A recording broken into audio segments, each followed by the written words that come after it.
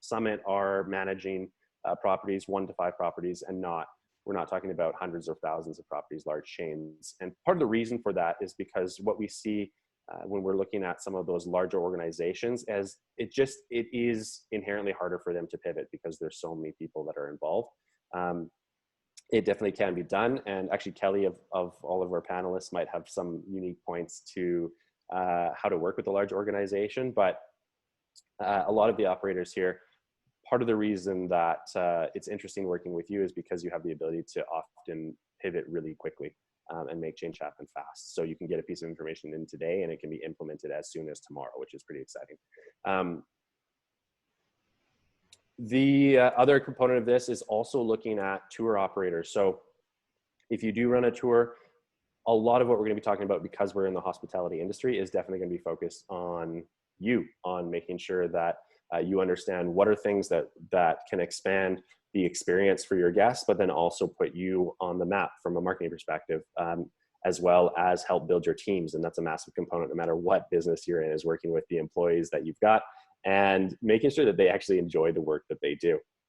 And then lastly, we're looking for individuals that are really focused on the guest and the experience, because at the end of the day, they're the people that pay our bills. They're the people that put the clothes on our back. So we're going to be focused on how do we expand out on those experiences and essentially look at enhancing them and in part creating new experiences for the guests that you have, so that people talk about you. And that's part of this as well. You can do a lot of digital marketing, but we know that some of the most effective marketing that's out there is word of mouth. A lot of the marketing that we do, it funnels into something that works for word of mouth, because word of mouth marketing is really one of the most powerful concepts of marketing. I'm just going to change my angle here a little bit. All right. So with that, let's do a brief intro with a couple of the panelists that we have on, and the panelists are going to evolve throughout the day. So we've got Nrupesh and Kelly on, who are going to be our first 2 panelists. We're going to start with Nrupesh, who's going to be speaking first, and then we're going to move into Kelly, who's going to be speaking about culture. So why don't we just briefly, guys, because when it comes to your talk, we're going to do a reintroduction here. So why don't we just explore what interested you in coming in and talking in the summit today? Let's start with Nrupesh first. Hi, everyone. Hi, Kelly, Eric. Thanks a lot for making me a part of this. Just to give you a brief intro, I'm with a tourism tour operator company in Namibia. But also at the same time, we are very focused on the whole tourism industry in Namibia, on how to get back on the feet. And for us as an African country, I'm going to focus on Africa, not just Namibia, because the problems we are dealing with is the whole continent. So for us, it's very important that people from other continents, other countries know the effects of what's happening here and how important it is for companies here to know to plan better going forward, because a lot of companies don't have any ideas. And this is a very critical talk for them to have some sort of ideas, like you said, on marketing, on finance, on human resources. How do you manage? How do you plan for it going forward? Even though it's not directly a talk on COVID, it is the reason that people have to change their mindset. So yeah, that's one of the main reasons I'm here, is to see a lot of participants from Namibia as well, here to get some ideas on why, how to do things and how can they now show their counterparts in other countries, this is the new way of working. Yeah, perfect, Nrupesh. Yeah, we're definitely excited to have you on, excited to hear your talk. And Kelly, what brought you on to the summit today? Well, I am thrilled to be here today. I want to thank you for inviting me to be a part of the panel today.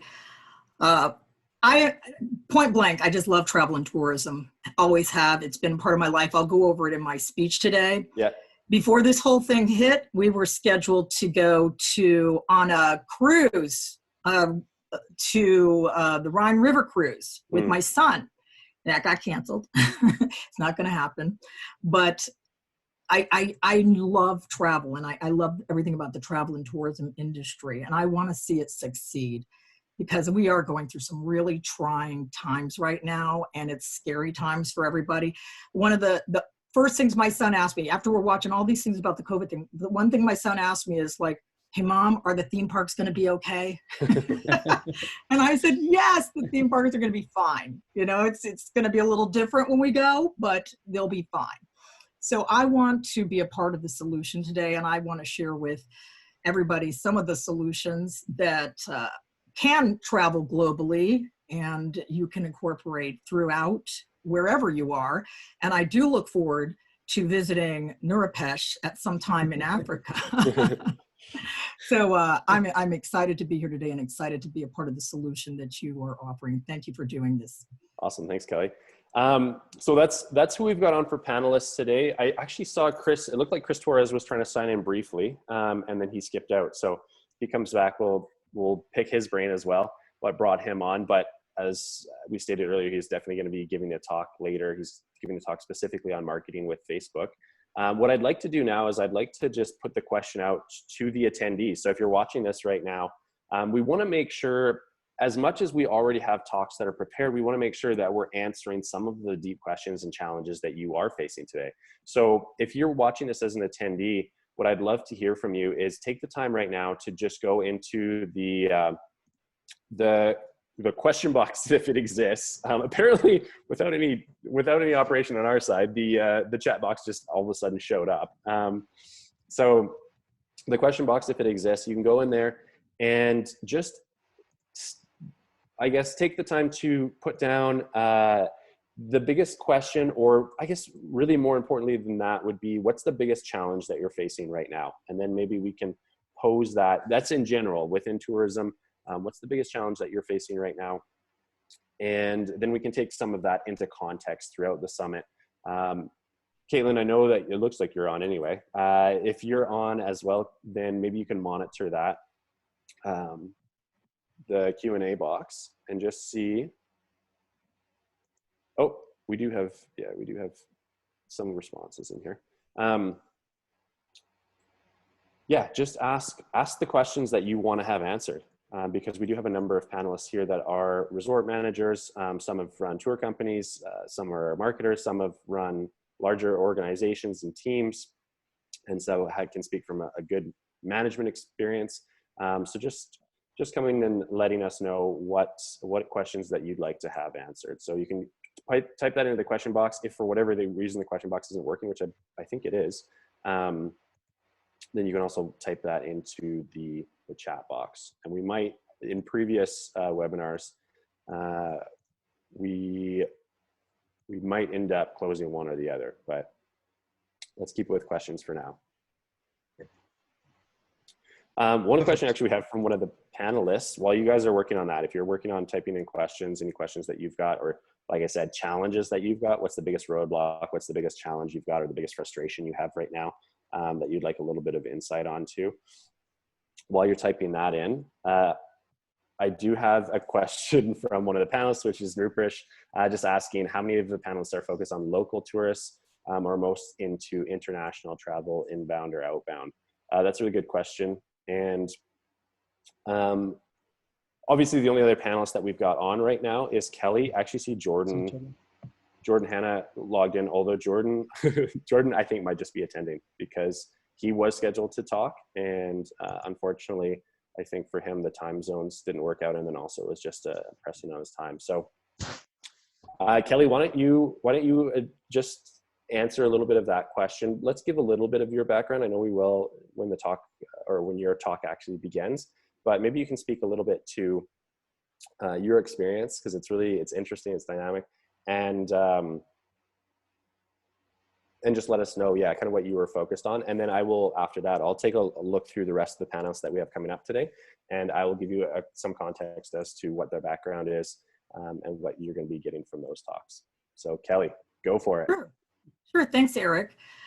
Well, my talk is going to be kind of a universal talk. I'm talking about reinforcing the front lines to save you from the red lines, basically. So the importance of your front lines, which Erik kind of went over with a little bit there in that introduction, talking about the guest experience and having to have that exceptional guest experience. My previous job I was manager of front gate sales for Universal Studios Hollywood. And I actually was manager of front gate sales during the 2008 financial crisis. Senior management at the time, which I'm going to go over more in my speech, so I don't want to give too much away, but senior management at the time basically determined that we were missing the boat when it came to the front gate, that we needed to change the front gate from an operational culture to a sales culture. And that's where they specifically created this job for me as manager of front gate sales. I was tasked with turning that whole area into a sales culture, which started in 2005. So by the time 2008 hit, we had astounding results. I incorporated a model, which I'm going to go over, called the guest upselling method, which is guest experience sales transactions. Basically, that's talking about how to maximize your point of sale purchase by exceptional guest experience. So I'm looking forward to sharing that with you today.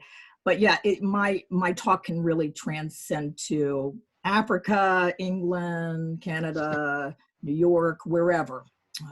So I'm really excited to get to share some of these strategies and methods we used in the process. Did that answer the question, Erik? I think so. Yeah.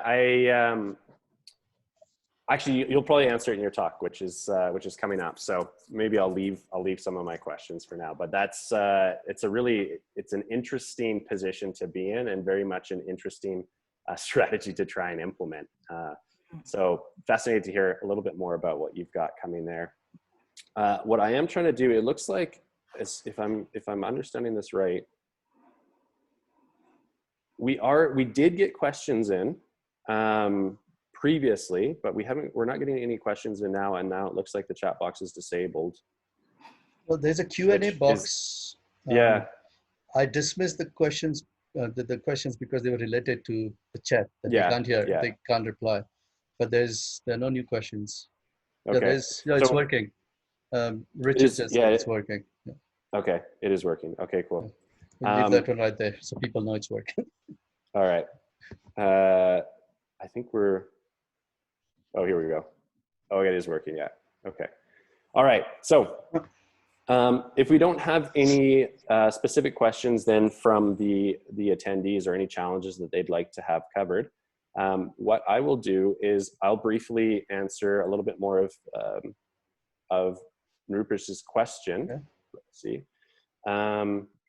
And what I will do here, give me a second. I'm just going to share my screen. And I'll go through some. Okay. As well. Okay. We have a question here. It's Michelle McLean from Africa's Finest Safaris, global tourism marketing specialist based in the US. Specifically, my clients are the luxury lodges in Namibia. Interesting. The question is, how is luxury travel going to be defined in the future? More experiential as opposed to the most expensive property and trip itinerary? That's a really good question. And I don't know that that's necessarily for any specific speaker. One guy that, actually there's two here that could speak to that probably really well. And that is Justin King and Tom, who are going to be coming on later in the afternoon. However, I've worked a bit with luxury travel organizations. So if you guys don't mind, I might jump into an answer and then I'll get your opinions on it. We might as well do that now, because some of these questions I might save for later talks, but I think that that's going to be a question that's interesting and relevant now. I think there's a lot of, as with all things in the future, there's a lot of speculation about what could happen. I think you are on the money there, Michelle, with is it, specifically going back to the question, is luxury travel going to be more experiential as opposed to just the most expensive property and trip itinerary? There's actually a really good book that alludes to this called The Experience Economy, and I forget the authors now, so don't ask me to quote them, but what they talk about is the experience evolution, and the evolution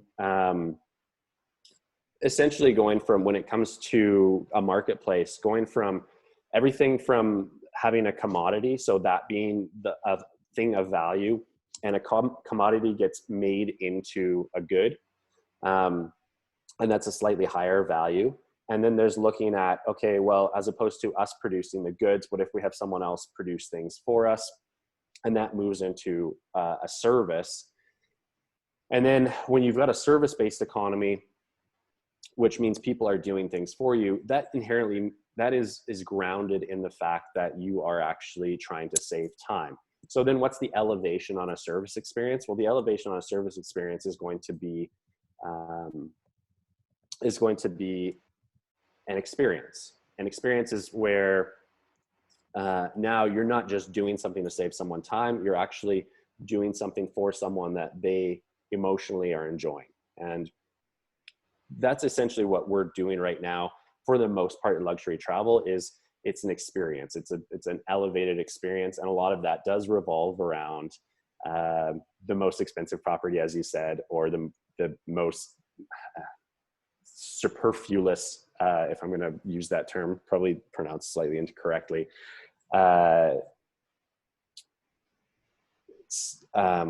What's the term I'm looking for? The most kind of out there luxury experience or trip itinerary. But the really interesting thing in that book was that there's a level beyond the experience, and that's the transformative level. And I think I can see that within the luxury industry and how that's actually coming more into play in the last decade, slowly, and really in the last few years, more strongly, which is this concept of intentionally taking your guest through I should probably start on this side for you guys because I think I'm opposite, taking your guest through a transformation process. And it's saying, hey, we have an understanding of where you come from. And so we'll meet you there, but then we actually want to take you through an experience that isn't just, oh, this feels good. It actually changes the guest and who they are, and it changes their perspective. And that's really what travel is about. It's about seeking out a new experience that you haven't found somewhere else, and you're looking for it to give you a new perspective. And so there's an evolution on that. At least that's partly what we're seeing. At least I'm seeing from the context that I have out there, is looking at how do we create that transformation experience. Nrupesh, do you have anything to say to that? You guys ran some pretty cool safaris with Wild Dog. Well, I mean, I think a lot of people are going to rethink, especially the luxury trips. They will have a lot of different criteria they're going to look at when going on a trip like this, especially in Africa. They might want to find more secluded, more exclusive places, probably. I don't think money was usually a factor. It was more about, where is the place? What can you see around there? But now one of the questions people will ask is how frequently people go there. That's something that has to be taken into consideration, along with the other factors. But I think when I also talk about what lodges and what tour companies must prepare for during these 3 months, 4 months, I will also actually touch on that point in terms of, preparing or changing. Let me put it this way, like focusing into a smaller group of clientele, which can be luxury, mid-level, budget travel, instead of doing a lot more going forward. Yeah, I'm definitely interested to hear what you have to say to that in your talk, which we're going to start here in just a sec. Lastly, Kelly, do you have anything that you wanted to add to that? Just where you see luxury travel going? Well, as a luxury traveler myself, I know we went on a tour last year with my son on Talk River cruises. The experiences that they provided were 5-star experiences, and we felt like every single person we came in contact with truly valued us as a guest on their ship. And the experiences that they came up with, even the smallest little things we were taking a a coach somewhere, and all of a sudden the lady pops out these little gummy bears because it was local to the region. So she shares it with everybody.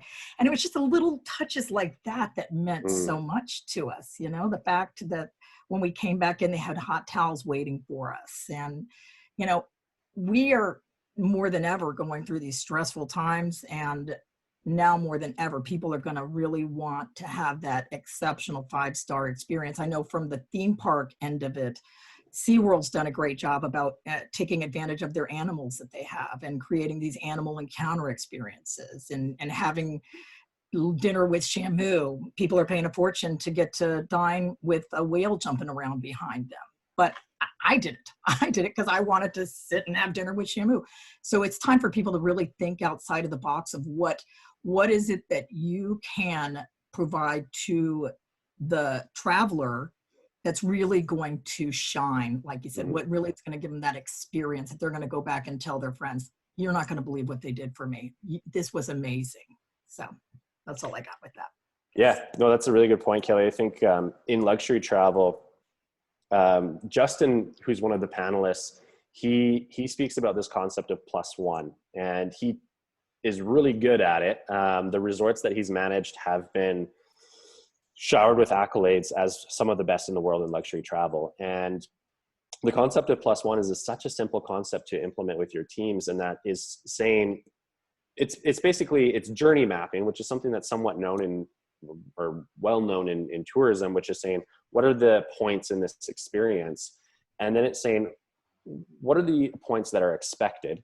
And then how do we take that expected point and we +1 it, which means we put an added layer of unexpected on it. So how do you surprise your guests is really the answer to that question is how do you continually surprise your guests? And that really is a matter of sitting down and saying, what's the thing that we're doing for our guest here? And how do we, at each one of these instances that we've already kind of architected out, how do we take that and then we elevate it to something that's unexpected, and a positive, unexpected surprise. You can pre-architect that out, and that's something that you should do. And then as well, you can actually create a culture of that within your team so that it can be done spontaneously as well. So that if a guest has a request of staff, whether that's somebody that's working in a restaurant, a tour guide, or whatever it might be, that staff member has the authority to actually think outside the box on their own and say, hey, as long as I'm putting it through these filters, and it's an experience that the company would approve of, and I can elevate it creatively, I don't know, that was hard for me to say, then you can get some really, really cool experiences for the guests that you can't plan, which is pretty cool. Anyway. If I also say something on that, it's something I've noticed is, a lot of lodges, resorts, even luxury ones, they try to sell you the smaller things like souvenirs and, branded stuff. And this is where I think a few times I've told people here, I said, those things should be given free to the luxury clients. Yeah. Because a lot of them, those, microtransactions should not happen with luxury clients. It should be all in one deal where they can have everything they want. Yeah. And I think that goes along with, like Kelly said, gummy bears. You don't stop at a place to tell them this is a good place for gummy bears. You give them the gummy bears. Yeah, exactly. Well, it's that feeling, really, it's a feeling of family across the world, right? Absolutely. Like in some sense, it's saying, like, if you were to go in to visit someone that genuinely cared about you, they wouldn't sell you every little thing. They'd say, oh, here, we want you to be one, like, we want you to be part of this. We want you to be part of this culture. And then they would give you those gifts. So yeah, absolutely. We do that a ton. I have a tour business. We do motorcycle adventures around the world. And that's been our policy, is that we take, instead of having the guys buy all of these things that they could use for the trip, we incorporate it in the cost, which means the price is higher, but we incorporate them into our culture, and we give them all of these things, and to them they're gifts. Now they're gifts, as opposed to like, oh, I have to buy all these things. So it's an added bonus. All right. Anyway, that was a good point that Kelly brought up, and Nrupesh really kind of brought home. So now we're jumping into into Nrupesh's time slot here. So Nrupesh, why don't we officially jump into your topic, which I'm gonna be open with the attendees here. I had a little bit of liberty with the title on the topic, so I'm not sure that is exactly what you're going to be speaking about today, but I was really fascinated with the concept that you brought up, which was how do you collectively, as a number of small operators, how do you come together and market a region or a country, which typically the DMOs is tasked with doing. And yet what we see with a lot of the DMOs is that for the most part, not to rag on DMOs because they definitely have their place, but for the most part, they're not coming up with creative ideas. A lot of them are just like, here's another video of the land or the region. And that's been the model. Unfortunately, that's been the core model for decades, is just here, let's just show a video or a picture of the place. And then it kind of ends there. And I think that I know that a DMO would argue with me about the subtleties of what they do beyond that, but I don't think that they get a lot more creative beyond that. So Nrupesh, why don't you, tell us what your topic's going to be today. Let's start there. I'm sure I'm going to get into trouble with the DMO here because that's the government-owned entity. But I'm sure they're doing their best. Unfortunately, with DMOs, while we are at that topic, they've got a lot of mandates and regulations and protocols they have to follow. So for them to come up with a strategy on a country level, it takes a long time. But within this time, if the other smaller companies and tourism personnel can work together and work on their own individual plans, that helps a lot more going forward. And when I start with my points, if at any stage anybody wants to jump in, please, I would love to have your comments on that as well. But I know a lot of people who are following these chats are from small SMEs, small medium enterprises. And, just on the phases when I start, I would like to say, like, for someone to come to this stage in planning for 3 months or 5 months, it takes a big disruption in the whole industry, which is what has happened now. And, it's a crisis, which can be, it's the scale of the crisis, the nature of the crisis, extent of the crisis, the time frame, affected sectors, because it's not just tourism, it's everything else around it. And where are we at the crisis, or what stage it is at? And, how far is it going to go? Based on all this, a lot of things a company must look at, again, positively, plan a strategic action going forward. It has happened, it's around the world. So there's no use complaining now and there, like every other post is about COVID. So we're not going to even talk on that. Like you said, this is not about that. We're going to look at what smaller companies, lodges, activities, tour operators, even the ones that have scaled down. I mean, like Wild Dog Safaris, a lot of big companies will have to eventually now scale down, start from a smaller team, refocus, re-strategize, and then grow back again to where they were. Luckily, hopefully it'll be quicker to grow back into the same position. A lot of the strategies would be first around thinking positive. Thinking that, this has happened. It's not just us, it's not just Namibia, not Africa, it's the world. So the whole dynamic has changed. And looking at that, now you must look from outside in and say, okay, my company focuses on 90% foreign tourists, 10% locals. From the 90%, 20% is luxury, rest is mid-range, 20% budget travelers. What is it that in the last 2 years made me the most profits? Which sector, which segment? So it's time to reflect on the last 2 years in terms of performance, and then focus on what made you the most profits and which clients were the most happy with your service. Look at the reviews that you got online, because luxury travelers, they only account for 20% of your visitors, but their reviews might affect a lot of other people's opinions of you because they're too picky, for example. So those things you have to look at and understand that, okay, it's budget travelers who make us more turnover. So let's focus on that. Secondly, marketing, which is a huge problem in Africa, if I say the whole continent. They don't have proper avenues, companies, channels to market themselves, because a lot of the entities here depend on tour agents or tour operators. So it can be tour agents who then depend on tour operators, or it's tour operators who then depend on agents overseas. So now everybody has to rethink their marketing strategy. And this adds a lot more to it because it's works differently in Africa compared to other places. We don't have Expedia here. It's all on TripAdvisor, they also charge a lot. And then it's booking.com, which is really not only for hotels and venues, not for tour operators. And charges a lot. And charges a lot, of course. At least it does over here. Yeah. And so this is what kind of has to change. A lot of the bigger companies or the bigger tour operators used to work with the smaller companies who used to then work with the lodges. So we also depended a lot of the local tour operators. But the local tour operators depended more on us than we did on them.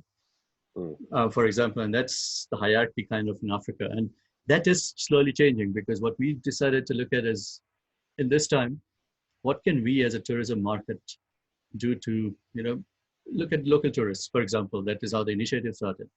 And what that showed is, yes, even though local tourists initially felt ignored last few years, long time, now they do appreciate that there are good deals. But at the same time, the tour operators who were doing international tours have now come up with local tours, which they had never done before. So, they talk to the lodges who are offering specials, and they talk to the activities suppliers like hot air ballooning or something, and they come up with their own tours. They're using their tour vehicles for local tourism. And it might not bring them a full load of people, but it's still working. But now when we talk of a DMO and going forward, a lot of the mindsets will change. That, why do we need to depend on this one company who does this? Why can't we do our own trips directly with the local suppliers? And, repackaging deals at better rates and with a better synergy with local companies. Because suddenly everybody finds themselves kind of on the same playing field because of no tourists. I mean, the country's closed down. So that is what I would tell people, like, look at it as a positive thing, because there'll be a lot of new partnerships that will be formed. There'll be a lot of new,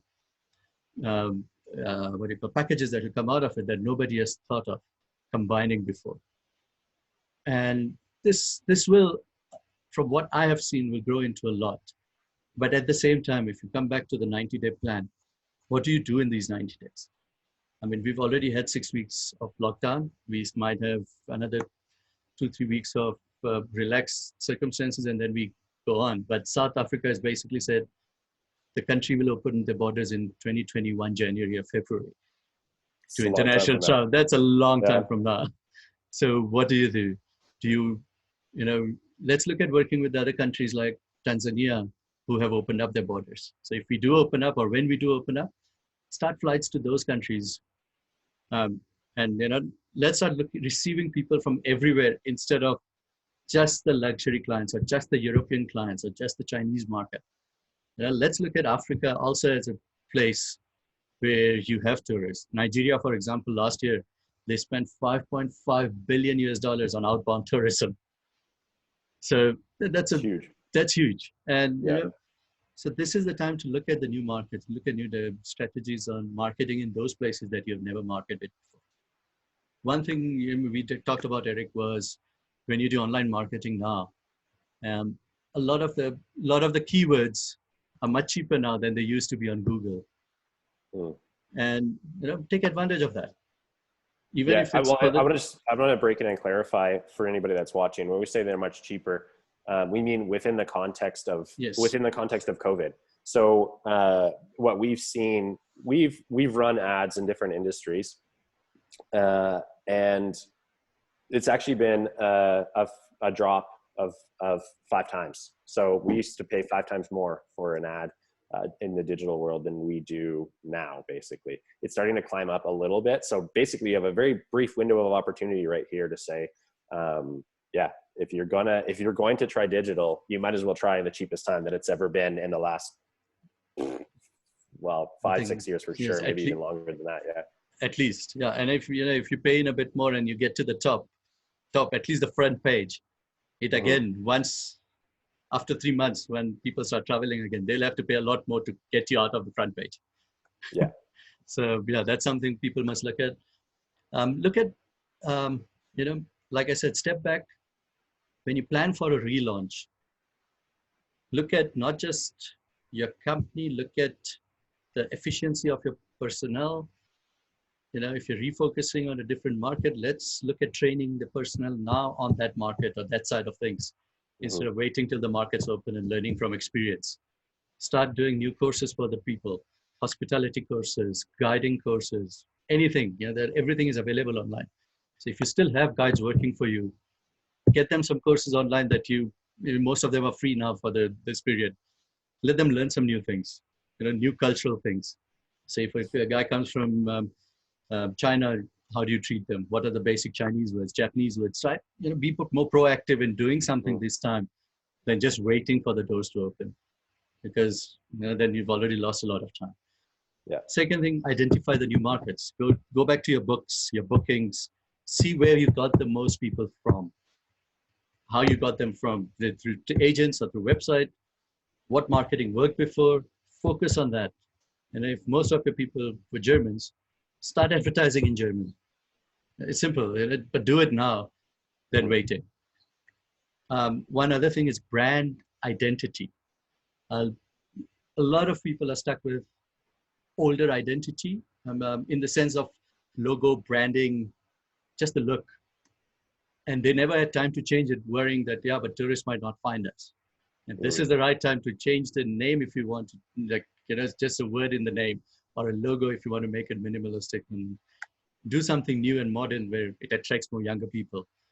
I said diversifying the market. Work more closely with the local industry. You know, I've seen in a few countries now that even though you're in the same business, you've known each other for years, you've never even looked at opportunities to work with each other because you never thought there would be a way to. But now that you have some time, call people you've known for years in industry. Say, look, what can we do now? Working together. You know, what packages can we come up with together? I have the vehicles, you have the guides. Let's, you know, combine something together. So getting back on the feet is quicker. You know, it's more cost effective.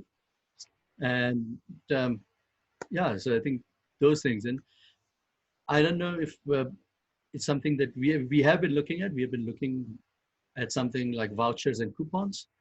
But I don't know how it will work. It's been working in Canada or America, for example, because here I don't see anyone using it yet for future travels.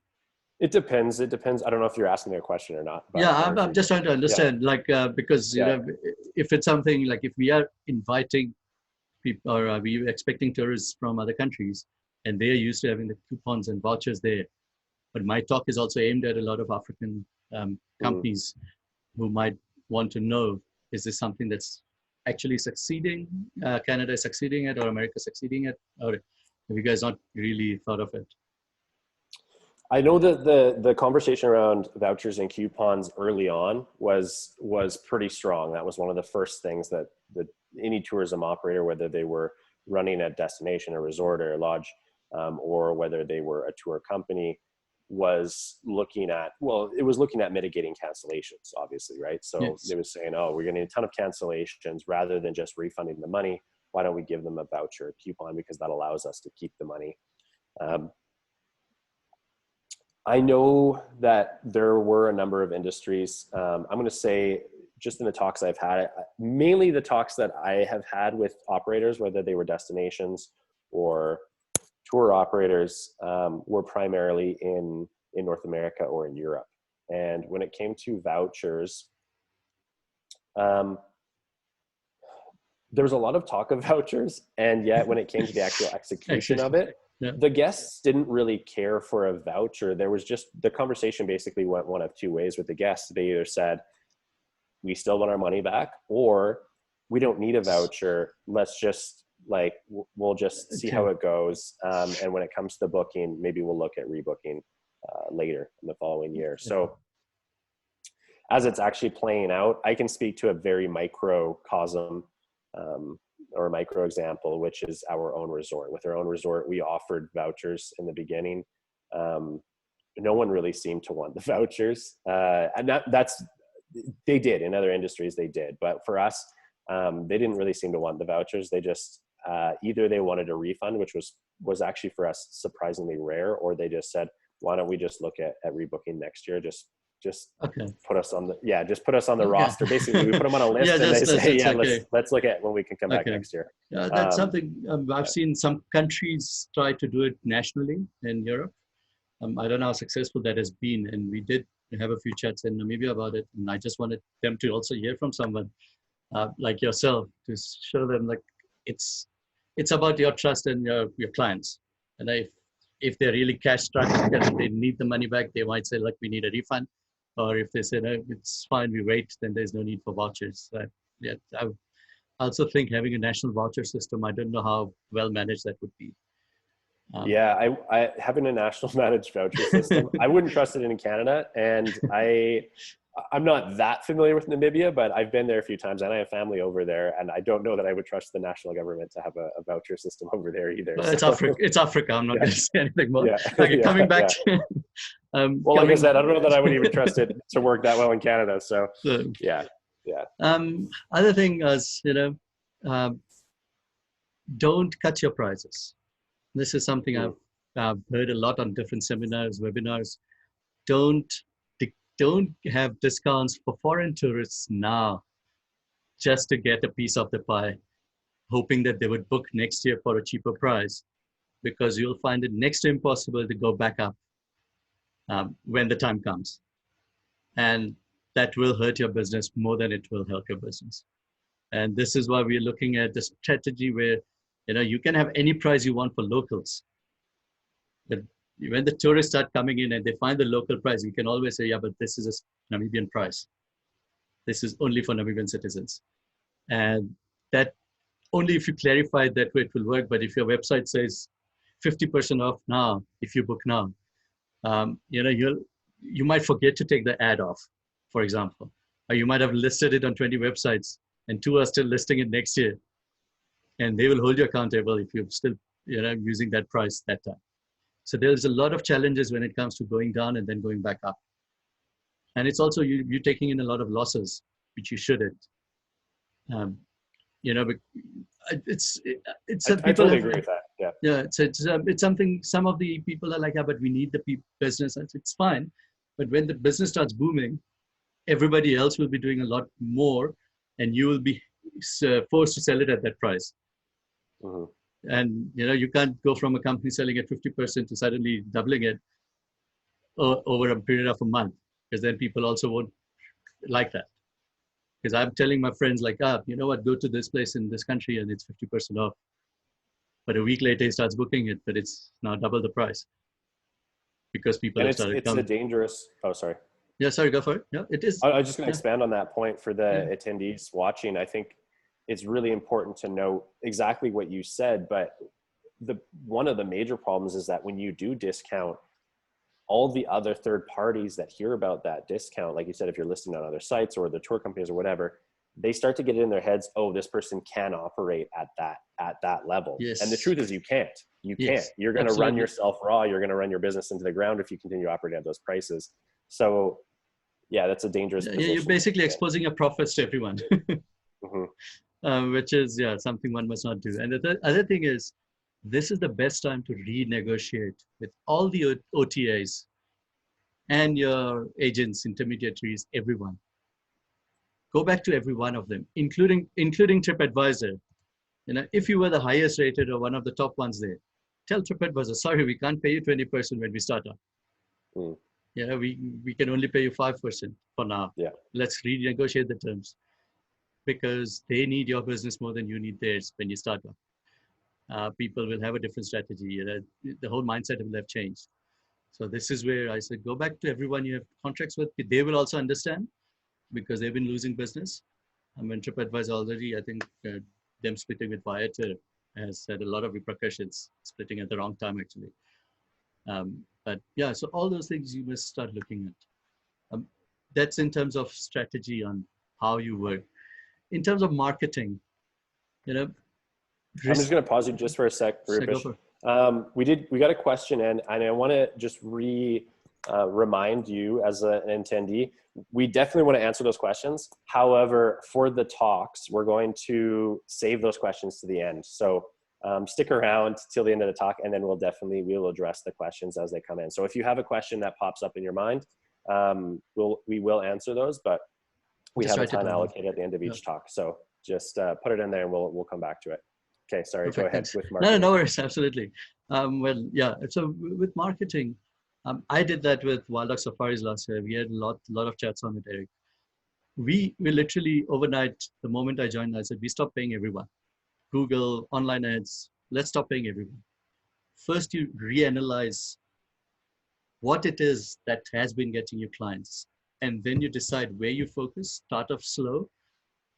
And, just paying a company a lot of money doesn't work these days. I think it hasn't worked last few years now, where you just pay Google a ton lot of money and you expect people to come to your website. It doesn't work. There's a whole lot of different aspects to it, how people find you, how your reputation is managed online. Some people think having 4 different websites with the same content helps. It doesn't. So a lot of these things now is the time to reanalyze this and focus on 1 or 2 things. You don't have to go with an expensive social media company. Go with somebody who just can do it for you, who knows the basics, but let them give you the analytic reports in a simple language. For example, now spending anything online won't work because people won't travel for the 90 days. So don't overspend online. Rather spend time and energy on your social media pages, on your business pages, on your LinkedIn profiles, on your own website. Spend more time on your website, redefine it, write articles on Namibia or any destination on the website, because that content is going to get you more clients than paying money to Google, because that's how Google finds you, through the keywords and the articles listed on it. Secondly, booking channels. Cut down on some of the booking channels that have never helped you before. I know a lot of people use so many different booking channels, maybe 20 different ones, some companies, and just keeping a track of that, what contracts you've signed with everyone. Start talking to everyone, renegotiate, tell them, look, we want to pull out for now and we'll come back once we're ready to go big. Because you also don't want to be in a position where you were very big and suddenly the tourism starts, you get hundreds and thousands of inquiries, but now you don't have a staff to answer them because, last few months, many people have to be retrenched, unfortunately. And when you don't reply to people, it also looks bad and you won't get the clients back. So, there's a downside to it, to going big immediately, and you cannot handle the inquiries. So know what you can manage, know what your capacity is, and work on that. Don't try to be, sorry, again, it goes against your topic today, how to be the number 1. But but don't try to be the biggest. That's really a key point. I don't think when I wrote that title, I never had the connotation of being the biggest. So when I talk about being number 1, yes, it's being the best in your category and whatever you choose that to be. Absolutely. So your niche, not being the biggest. It's being really delivering the best experience in that space. Absolutely. Fill up your quota, whatever you can. If you have 20 rooms, that's all you can do. Target that. Don't put in so much work and money into getting 1,000 rooms, because then you look bad. People will start giving negative reviews. Third is, one of the things is advertising budgets. Look at it, because people, after 5 or 6 or 7 years of doing a lot of different avenues, marketing in different websites and all, you tend to lose track of where you spend the most, because most of them don't do a monthly audit on, I've spent so much to Google, so much to Facebook, so much to this guy for the website, so much for domain name. Go look back at those costs, because people will be surprised how much they've been paying when you actually look back at the last few years. There was a company that had paid 100,000 euros a year for Google ads only. And that didn't bring them so much, for example. You can use that money in something else.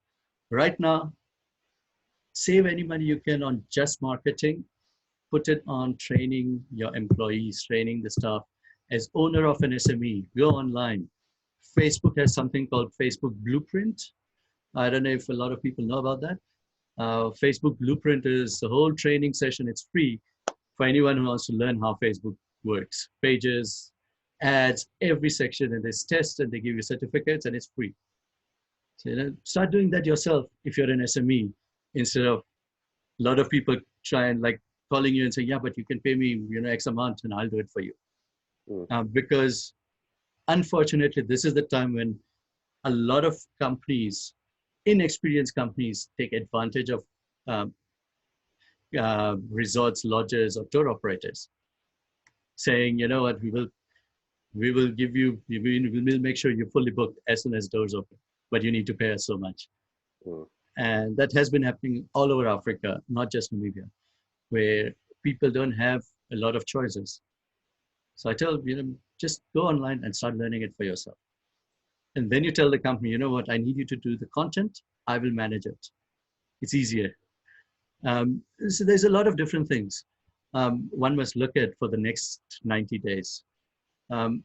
Safety of the tourists, one thing we have really touched on, and yes, even though we're not supposed to talk about. Actually, Nrupesh, I know I shouldn't be cutting you off, but I'm. No, go for it, please. I want you to go ahead. But there's a point, I'm going to back it up to a point that you just made that I think is really important. So I want the attendees to really understand the importance of what you said, which really, if I'm going to summarize a lot of what you said, focusing on the marketing, if you run a business, if you are the owner of a business or a manager, but definitely if you're the owner of a business, I think often, this is what I've seen with my clients. A lot of people don't know this necessarily about me, but I ran a fairly large marketing consulting company. We had thousands of clients. If you looked at all the clients within the company, I personally, in my time, worked with about 300 companies. And so I'm going to share with you just a pattern I saw in the mindset of the individuals that I worked with, and the ones that succeeded versus the ones that still struggled when we were working with them. And the key difference there was that the business owners that understood that their primary job was to actually expand and grow the company. Their job is growth. How do we get better at what we do? How do we create a better experience for our customer or client or a guest? And how do we get out there?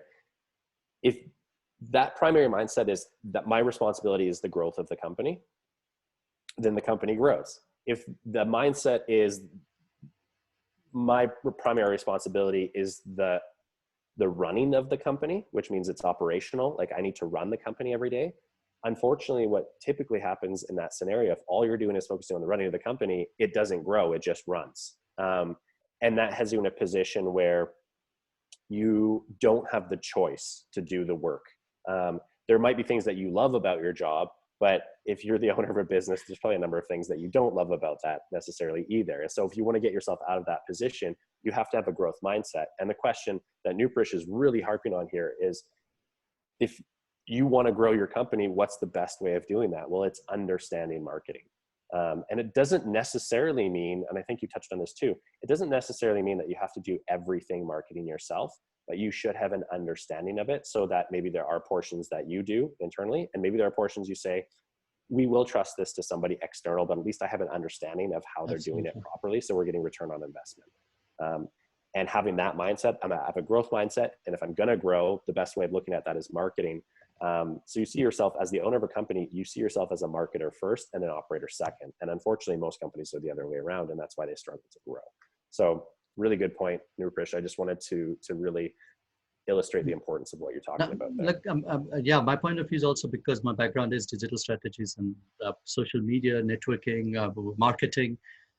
I also feel guilty sometimes when, or I feel bad for people sometimes when I've seen so many other companies have taken advantage of that. And and now, just to try to explain them simple thing like domain name, hosting, and how everything connects to each other. And you see how these other companies have just been paid so much for doing nothing. Some people there have been companies who are working for Namibian companies. They've never been to Namibia. They sit in Europe somewhere, and they're marketing Namibia as a keyword. And this is an example I think everybody should know. I mean, they're marketing Namibia as a destination for honeymoon beach holidays. and Yeah. you know that and for that keyword, or Africa honeymoon holidays, that keyword, you end up paying 200 or 300 euros per click. That's huge. And that's huge.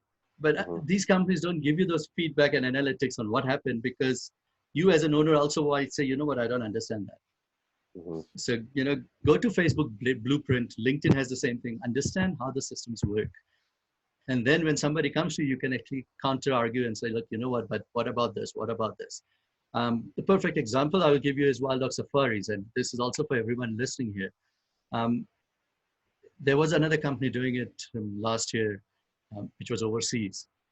And they said, yeah, they're charging quite a lot. And also they were like, yeah, all the technical terms. People always want to confuse you with the technical words, Mhm. CTC, CTP, everything, and PTC and everything. And, we had a meeting, and the first, after they went through the whole thing, I said, I just want to know one thing. What are people searching for on Google to find us? And it turns out about 70% of the people were actually searching for wild dog safaris. So I said, then the company people know us. Then why do we need you? Yeah, exactly. I mean, rather And focus. So that's and huge. yeah, That's that's huge. That's massive. knowing that. Yeah. Yeah, Even and just knowing to ask that question. absolutely. So, ask the critical questions and understand where your clients come from. Even if it's a company running it for you, first question you ask them, show me a breakdown of where the clients are coming from, how they are finding us. Mhm. Forget about everything else. And the other thing in tourism, especially in Africa, I'm sure it's in the other places as well, the flow of tourists. If I'm a family in Spain, for example, and I want to go to Namibia, it's either through friends, or I go on Google or search engines and I search for Namibia travel safaris, Namibia family safaris, or a few of the keywords. Usually the first four is TripAdvisor, Booking.com, if you're looking for accommodation, but otherwise Yeah. it's a few of the travel companies' websites. So you go to TripAdvisor, or you go to this top 10 lists of top 10 companies in Namibia. Then people go through your pages. If you're a lodge or a accommodation place, and I know they're also listening in, then people might go to booking.com, or what is the other one? Some of them are listed on Airbnb now, but TripAdvisor also lists Booking, but there's another big one, TripAdvisor. Well, I don't hotels.com. know. Yeah. Hotels.com sometimes. Expedia doesn't really function in Africa. Mm. But those websites will list top 10, top 20 in Namibia. So people go there first after Google. They don't go to the company websites to see first. So they go to TripAdvisor. Then they will go through, okay, they'll filter it down to what they need. Then they'll see the 5 companies or 10 companies. And then they Google each of them. Mm. And this is the flow I have seen so far in the last year and a half. Is they go to Google, they go to TripAdvisor, Wild Dog is number 3 there. But again, their algorithm is not the best, because the first one is a horse riding safari in Windhoek. Mm. So Wild Dog Safaris, then they go to Google, they search for Wild Dog Safaris. Then they see how many websites you're listed on. And that gives them a trust, saying, okay, you know what, this is a good company because it's listed so many places. So people need to know this is how customers find you. By paying Google or having the best website in the world doesn't help, because people won't really find you directly through that. Yeah, that's a really, actually, that I want to pause on that point as well. That's a really, really key point that we found. So I want to bring this up for the attendees listening to essentially 2 marketing guys talk about this, and understand that SEO used to be the strongest point that we used in our own resort to get bookings in. But yeah, we have been absolutely pushed down all by third-party companies that are much larger than we individually could be. And so you need to know that if you're spending tons of money on SEO, that there are better ways of using that money in marketing. And you should take a strong look if that's your core method, is like, oh, we're going to spend tons of money on SEO because we need to put money into Google AdWords. I would ask you to relook at that. There was a time when that worked really well for us. The great irony for us is that the time that it worked really well in SEO, we didn't have to pay for SEO. And then now, as soon as we have to pay for SEO, it's not the best method to use anymore. And there's ways of circumnavigating that. I think also, if you're listening to this, a really good person to probably talk to this might be Chris Torres, who I believe is actually on. But he's going to be talking to circumnavigating that whole thing. So what you talked about, Nrupesh, absolutely is what we're seeing here as well. But there's actually ways of getting around that too, going directly to the consumer. And so I think Chris is going to talk to that a little bit. And I know I for sure will. I'll be talking about what we as a small lodge have done specifically to be very, very efficient with how we book ourselves out and do that really effectively. And it doesn't involve paying SEO companies. So sorry, keep going. No, absolutely. Please, Dad, you must just jump in whenever you think it's right. You mentioned Chris and he just left. He's gone now. But also on that, having listed on Google Maps, people don't realize how important it is to be listed on Google Maps and to actually own the listing, which is more important than being listed, because then you can put up your specials, offers, everything on Google Maps. And I think almost 98%, 99% of the companies in Africa don't go to that level of owning the listing, updating the listing, pushing out specials there. They have an option of actually booking directly through Google Maps. So, you actually come first on Google. If somebody searches Wild Dog Safaris, for example, you will see the trips immediately without going to any website. So you click on Google, just immediately the trips pop up, link on it, goes through the trip, then it takes you to the website, which already eliminates people going to any third-party website. It's right there. As they search it, it pops up. So, whoever is listing, make sure you own your own Google listing. Google has started something called Smart Ads. I don't know if you've used it, Erik, yet. No. It actually popped up, I think a few months ago, just like that. Do you want to make a smart ad? I'm like, okay. And then it doesn't ask you like Facebook. It's a smart ad like Facebook. Just put in a few things. It's not on keywords. It's on your company. Yeah. And that has worked very well for us. Sorry, you were saying? Yeah? No. I haven't used it in Google, but I have used Facebook's version, which you put in your 10 variables and then it mixes and matches to find out. Yes. So now Google has also Google has also initiated that, and it's not the easiest to find, but what it does is, then you get pushed on Android games and Android ads and all the Google products, not just search engine. And it's not really a sponsored ad. So you don't only come up on sponsored ads because of the keywords. You just, define a different demographic, countries like Facebook, and it pops up on any device, Google device they're using. So it's a very unique way. Like my son has seen Bulldog ad while he was playing some game as well. So it's try to explore those things. Spend time on analytics, click on everything, learn, and that's what I would tell everyone. Just spend time learning. Don't depend on third parties for that. There is a lot more. One is it's taking a step back. Going forward 90 days, even if tourism opens in 90 days or later, we're going to see a lot of discrimination against a lot of countries. And this is very critical that we train the staff from management to anyone that is avoided. Because yes, there have been a number of cases in a lot of countries. I know we're not supposed to touch on it, but that has a huge implication on the next 90 days as borders open up. Because we will, see people saying, oh, but they're from China, but they're from this place. We don't want them. So they might reject the booking. And that is a big concern. We have also chatted about here on how to deal with that, because that comes down to education. Because it's a fear factor right now that it has come from a few countries, but the realities are very different. So something we need to really focus on in any industry, I think lodges, resorts, because you don't want to feel unwanted when you go to any safari or anywhere where the guide doesn't really want to stay next to you because you're from a certain area or something. So that's something we have to be very careful. And that comes back to the tour operator and the whole channel where from day one, everything is kind of, what's the word for it? It's like, you maintain the standards, hygiene standards and everything.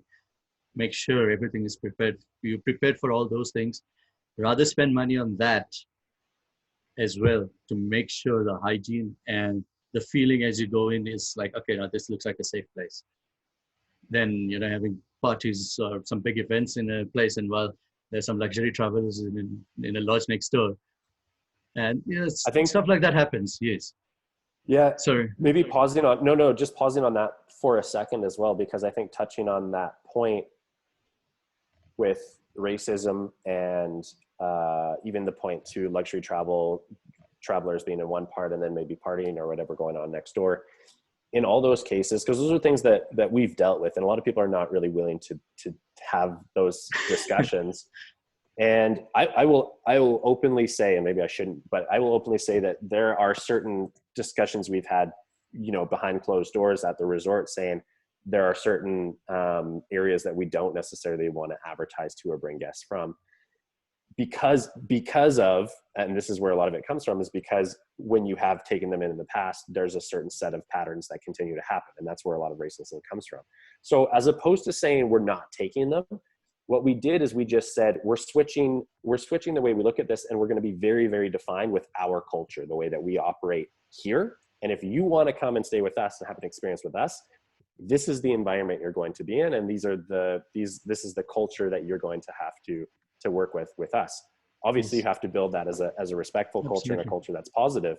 But as opposed to saying we're not taking anybody, we'll take anybody from any country.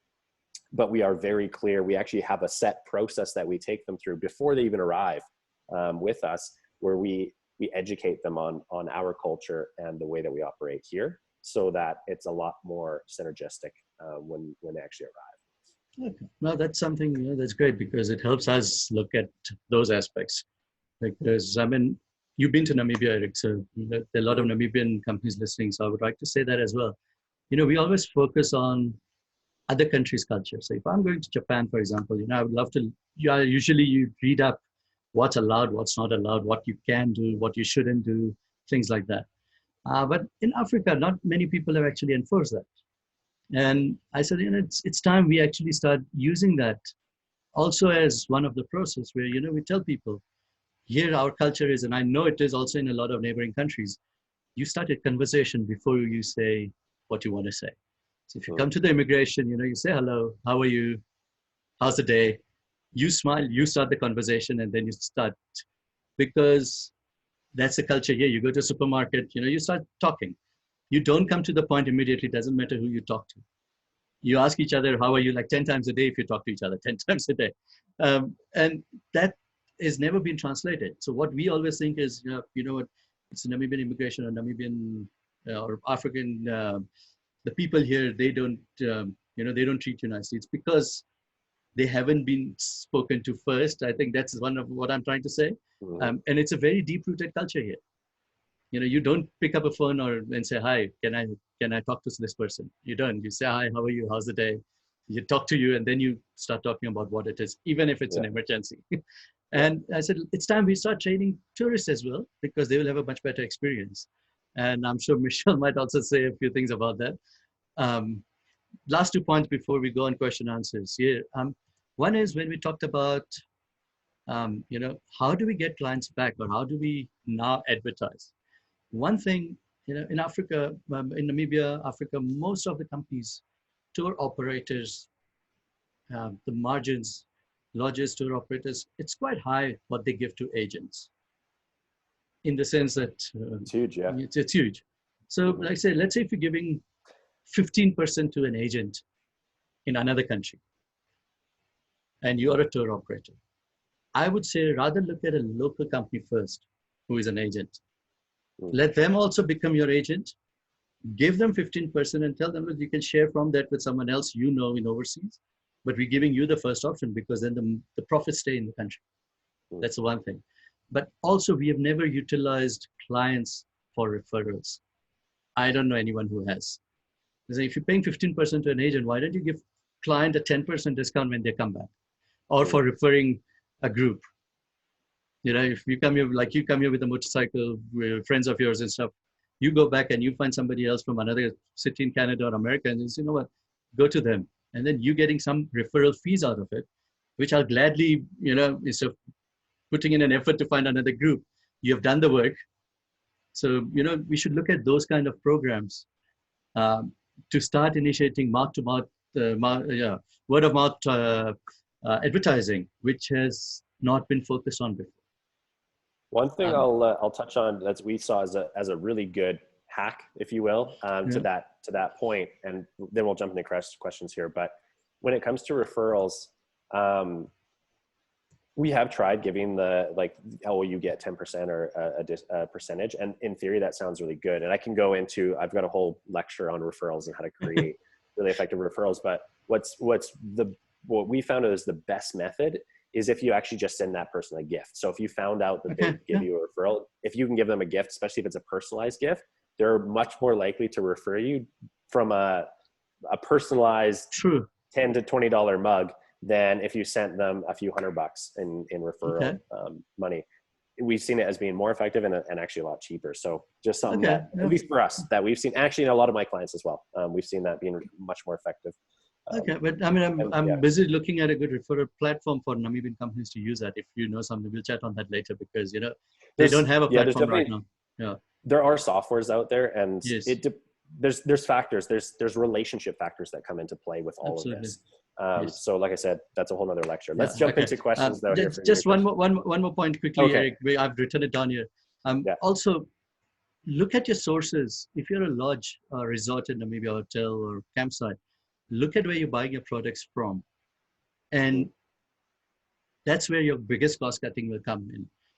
A lot of companies are used to buying from big supermarkets, but last 3 months have shown us that there's so many local producers of goods that are cheaper, faster, it's more organic, it's produced locally. And start looking at supporting local suppliers, because they form an important part in the whole chain of industry. So, go back up to that point, where you're buying from other locals, because the more you support them, that's the only way the whole industry grows. Because if somebody in the whole chain feels left out, it just doesn't work efficiently. So that's all. Thanks a lot. One last point I'll throw in there, Nrupesh, that you and I talked about, and I thought you talked about a little bit more in this talk, was looking at marketing to children in other countries. So maybe if you just touch on that. I would love to do that. I would love to do that. No, I did write it down. I thought maybe there's not enough time, or it's not the right talk for it.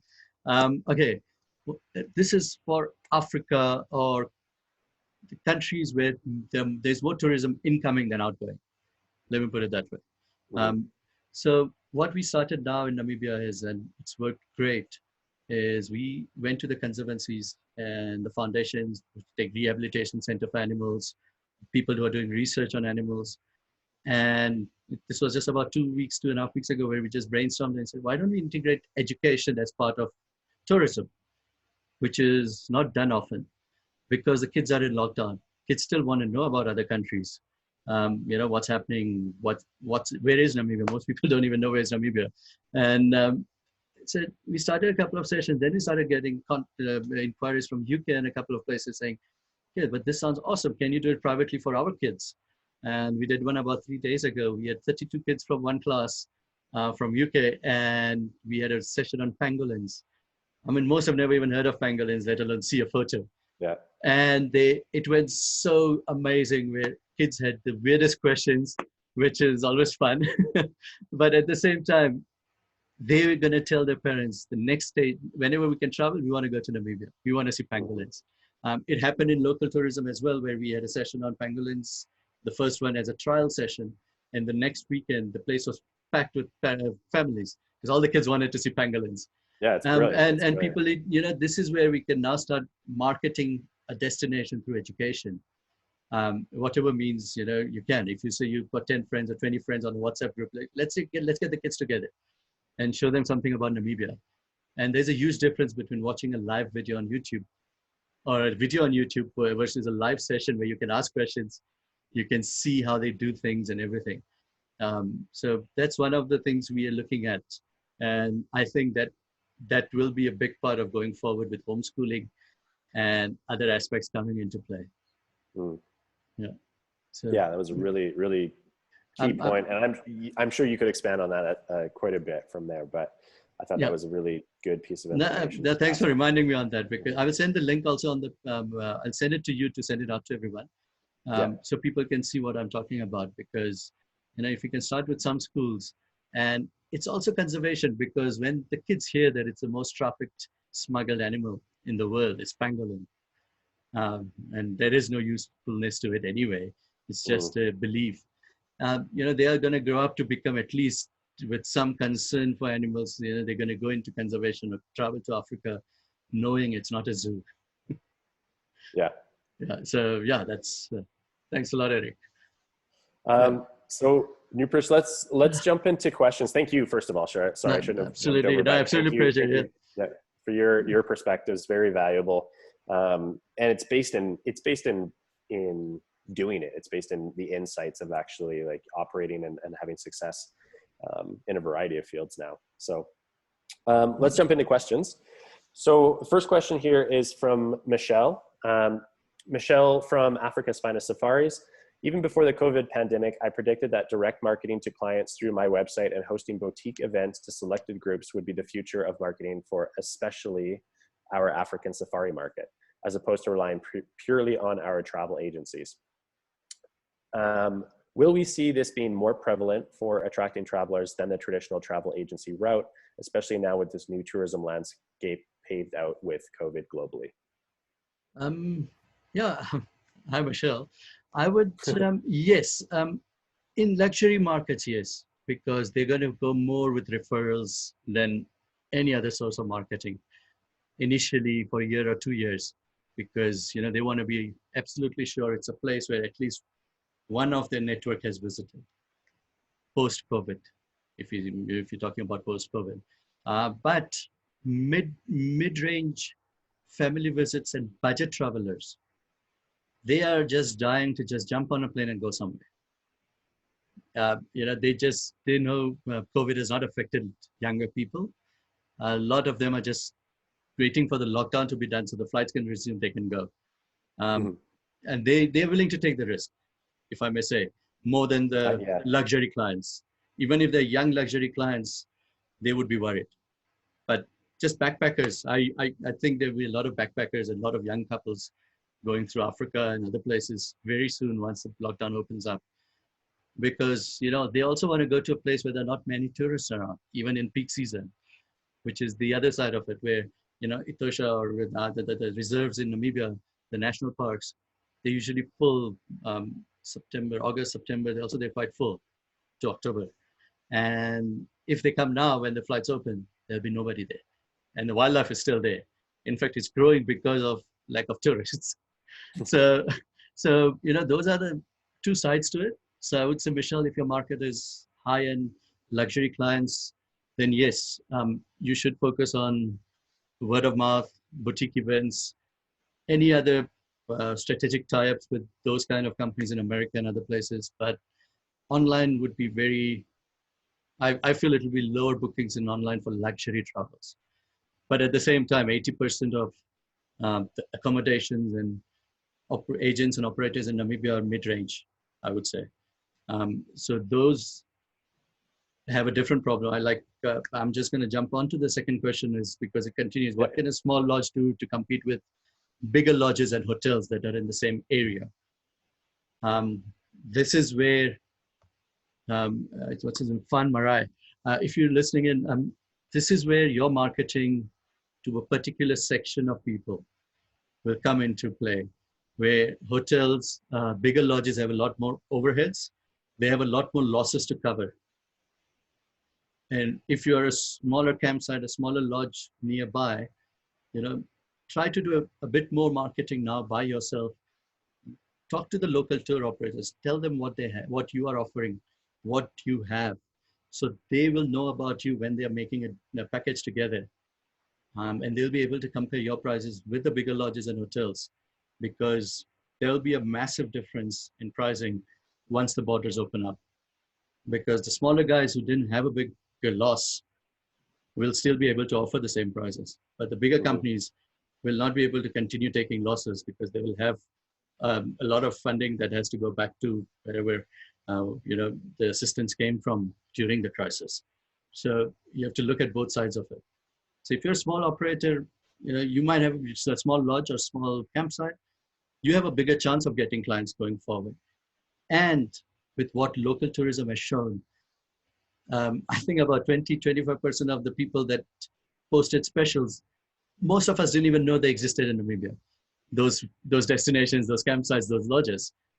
And now that they know about it, a lot of them have opportunity to market it still to a local company at the same time as foreign companies, which they never had before. They never had a platform to, show themselves what they do. So yeah, I hope that answers your question, Michelle. But if not, yeah, we can chat about it a bit later. Awesome. Thank you, Nrupesh. Thank you so much for your time and your insight and your wisdom in these areas. It was really special having you on. And thank you very much. Glad that you were able to also just covering some of those questions. I think that on that point, you're correct in your answers there. Thank you very much for the opportunity.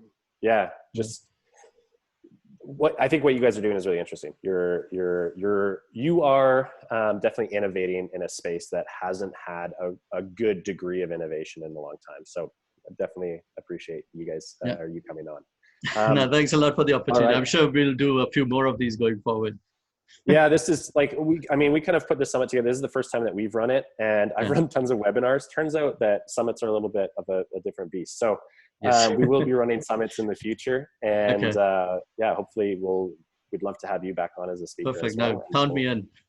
Yeah. Also, just to briefly touch on the questions from Michelle and Van Marai, the last talk of the day, which is the talk that I'm going to be giving. That's at 9 o'clock at night in Namibia. Yeah, it's going to be late, and I know it's late for you guys, but no, it's not. It's fun.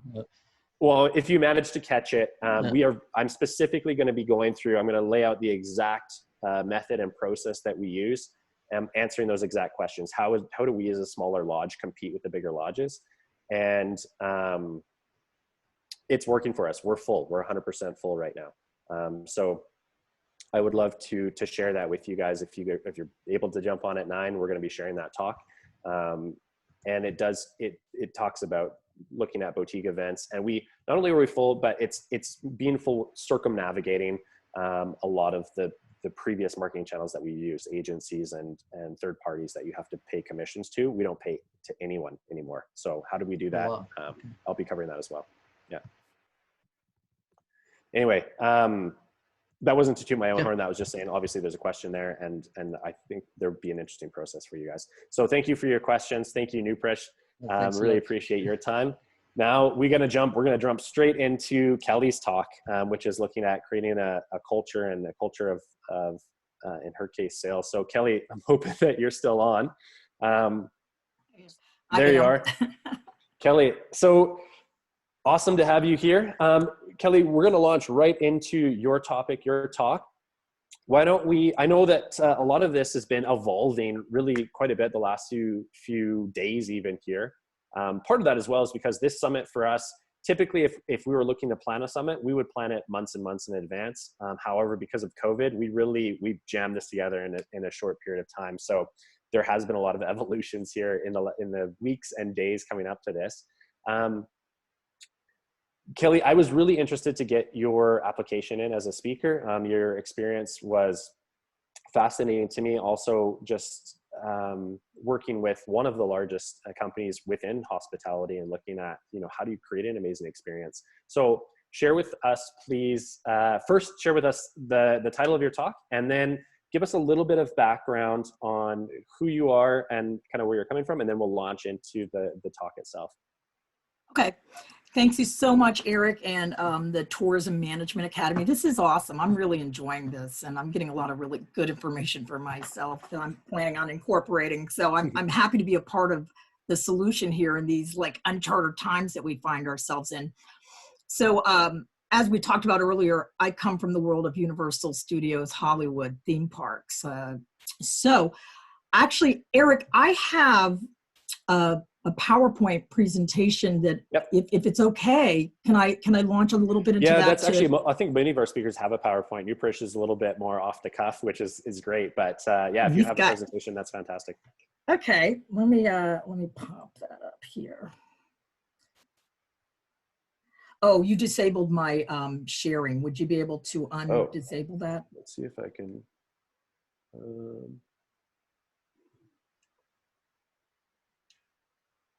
Good old Zoom. I know. Because usually, like I said, with webinars before, we usually have just, it's not panelists. We just have straight. Well, while you're doing that, can I just, I would love. If I do this, are you able to share now? Let me see. Let me try it again. Yes. Okay, awesome. Is that me? Yes, I think so. Although I don't see your screen yet. I'm just seeing you. Okay.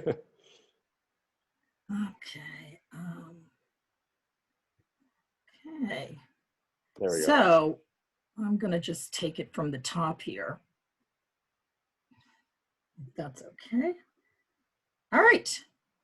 So I've entitled my talk Frontlines, Saving the Red Lines, reinforcing the front lines to save you from the red lines, because really it starts with the people who are in the line of fire there, who are going to be dealing with our guests one-on-one during these trying times. They're going to bear the brunt of everybody's frustrations, as well as they're going to be the first person that they see after they've been cooped up for however long it may be.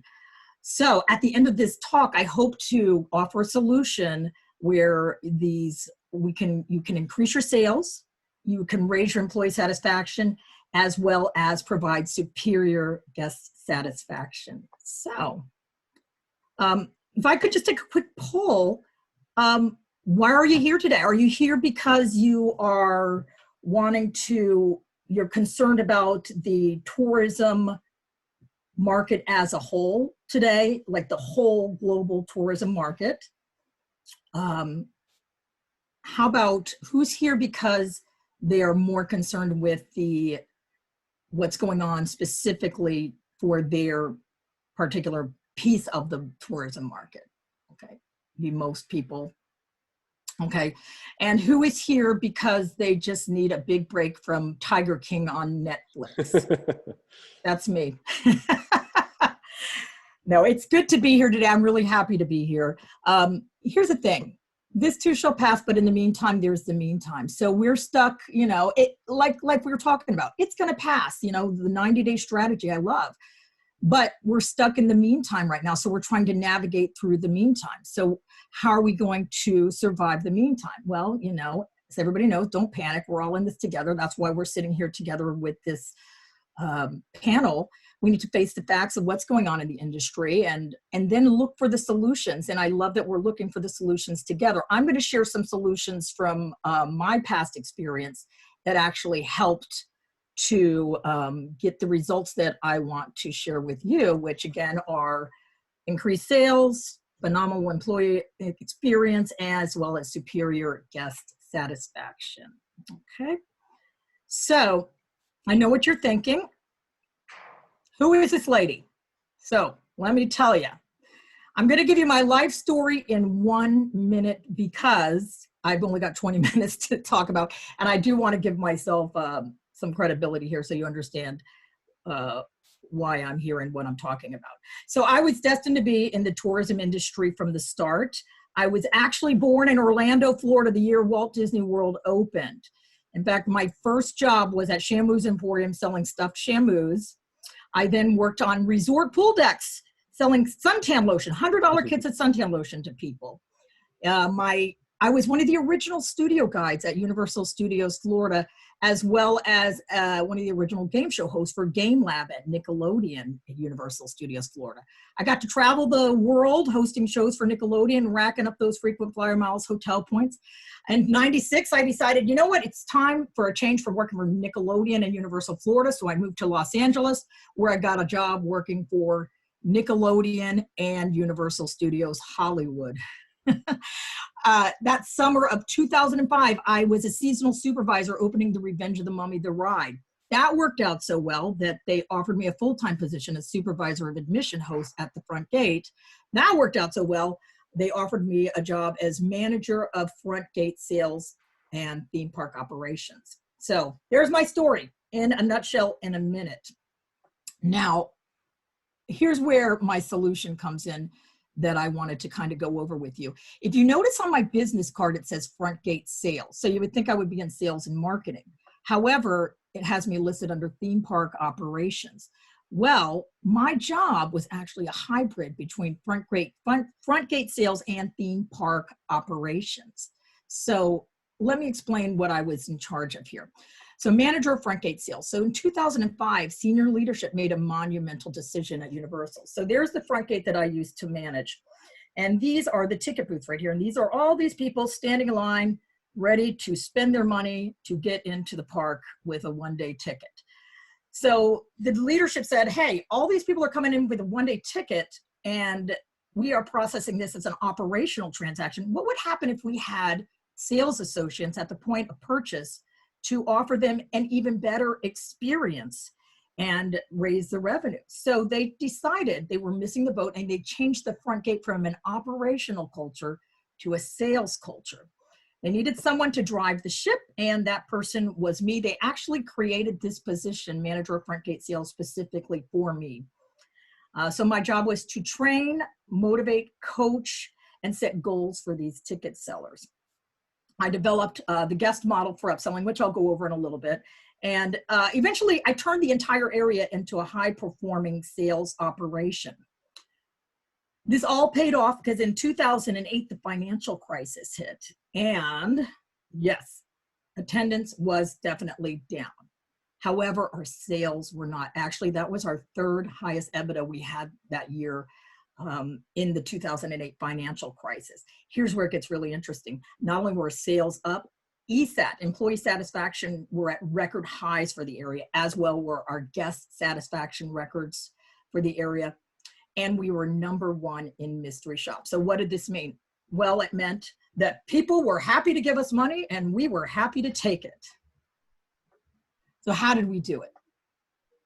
Well, definitely it was the foresight in leadership was a big part of the equation here. I saw Erik is a marketing guy. He will appreciate that we actually, our president at the time, Larry Kurzweil, was a marketing guy as well. It was he came from the world of marketing, and he saw the potential that we were missing at the front gate. So he worked with Michael Taylor, the general manager, and Tom Williams, the CEO, to start setting the foundation for a sales culture at the front gate. And with that, I was charged with really turning the climate into a sales climate. Again, the guest employee sales transaction upselling technique that I'm going to talk about later on, incentivizing the sales associates. This was huge with this area, and this was not something widely done, and I don't know that it is widely done today, but for every front of the line pass that our sales associates would sell, they got $1. So the front line pass would be $99 and they would take away $1. So the company profited $98 just by incentivizing the sales associate that $1. And what did it do for that sales associate? Well, they're minimum wage. They're in there on minimum wage, making the bare minimum. So if they could get $1 for every front of line pass, annual pass they sold, every premium product they sold, it really padded their paycheck. And trust me, I used to do the bonus reports for these guys. And at one point I considered leaving my job to become a ticket seller because they were forking in them bucks, but they were loving it. And it was a big motivator for us. Also, Universal at the time had a core value, which was have fun. And I really embraced that. I mean, we're in the business of fun, right? So why not have fun with it? So I got to incorporate, they gave me a budget for contests. So I had all kinds of contests that I would run throughout the years to keep my employees going. If we're going to make it a sales culture, let's make it a sales culture. And part of that is having sales contests. So I had a year-round sales contest going where they would earn tickets based on their sales. And it didn't matter what they were doing, as long as they were selling, I would give them a ticket, and then they could spin the wheel of fortune and win all kinds of fabulous fun and prizes. And then finally, daily coaching and accountability. So my job was really to, basically, I would set goals for them because I am establishing the sales culture. So I would set goals for them. Here's what you're going to be expected to sell today. And then I would post the previous day's numbers on the bulletin board outside, where they would have to, they could see I posted them top seller to bottom seller. Nobody ever wanted to be on the bottom seller list. Everybody really wanted to see themselves up towards the top of that roster there. And as well, I would go into the booths. That would be a big part of my job, going into the booths and talking and watching and observing these associates on a daily basis to making sure they were doing my guest experience sales transaction technique, as well as offering, you know, what they needed to do. If I needed to coach on the spot, I would coach on the spot, but most of the time I would come in at the end of their shift and sit down with them, go over their numbers, give them my coaching and feedback on how they could improve their sales. So this investment in them paid off for us. So what is the solution? How is this going to help you? Well, change starts at the front lines. You know, I was in charge of managing the front lines and getting them geared up. This actually, speaking of lines, this is a line that I stood in to go to Trader Joe's this past weekend. It was a half an hour for me just to wait to get into Trader Joe's to give them my money. Why did I wait in this line when I could have just as easily gone into Walmart and not stood in line? I'll tell you why. Because I love the Trader Joe's experience. I love everything about it. I love their products. They have products I can't get anywhere else. I love their Hawaiian shirts. I love their guest experience that they give me. The guest service they have there, every single one of them is top notch. In fact, what you don't see in this line right here, there was actually a lady working the line, walking through the line, making sure everybody was okay, and really servicing the customers while they were standing in line. So yeah, your bottom line starts with your front line, because there's a chance if that person hadn't been there, I might have said, you know what, I'm just gonna leave and go to Walmart. I don't have to wait here. But that person engaging me there, she was giving me that 5-star experience that I really valued and wanted. In fact, I was concerned while I was standing in line that I was going to be standing in line for nothing, because one of the big things I wanted to get when I went there was these Joe-O's. They're like the Trader Joe's knockoff for Oreos. And I said, you know, what if they don't have what I'm looking for? Or will they be able to go get it? And she goes, hey, no worries. Let me go inside and make sure they have it. And if they don't, I'll make sure we put it out there and have it ready for you. I mean, that's 5-star experience. And I'm just a customer standing in line to her. So here's the thing. People are going to be willing to put up with a lot of inconveniences if they know that they are valued. And more than ever, there's going to be some heavy inconveniences that we're going to have to put on our customers, you know, wearing masks, the social distancing. But also people are already stressed out, so they don't want to be even more stressed out. So an exceptional guest experience is going to be essential in the process. Every single point of purchase that your employees are having with the guests, every single one of them needs to provide that exceptional guest experience. So I developed, and there's probably a fancy marketing term for this, I'm sure, Eric, but this was what I named it when I was training on it and teaching it at Universal Studios Hollywood. Kelly, I might bring up just a point just for a second there, because you gave that experience of Trader Joe's, and I got called in to do a keynote a couple of years ago, so I'm not going to claim these numbers are still correct, but what I found really interesting at that time was Trader Joe's was the only large retail store out there that was actually profitable in store. So all the other chains, they're not, like the big ones, you know, of like Walmart or Target or whatever. When it came at that time, at least anyway, when it came to their actual store costs, they weren't profitable. They had to try and take things online, and Trader Joe's was just killing it.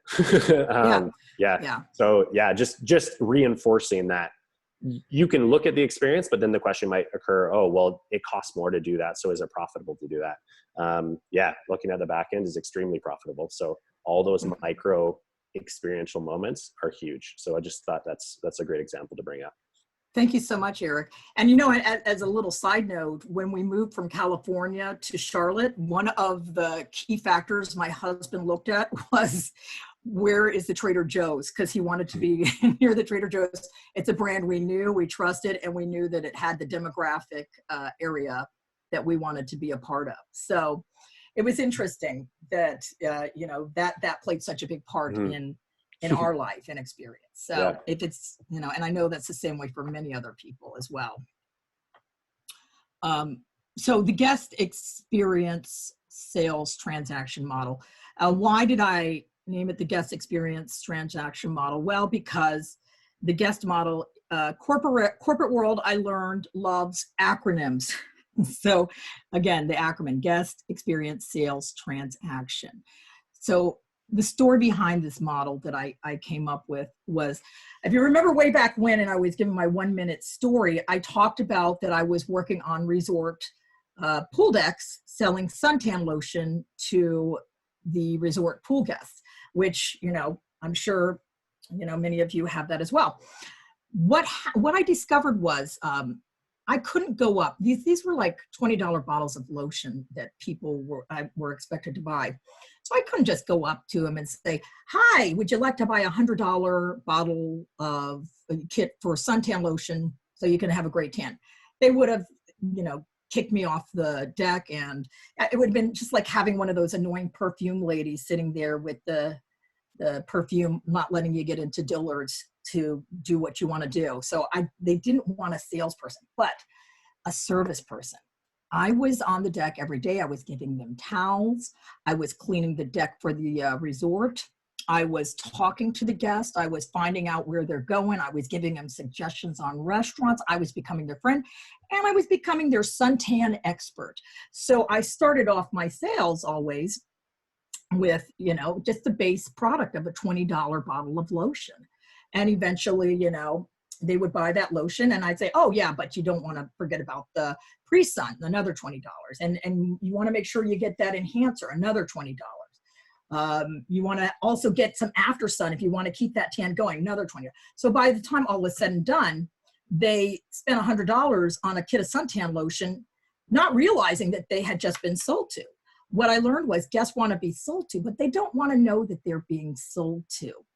So I was selling the product via exceptional guest service. And this is the model that I brought to Universal Studios Hollywood when I was a sales manager. Now, again, our transaction times were 2 to 5 minutes. We had to get through these transactions. Management understood it was going to take a little bit longer for these transactions to happen because we were putting the model into play. However, they knew it was an investment because guests didn't mind that it was taking them a little added extra. So we had to figure out how do we maximize the relationship in the minimal time and maximize the information that we're getting to learn how to sell what we want to sell them in minimal time, and then offer products based on the information that they received.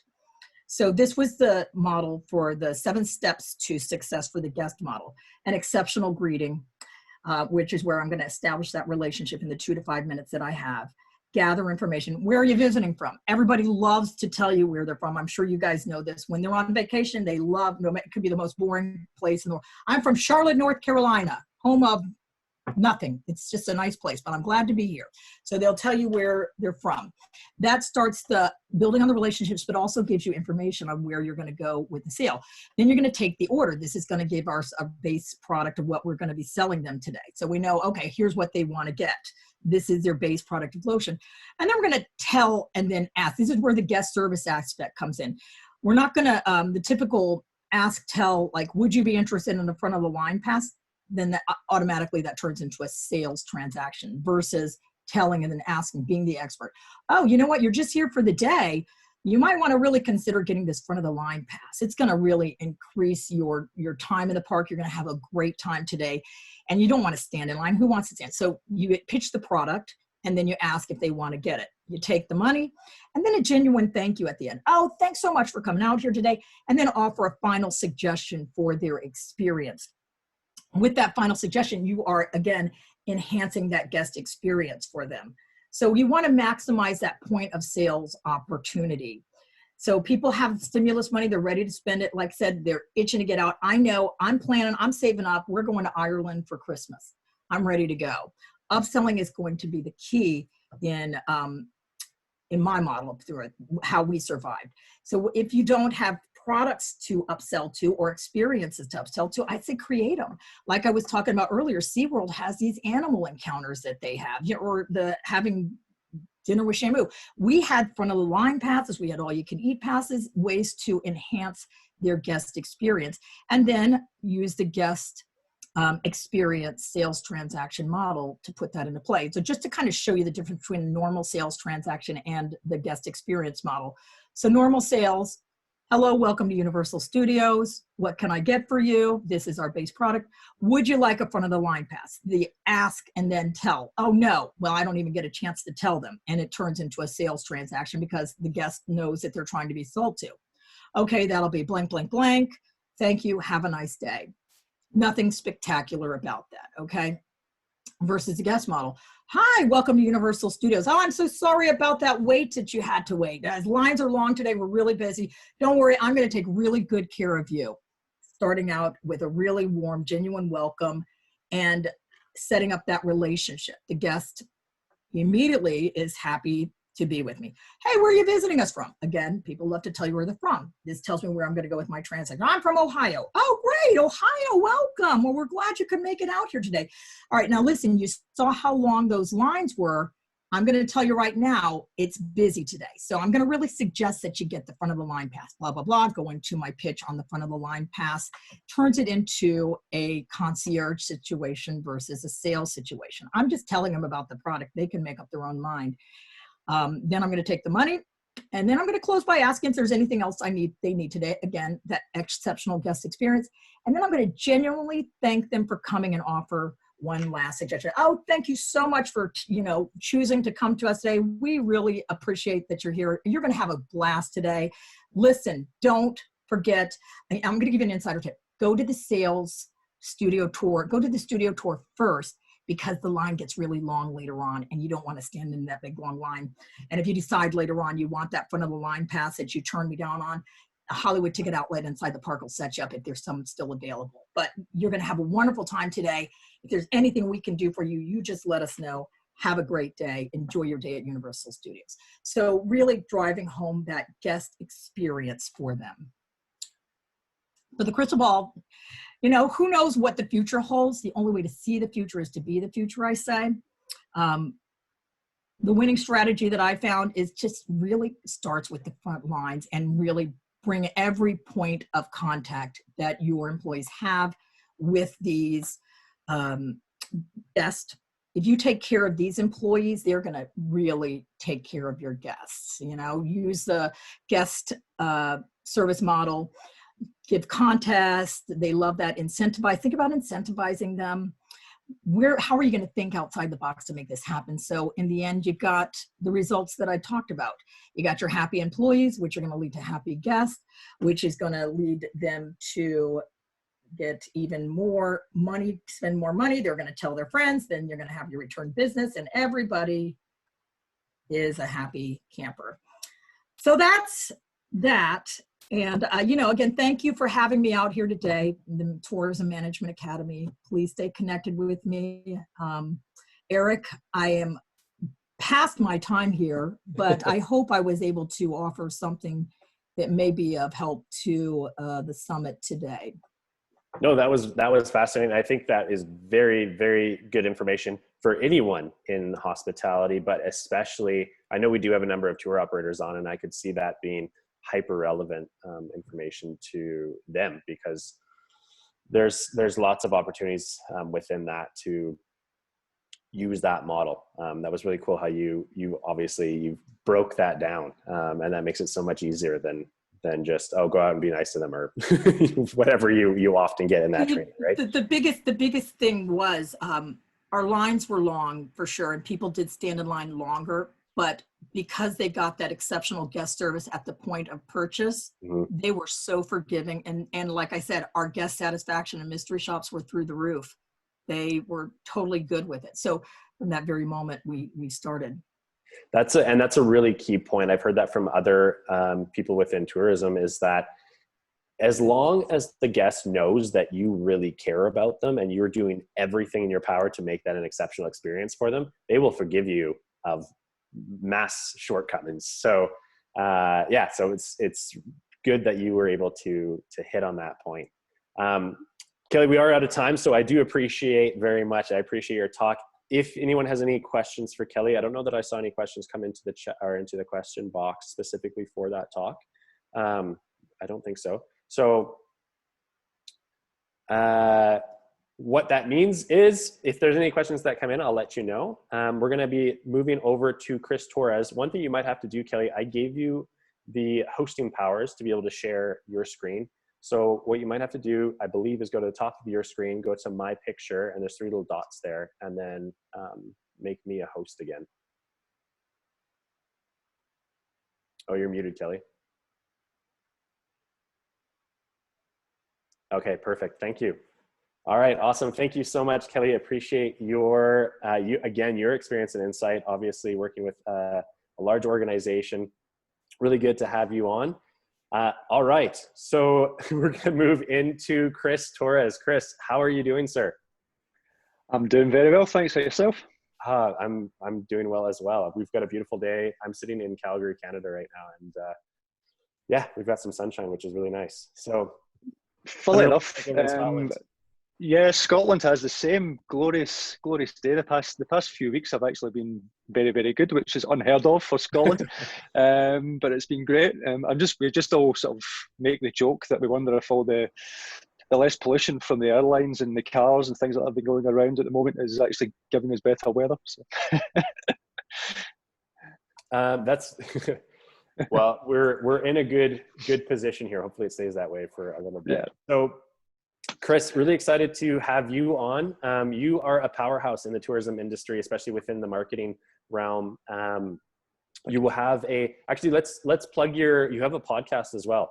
Let's plug that because I think that's a valuable resource for some of the participants that are listening. And then there's going to be a lot of people that are looking at these recordings after. So tell us a little bit about that. And then you can tell us a little bit more about your background experience, what you do, and then we'll jump into your talk. Sure. Yeah. In terms of the podcast, I do a video and audio podcast called the Digital Tourism Show. Started out about 3 years ago.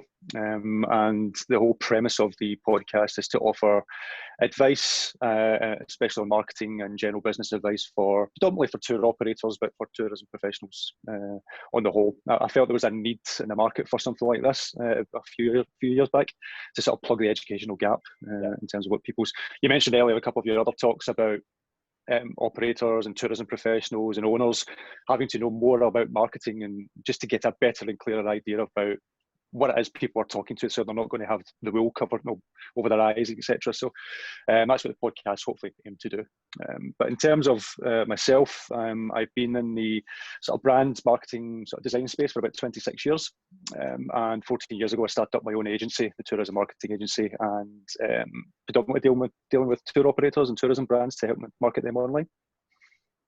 So you're well versed in the space then? Yes, I would like to think so. It's an industry I love, especially the tours and activities sector. For me, that's the absolute backbone of tourism. When anytime anyone goes to a destination or stays at a hotel, the first thing they want to do is do some sort of activity or some sort of tour within that destination. So for me, it's a spine, and it's that makes a trip, in my opinion. So that's why I focus on that either. Yeah, it's huge. I know. I bought your book, and I remember you talking about the experience in Japan and how that was such a key thing to you, really, really conceptualizing the importance of how that plays into marketing. And actually, let's plug your book. It's also a fantastic book. So that goes from Nrupesh's point, which is, hey, you guys should learn this stuff. I'm gonna plug your book for you to some degree. I'm gonna say, go out and buy Chris's book, Lookers into Bookers. It teaches you in depth exactly what you need to be knowing for marketing, especially in the digital world. It's not all digital, but in a big chunk of it, because that's where people are hanging out. So best book out there, bar none, on tourism. And yeah, Nrupesh. Hi Chris, how are you? It's Nrupesh. Hi there, how are we? Very good. I just wanted to find out where can we get it, because I'm in Namibia. It's going to be quite difficult. Well, Yeah. yeah, the printed copies at the moment are sold out. I'm looking to bring that back, but at the moment, because of COVID, the last few weeks, the digital version, which is available on my website, the tourismmarketing.agency, is available for free. So I've actually given it away for free over the last 7 weeks, just purely to help tour operators through the COVID crisis. Oh, that would be great. Cool. So actually, if I'm using Caitlin a little bit, if Caitlin can hear me, if she's on, maybe you can post that as a link, unless Chris has it. If you have it there, Chris, you can also post it. You're more than welcome. That would be great. Yes. Yeah, I can post it into the chat. Yeah, and we can promote that for you. Perfect. Thank you very much. I just wanted to jump in for that. But Eric, on that, if you're also sharing screens, you can just go to next to share screen button. There's an icon. I saw that. Yeah, then it's easier than. Yeah, thank you. That makes it a lot easier. Yes. Cool. Thanks a lot. All right. Awesome, Chris. So I know we got a little bit slightly sidetracked there, but that's okay. That information is really, it's going to be good to get in the hands of a lot of people that are registered for this event, and the attendees obviously right now. So let's jump into your topic. So lookers into bookers using Facebook to. Yeah, so I'm going to show some slides in terms of how we approach Facebook marketing, in terms of why we think doing it this way gives you ultimately a better customer, but also more bookings through Facebook. One of the things that a lot of people tend to do, no matter if it's tour operators or hotels or whatever, they tend to just go out there and start promoting products through Facebook ads, which isn't really normally the right approach. You may get some bookings and some sales from that, but usually you have to take a different tact to it, and that's what I'm hopefully going to explain today, and then show a live example as well in terms of what that's achieved, just to give people a better idea. That's fantastic. So let's jump into it if you're ready for that. Yeah, I'm just going to share my screen. Hopefully everything's okay. We'll go down a rabbit hole probably in a minute. Okay, here we go. So this is a Facebook funnel workshop. It's what we call the method that we use. It takes the user along a particular journey to know and trust your brand, and this is what will hopefully get us across during this. And again, questions can be asked at the end if need be, or feel free to ask any questions, Eric, during the presentation as well. Yeah, I'll jump in. So the whole point of this Facebook funnel, as we call it, is to raise awareness, add value, or add perceived value to from your customer's point of view and your business, but also build up trust. For me, these are the three key fundamentals when doing Facebook advertising, especially the last part of trust. Ultimately, no one is going to purchase a product from you unless they trust you. So this is what this funnel hopefully achieves that for you. Because ultimately, this is the issue that most operators, most tourism businesses have, is there's so much brand and marketing clutter out there. It's like, who does your customers select when they want to buy a product? And the funnel can help get through this. Part of the book, Lookers into Bookers, that was mentioned is, for me, a tourism business should not run as a tourism business. They should run as a media company that just happens to have tourism related products. You have to become a media company in this day and age, producing lots of content, lots of videos, lots of blogs, ads, you name it, just to get out there and be seen. And that's why we say become a media company. And that will, if you have that mindset and that focus in your business, that will set you up differently and set you up in the right way going forward in terms of your marketing efforts. But this is what we need to try and cut through all this clutter that is out there. Now, the thing about just now, because of COVID, there's no getting away from it, unfortunately, is ultimately now is the only time, hopefully the only time, you will have such a captive audience sitting at home. I was speaking to people in the past when COVID first hit, and people were saying, well, we're going to stop marketing altogether. There is no point doing marketing just now. We have nothing to sell. Which, yes, okay, for a lot of businesses, nothing can be sold at the moment. But that does not mean that you can't inspire your customers and potential customers, give them something to watch, give them something to read, give them something to look at. And this is what part of the funnel helps towards, as well as any other marketing you should be doing, should be to help inspire that customer. Because ultimately they're sitting at home, they're surfing the web more, they are looking at things that they wish they could be doing or want to do once the lockdown is lifted, whether that's at a domestic level or an international level. Time will tell when international markets will open up, But ultimately, you're never going to have such an occasion where you're going to have a captive audience ever again. No, we say that the only other thing that could happen like this, to have everyone at home and stuck at home, is literally another world war. This is how bad COVID is. It's affecting everyone from the top level accountants, business owners, all the way through to the little guy or girl who sells hot dogs in a corner stand in New York. It's affecting everyone, and nothing else has ever had this devastating effect. So people are at home, give them something to watch, give them something to inspire and get excited about when we come out of COVID and the lockdowns are lifted. So, because usually every customer goes through a dreaming stage, unfortunately this dreaming stage is lasting 3 to 6 months, just because we can't do anything at this moment in time. So again, that's why it's creating content and producing ads and getting things out there is vitally important, but it doesn't need to be expensive. And this is what I'll hopefully prove today. So with this, what you will learn is I'll give you an overview of the funnel. I'll give you some quick tips throughout this workshop. And at the end, I'll give you a live example of one that we did for a customer to give you an idea of what we did for them and what was achieved. Don't need to go through all that. We've seen that before. You know who I am. I've already spoke about that. Requirements for this workshop. Ultimately, you need to have a Facebook business page. That's obviously a given if you want to do anything on Facebook. You need a Facebook business manager account, and you also need a Facebook pixel installed across your website and any booking platforms that you use. If you don't have any of these, or you don't know what these are, the link to my book gives you guys how to set all this up, and easy to follow steps. So you'll be able to get that in there as well. But a Facebook pixel, for those who do not know, it's basically Facebook's version of Google Analytics. And you have a Google Analytics code on your website. It allows you to track people on your website, allows you to track people on a specific page on your website, plus a whole host of other things. Facebook Pixel is actually very, very powerful, especially when you dive into the analytics of the Facebook Pixel and all the different events that you can create. You can literally say, if someone clicks this button, register that. If someone sees this other thing, register that. So many things that you can do within a Facebook Pixel. It's incredible, and it's a vital important to track conversions and track how your customers are interacting with your content and your brand. So that's really the first thing you would need. So again, you can track things like custom URLs. So if you have a particular landing page for a campaign, you can do that. You can also target things if people landing on a particular page did not then click on a link. You can then target those people who did not click on that link with another ad to remind them, hey, would you like to come back and follow whatever process it is you have in place?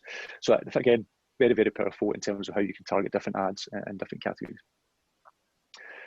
Also with the Facebook Pixel and the Facebook audiences, you can upload your past customers to target them. But also what a lot of people don't realize is if you upload past customers, you can then create what's called a lookalike audience, which Facebook will then go out, find customers or potential customers who are similar to the customers you've already had, and then allow you to market to them. It looks at their interests, looks at their age groups, looks at all the other parts of their demographic and their persona, and then targets them as well.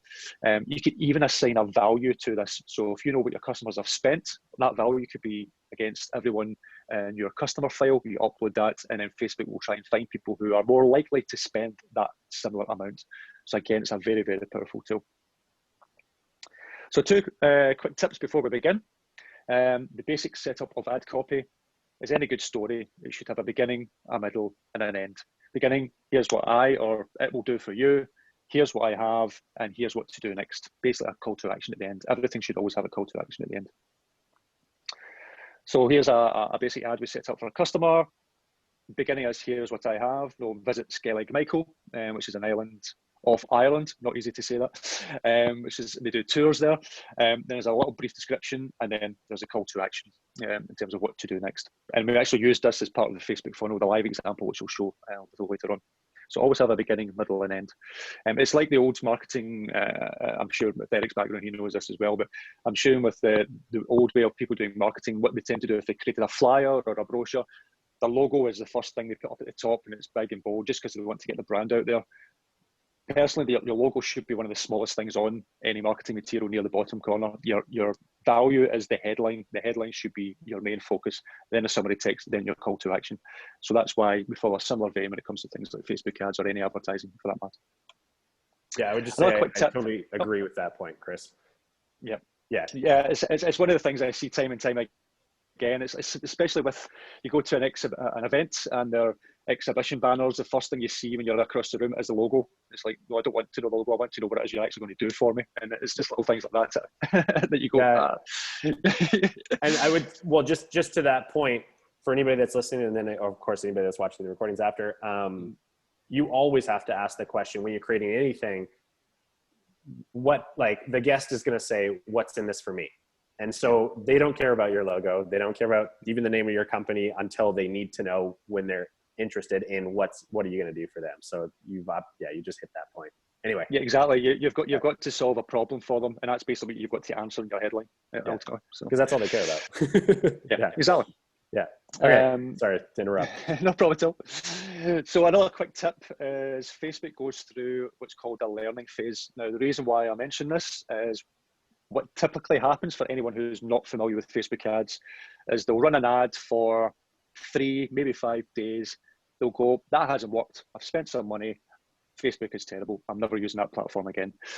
Now, Facebook goes through what's called a learning phase. It can take anything between 8 to 14 days, depending on the complexity of your ad, for Facebook to learn who your best demographics are, how well your ad's going to perform, plus a whole host of other things as well. So normally people cancel within a sort of 3-day period. So usually what happens is your cost per click is fairly high for the first few days, but as Facebook starts to learn, and if the ad is optimized properly, your cost per click will actually go down. But this is normally when people cancel because they think the ad just doesn't work. Give Facebook the time to learn it. If after 8 to 14 days, the cost per click is still high, you're not getting much in return, then you know that things have to change. But give Facebook that information and that to provide you the feedback to then make a more informed decision and not just something that you have a gut feeling about. The stats don't lie. It's like Google Analytics, the stats don't lie. Follow what's there and follow the stats. So the funnel. So I'll give you a brief overview of the funnel before we go into a sort of live example and then questions. So ultimately, the funnel has 4 steps. There's a brand awareness ad. So we create 4 ads in total for the funnel for most cases. This can change. It can be more, it can be less, but normally it's about 4 ads.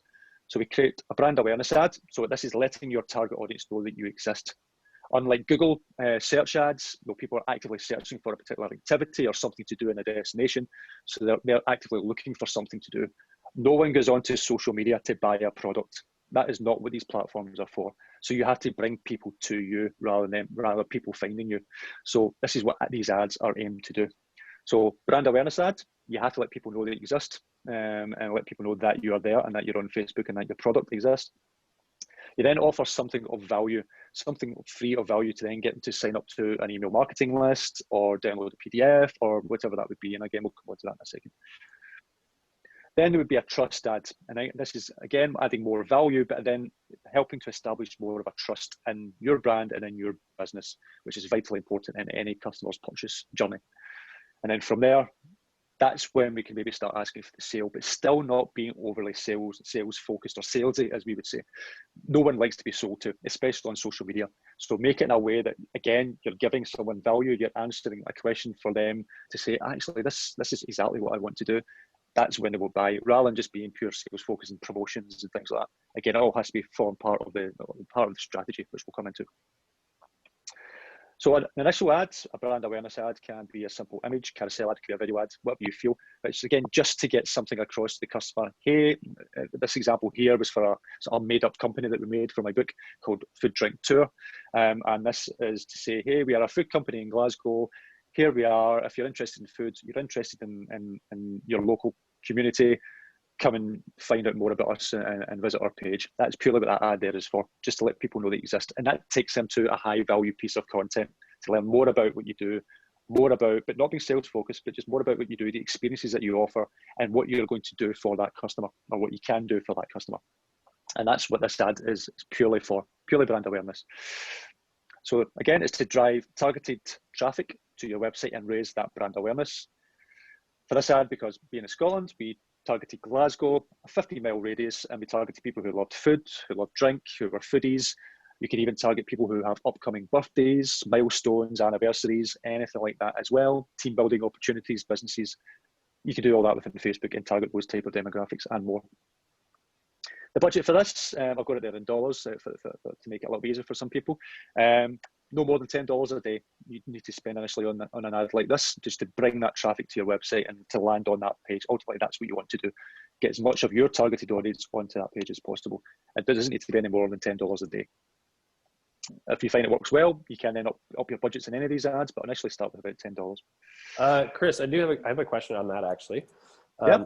I don't know the answer to this. I don't know if you would either, but with the $10 a day, I know that we started there. That was typically where we would start with our ads a few years ago. And then what we noticed was to get similar results, our ad budget has come up slightly since then to between $15 to $20. At least that's here in North America. Do you know if that matters? The budget matters depending on what country you're in. For sure. Yeah. Some countries are more competitive than others. No, if you were lucky enough to run tours in Peru or Mexico or somewhere like that, you could literally get a cost. You can literally get a click for about 1 or 2 cents. It's incredibly cheap. Yeah. So $10 would obviously go a long way.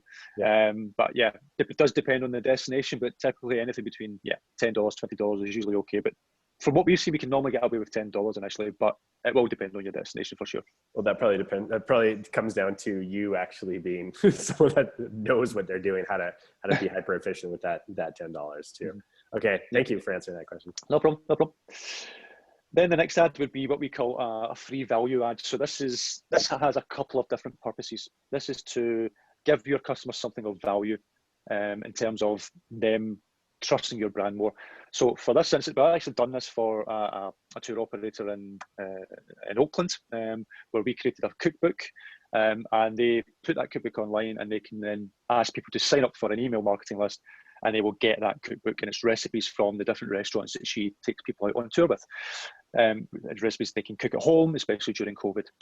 So that's what we've done for them, but ultimately create something like a cookbook, or even it could be another blog article or whatever that would be, but again, something that offers value, that allows people to sign up to an email marketing list. It could be an email series offering information, travel guides, stories, inspirational stories, but ultimately you want them to get them to sign up. This will, one, build up your email marketing list, which is vitally important, not just for sending out email campaigns, but for Facebook ads and uploading that information for targeted campaigns.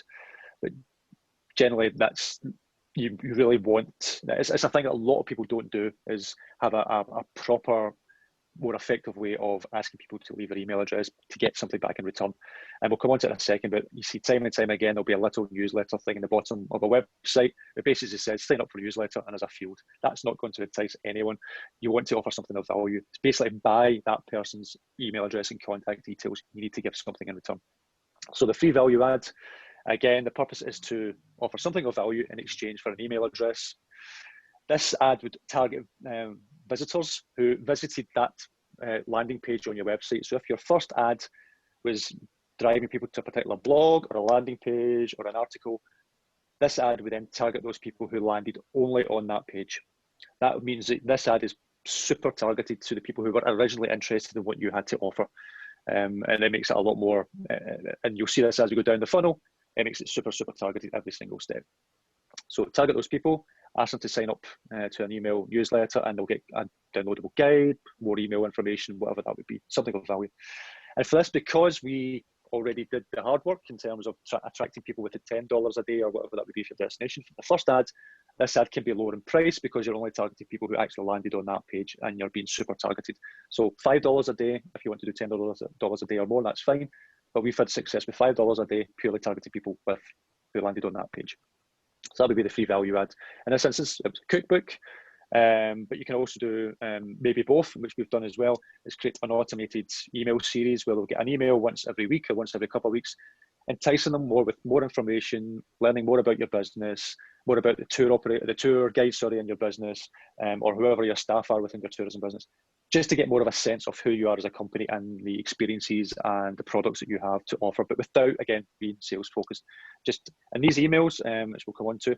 In fact, before we do that, quick tip, this is what I mean about the email. Subscribe now, your email here doesn't work. That is not going to entice anyone. So don't do that. You want something that's going to be, hey, grab your copy of an exclusive cookbook which includes 12 recipes as voted by our customers. That is going to let people know, oh, I'm going to get a cookbook, I'm going to get something of value. They're more inclined to leave an email address for that. So this is the type of thing to do. But in terms of the email series, what we've found through our own marketing efforts is a highly graphical email campaign just doesn't work these days. They tend to get lost in the sea of spam and everything else.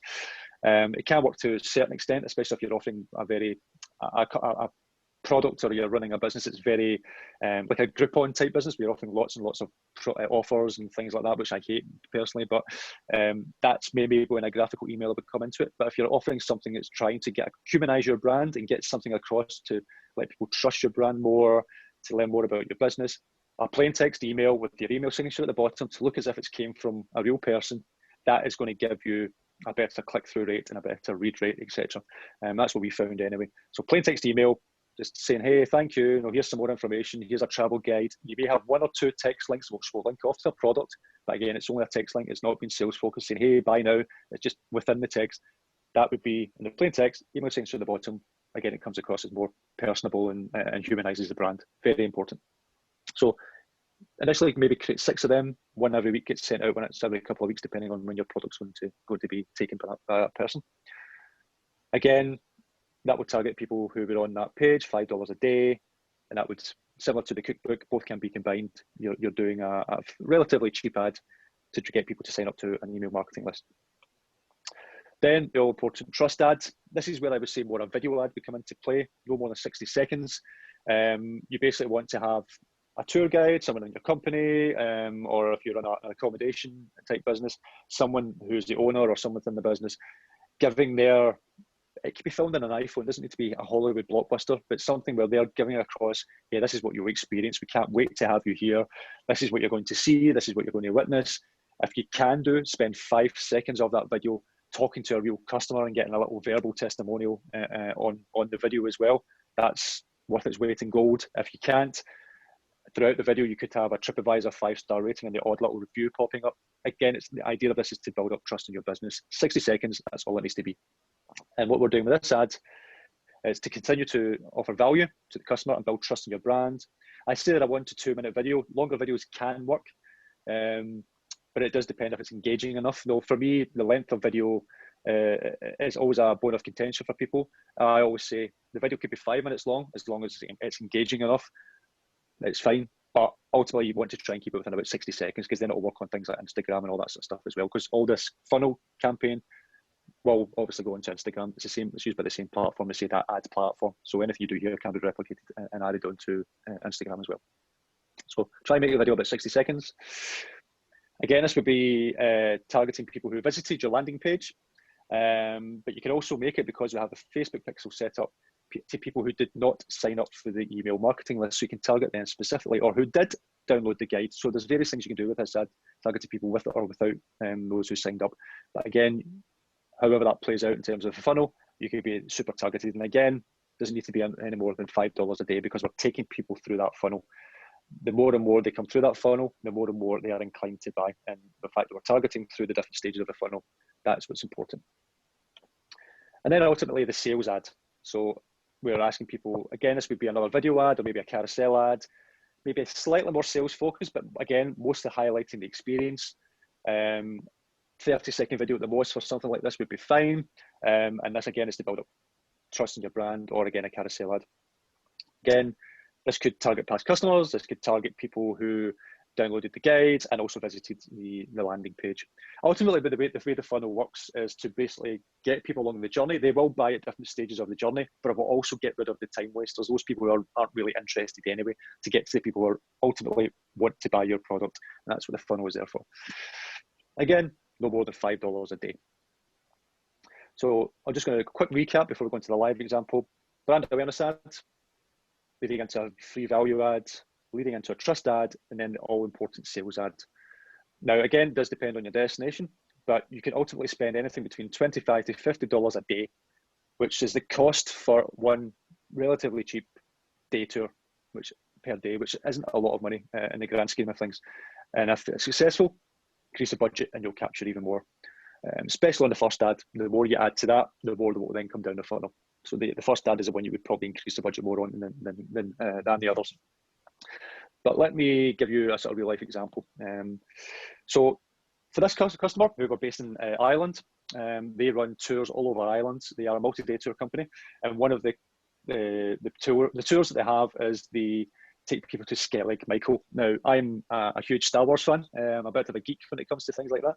And Skellig Michael was used in the recent Star Wars films as a place where Luke Skywalker was hiding out. So we did 2 campaigns. We had 2 landing pages that we wrote.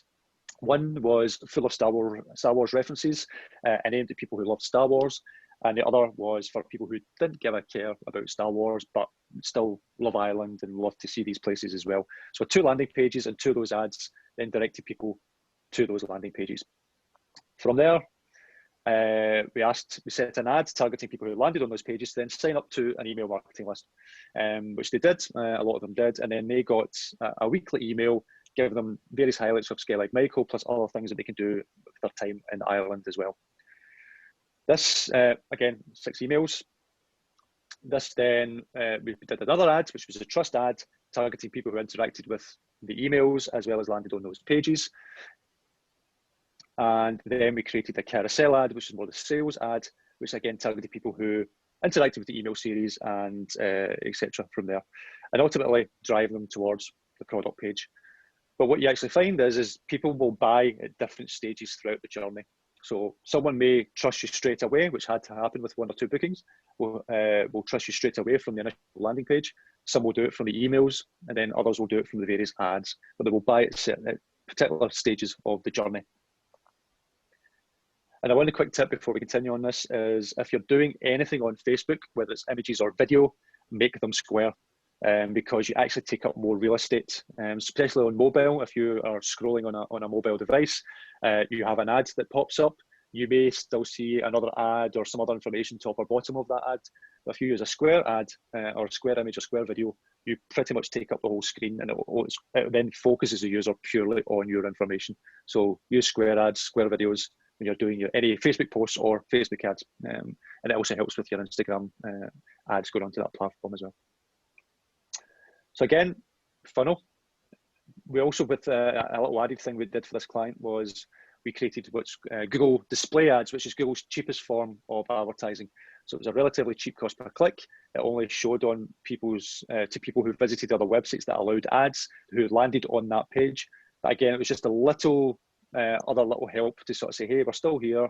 Remember, you visited our website.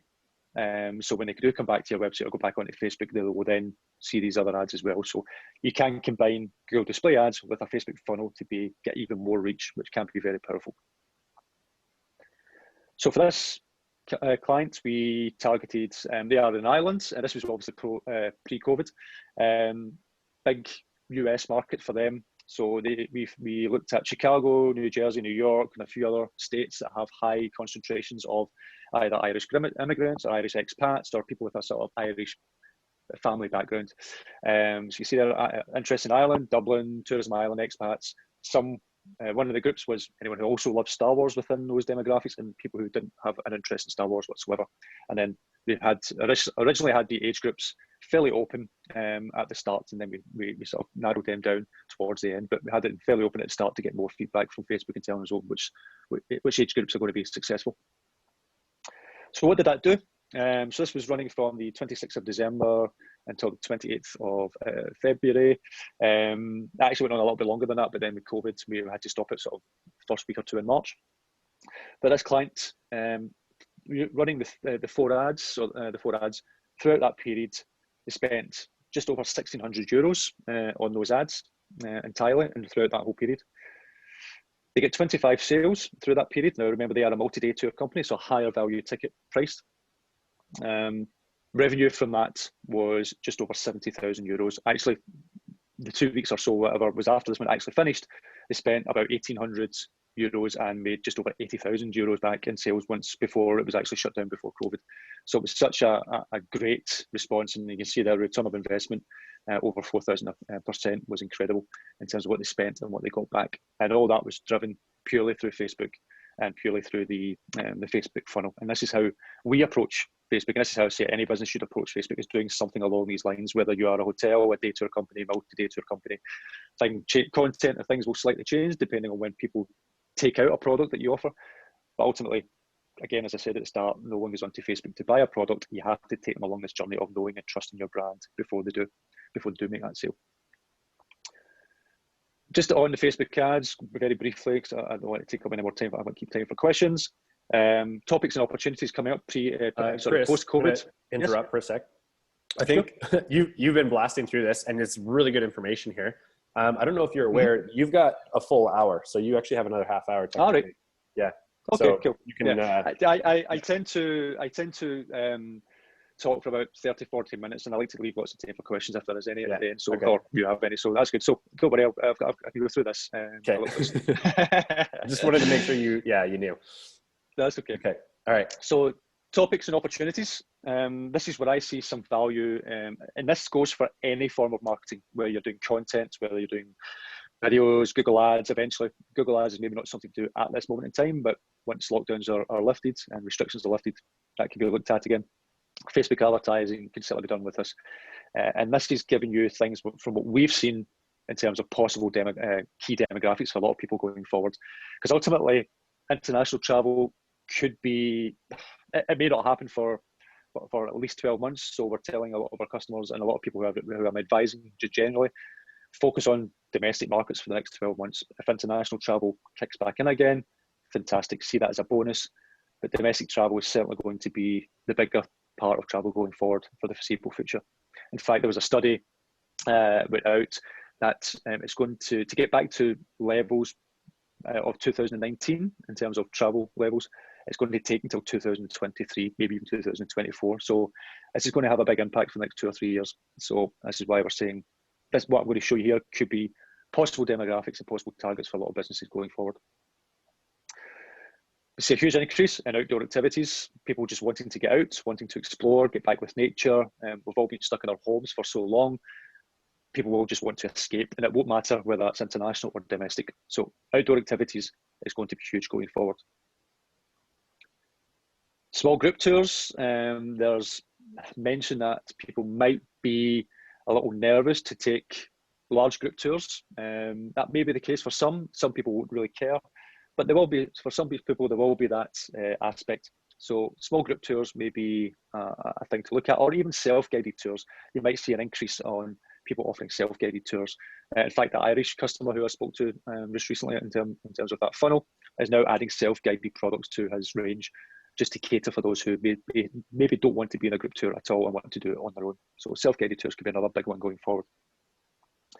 The over 60s, I don't want to say the older demographic. I'm going to be 50 in 3 or 4 years' time, so I'm not going to be too far off 60 myself. But what you're actually finding now because of COVID is more and more of the older generation are going online. They're creating more Facebook accounts to stay in touch with their family and friends. No, if I thought 7 or 8 weeks ago my own mother would be on doing a video call through WhatsApp to the family, we would have laughed, but she's doing it. And a lot of other over 60s, over 70s, over 80s are doing that as well. So that in terms of Facebook advertising, what you may find is this market is going to be better for targeting going forward in terms of ads. So it's another one to possibly look at as well.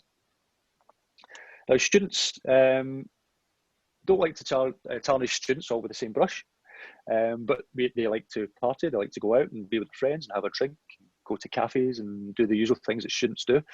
At the moment, they've not been able to do that. So for probably the first time in their lives, they're saving money.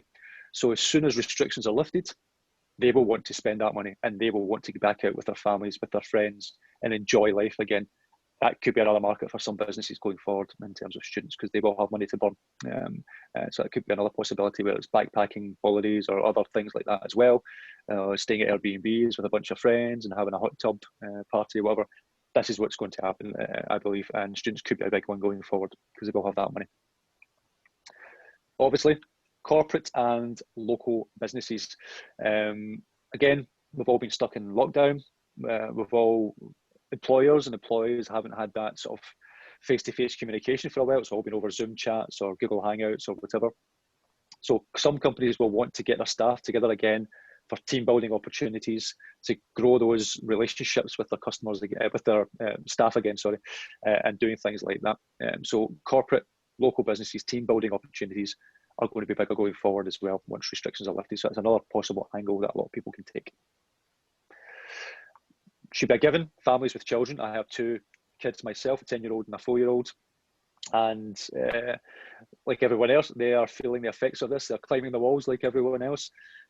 My own daughter has broken down a few times just because she feels that she's never going to see her friends again. She's never going to go back to school and see all her friends. So doing something that can bring those friends together, let children be children, enjoy themselves, have fun, be with their friends. That's going to be another huge market going forward. And families will ultimately just want to get their kids outdoors and running around and giving mothers and fathers and whoever else looks after the children a little break for even if it's only for 20 minutes, that will be a godsend. So I don't think anyone is ever going to complain again about paying for childcare ever again. So families and children is going to be another big one going forward in terms of tourism. So that's another focus for some businesses. Anyone who celebrated a milestone during the crisis, a lot of people have, whether it's a birthday, whether it's an anniversary or something else, even the birth of a child. People have celebrated these milestones during the lockdowns and have only been able to speak to people over Zoom chats or whatever that would be. With Facebook, you can then target people with upcoming birthdays, but also with a birthday or an anniversary of a month past. So you can then target people over the month of February, March, April, and target those people with ads on Facebook to incite them and say, hey, you didn't celebrate your birthday, you didn't celebrate the birth of your child or your anniversary. Why don't you come out with us? So if you're a food tour company, come out with us and have a bottle of wine on us while you're having some nice food and sitting with your family and friends and having a good time, or you're doing a walking tour or a museum tour, whatever it is that you want to promote, staying at an Airbnb or staying at a hotel or accommodation or whatever. This is going to be another big one going forward because people will just have missed so much with the lockdowns as well. So that's another possible target audience. Frontline staff, it goes without saying, especially in the UK with the NHS and a lot of other frontline staff all over the world, they have been putting their lives at risk in terms of trying to make sure that we are all staying safe. Things are still ticking over. People who are working in supermarkets, doctors, nurses, you name it.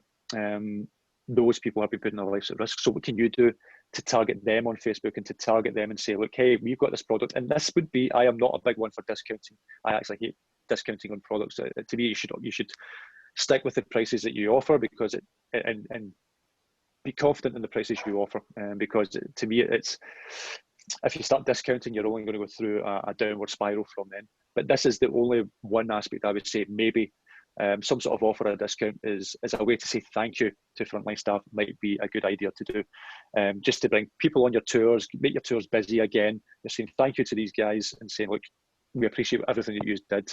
No, a lot of us in different destinations are out there clapping frontline staff on a Thursday here in the UK. We do that at 8 o'clock. You're clapping nurses, clapping doctors, all these other frontline staff as well.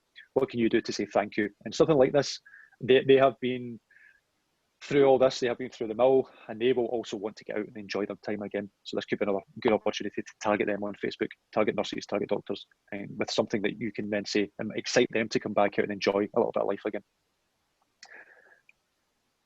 But ultimately, you want with this funnel, you want to take your customers on a journey to know and trust your brand.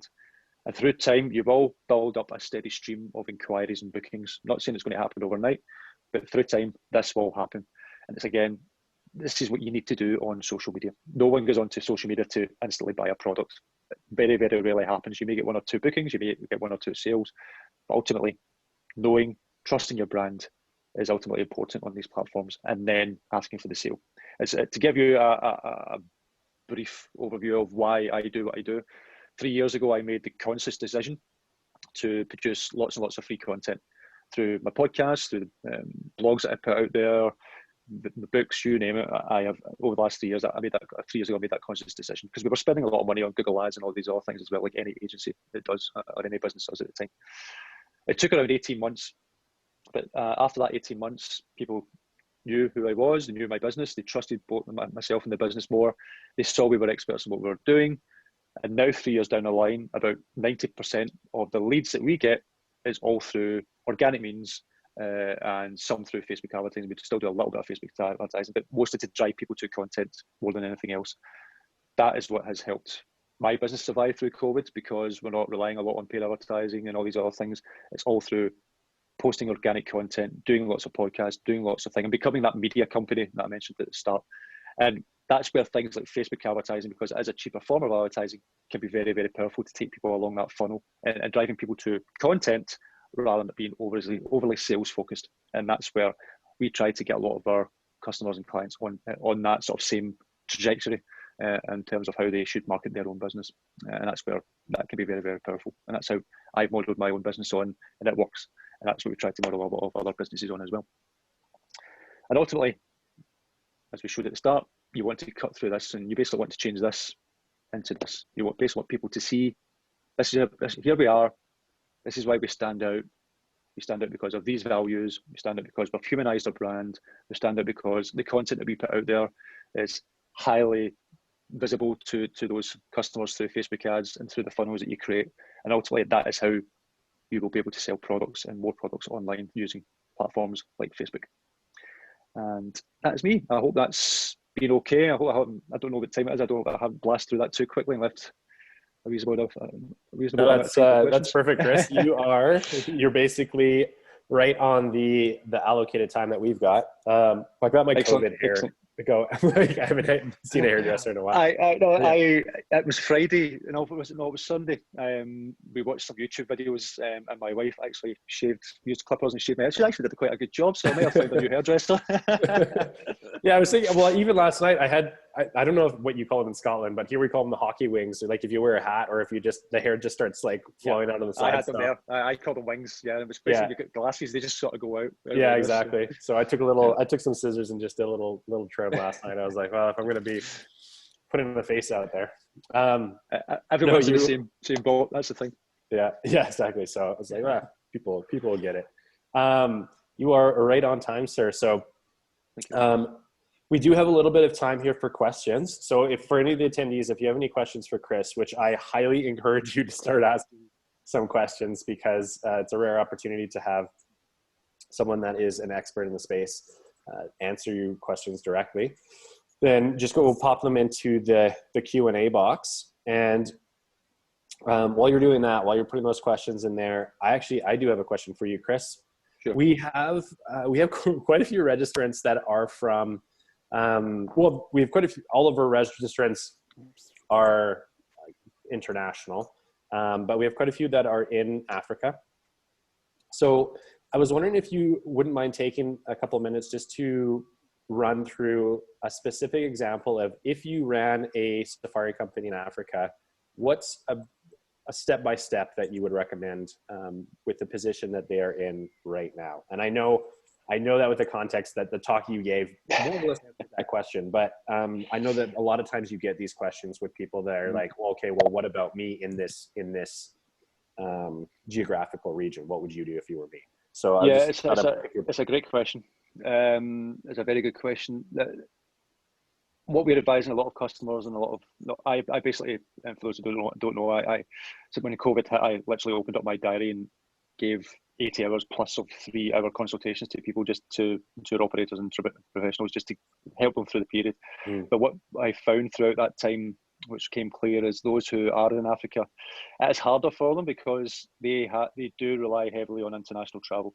It's going to be hard to do a safari and target a local or someone in that sort of area, because they simply don't have the money, or it's something they're not interested in. So Africa has, of all the destinations, probably one of the worst hit hard. Italy is also another one, to be fair. You can do certain things in terms of domestic travel in Italy, but you can't really sell pizza making classes to an Italian. That's just not going to work. Yeah. So this is where businesses really do need to pivot and change their focus entirely. And I know of a number of Italian operators, for example, who are even getting out of Italy and moving their tours somewhere else. So that's how bad things are getting. But Africa is a hard one. What we're saying for those type of destinations is, if you can afford any, well, in fact, let me go back a step. If you do any marketing just now, cheapest form, free form, is to do content. Get videos, film on your iPhones or phones, whatever you've got. Film on that, get that on your websites, get it on your YouTube channels, get it on your Facebook channels. Write content. Doesn't need to be, immaculately written, as long as it comes from the heart and people can see that it's written by the heart and it's got that sort of humanized, personalized sort of touch to it. People will like that, and it's just letting people know, hey, we're still here, we still exist, And again, as I said at the start, so many people just looking for things they wish they could be doing, and they may come across your content. And that's where Facebook ads can help with that, to drive people to that content. And if you can afford Facebook ads, that's what I would use that for at the moment. But what we're also doing as well is saying to a lot of businesses, yes, for those who are so heavily reliant on international, all you can really do now at the moment is to try and generate interest for 2021. If 2020 happens, great. See that as a bonus. But say to people, look, we don't know what's going to happen yet. Why don't you leave your email, leave your details, and as soon as dates are released, you will get first refusal on those dates before they go online. So it's giving those people a little bit of an incentive to say, hey, we still want to come to Africa, whatever destination that is, but let us know when these dates become available. In fact, we've got one customer who is based in Australia, who does tours to the Philippines. And what she's doing is she's basically saying, if you spend $50 just now, Australian dollars just now, you will be able to book any date in the future, and we'll also give you $500 off your tour as well.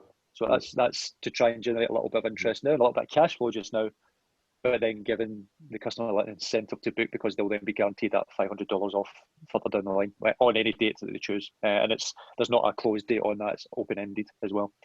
So something along those sort of lines may help for some businesses, particularly in countries like Africa as well, if they're able to do that. But also, unfortunately, at the moment, until we know exactly what's going to happen with international travel, it's a little bit up in the air in terms of what could happen with that. Because again, domestic travel is going to be harder for these type of destinations.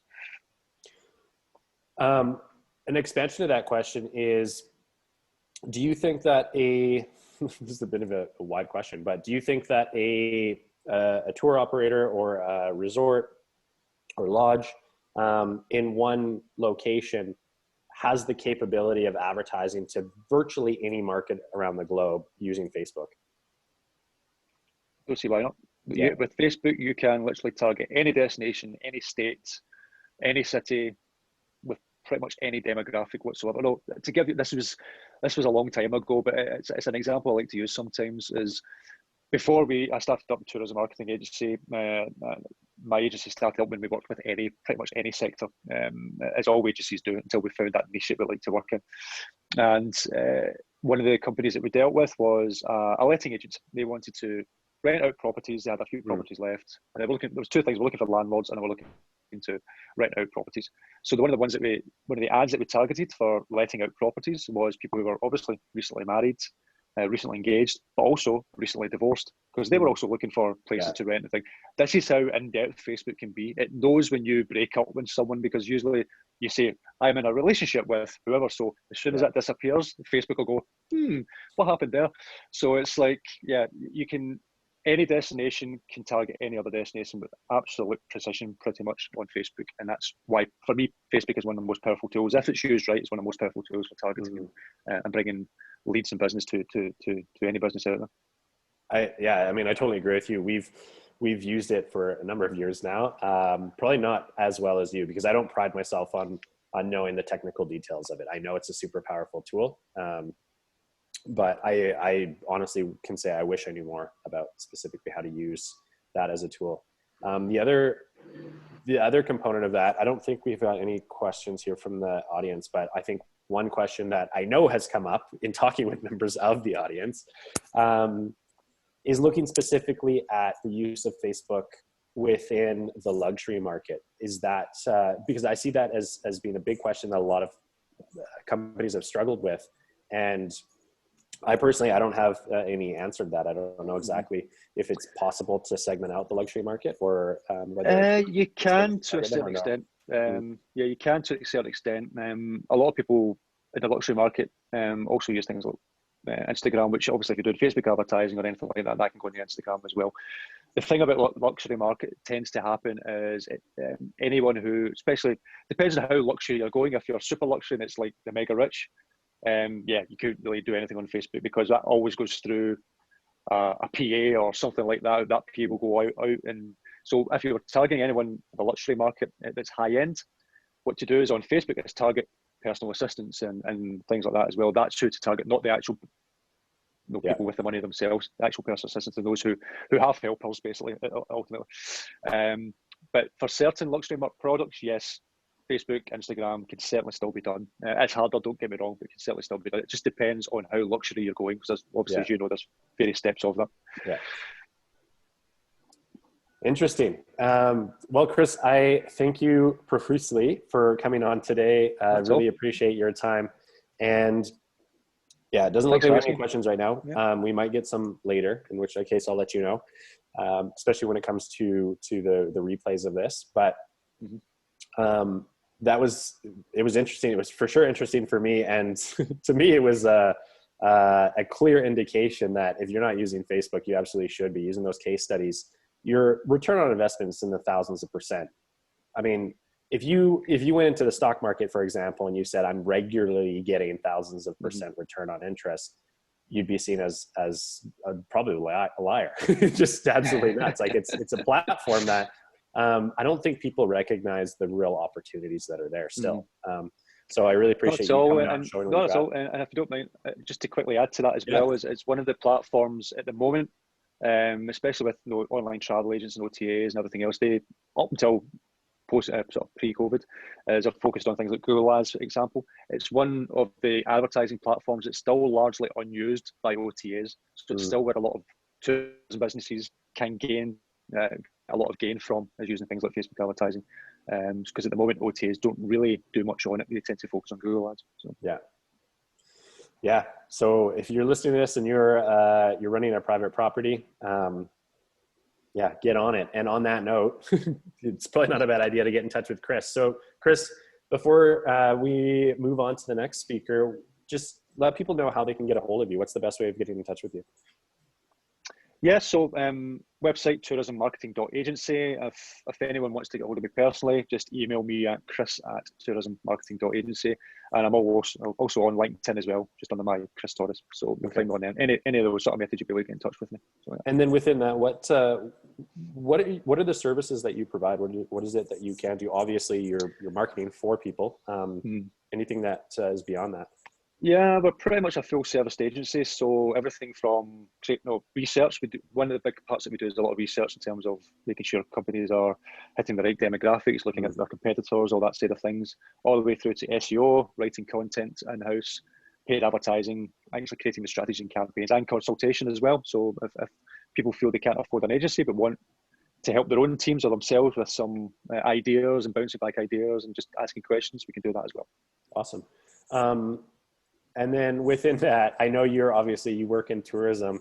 Any demographic within tourism that you feel that is just, there's no reason for them not to reach out to you, because it's just an easy win for you and for them. Yeah, it's unfortunately what's happened with COVID is again, because I've spoken to so many people over the last 7 weeks especially, is what we've found is many businesses, whether a tour operator or an accommodation provider, those who are 50, 60, 70, 80, even 100% reliant on an online travel agent have suffered the most, because their revenue streams have completely shut down.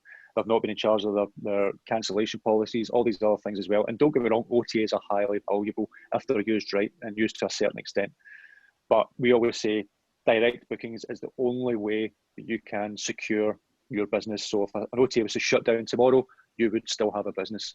And I know this may sound harsh to some, but I always say that if you are so heavily reliant on an OTA, you literally don't run your own business. You are at the mercy of these other companies. You're nothing more than an Uber driver, an employee of these OTAs. So if you really want to have your own business and grow your own brand and grow it the way you want to grow and be closer to those revenue streams, the only way you're going to do that is by having direct channels. Yeah, absolutely. I'm a massive believer in that. I try and steer clear of OTAs. And I know our next speaker believes similar mindset. Thank you so much, Chris. Really appreciate your time. Super glad to have you on here. So hopefully we'll be in touch again in the future here. Yeah, no problem at all. Thanks again for everyone. Hope it was helpful. Thanks, Chris. Thank you. All right, guys. So moving on to our next speaker. Next speaker is Casey Halloran. So Casey and I met, interestingly enough, through a podcast that I run. And Casey reached out and just said, hey, I'd like to just shoot a few ideas back and forth with you, because it sounds like we are in a similar mindset with using marketing, direct response marketing, a good chunk of which Chris actually just touched on there.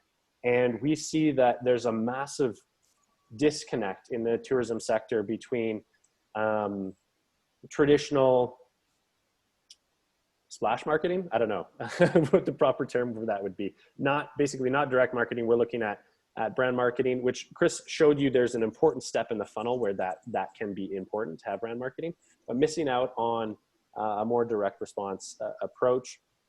And so Casey, I think, is an innovator in the space. He's based down in Costa Rica. Not only is he the owner of a resort, but he actually runs his own agency as well, a fairly large agency, and they specialize in booking a bunch of other accommodations and tour companies just because they're good at what they do. So really was interested in bringing Casey on so that he could share his perspectives with what's working for him and where he sees there being massive opportunity if you are in the tourism space as a resort manager or run a lodge or a safari tour company or any kind of tour company, really, any of the above. Casey's going to speak to his experience in that sector. So we're looking at him and his topic, which I believe is thinking like an agency. Is that right, Casey? Correct. Yeah. Can you hear me okay? I can hear you, yeah. Perfect. I can hear you. I'm thinking everyone else can hear you too. All right, good to have awesome. you on, sir. Thank you. Tell us, just before we jump into your topic for the day, tell us a little bit more about the context of how you operate. So I know I gave you give a brief overview. Obviously, I'm not going to give as good a description as you yourself would give. So tell the attendees just a little bit more about what you operate, what you do, and then how we're going to apply the topic that you're about to jump into. Yeah, I think it's particularly a fascinating time with the crisis and so many hoteliers and I guess operators, everybody having to sort of rethink their position in the market and how they speak to customers. Are they over dependent on OTAs or other channels? So I'll wind it all the way back to how I got here. So I got to Costa Rica in 1998 at 23 years old. And from a little apartment with a lousy internet connection, I co-founded what eventually became one of the larger online travel agencies in the region. And that came out of attempting to be a marketing consultant for hoteliers. But I was regularly frustrated at how bad they were at the sales piece of the sales and marketing or smarketing equation, that really my agency started to try to fill that gap. And over 20 plus years, we still help a lot of hotels with their direct sales and marketing because everyone's trying to figure that out. But I think that, long and short is, I think that hotels little by little are going to have to adopt more of the strategies that agencies like mine employ. And so that's basically what I want to talk about. When I co-founded the agency 20 years ago, I did everything from building the website, pay-per-click, SEO, you name it. And even still, I'm integrally involved in that. And to toot my horn for 2 seconds, just so you have some context, we grew from 2 people to 100 people in about 15 years.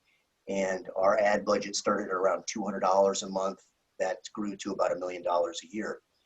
I think in total, I've overseen around $30 million in ad spend, primarily for my own business, a little bit for some consulting. But, you might say, what's that got to do with hotel marketing? In addition to running the agency, I started, as I mentioned, as a hotel consultant. So I've worked with dozens and dozens of hotels on their own direct marketing, still do. That's a big part of how we maintain amazing relationships with the hoteliers. We still do our best to just keep them abreast of things, consult, advise. In addition to that, I've built, owned, operated, marketed my own hotels. So I've owned 2, had one in Panama, one in Costa Rica. We still own, operate, and market the one in Costa Rica. So I totally understand the pain of the small hotelier, particularly just all the interruptions, all the noise, all the urgency of operating. Makes it really hard to really sit down and think like a sales and marketer or a smarketer. It's just, it's tough. It's, you know, operating a hotel is its own world. Somewhere in my early years as a consultant, I just really fell in love with tourism. I fell in love with hotels and hoteliers. You know, these people are pioneers, they're bootstrappers, they're creative types.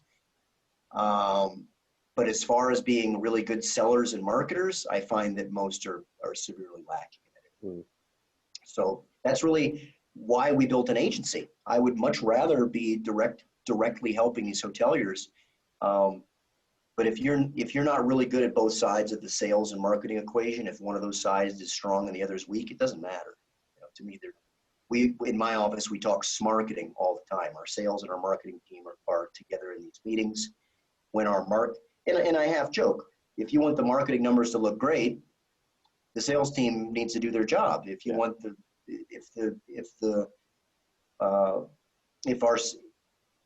we have about 35 sellers. Even when 2 or 3 of our best sellers are off, our numbers are off. You know, so it really comes down to how effectively you manage your sales team. So that's what I want to talk about, is how I think all hotels, little by little, are going to have to become a little bit more like agencies. There's 3 specific tactics I want to talk about. First, leading indicators, not lagging. Second, USPs, unique selling proposition. And 3, selling more than just room nights. So, and this is what agents, you know, I may be giving away the farm here, but this is what agents do. And this is what before you jump into that, Casey, I'm fascinated to hear what you have on that. Yeah. Why do you think it is that so many tourism operators, regardless of whatever they're running in tourism, why do you think that most of them are not great at the sales and marketing component when it's such an important part of their business? If you are physically at the hotel, if you're physically in the operation, the urgent, the critical just dominates the day. You know, we operate an 8-room luxury boutique hotel. When a water pump breaks, everything else stops. You know, you're dropping $10,000 in that water pump. You're not thinking about spending $10,000 testing a Facebook campaign. Yeah.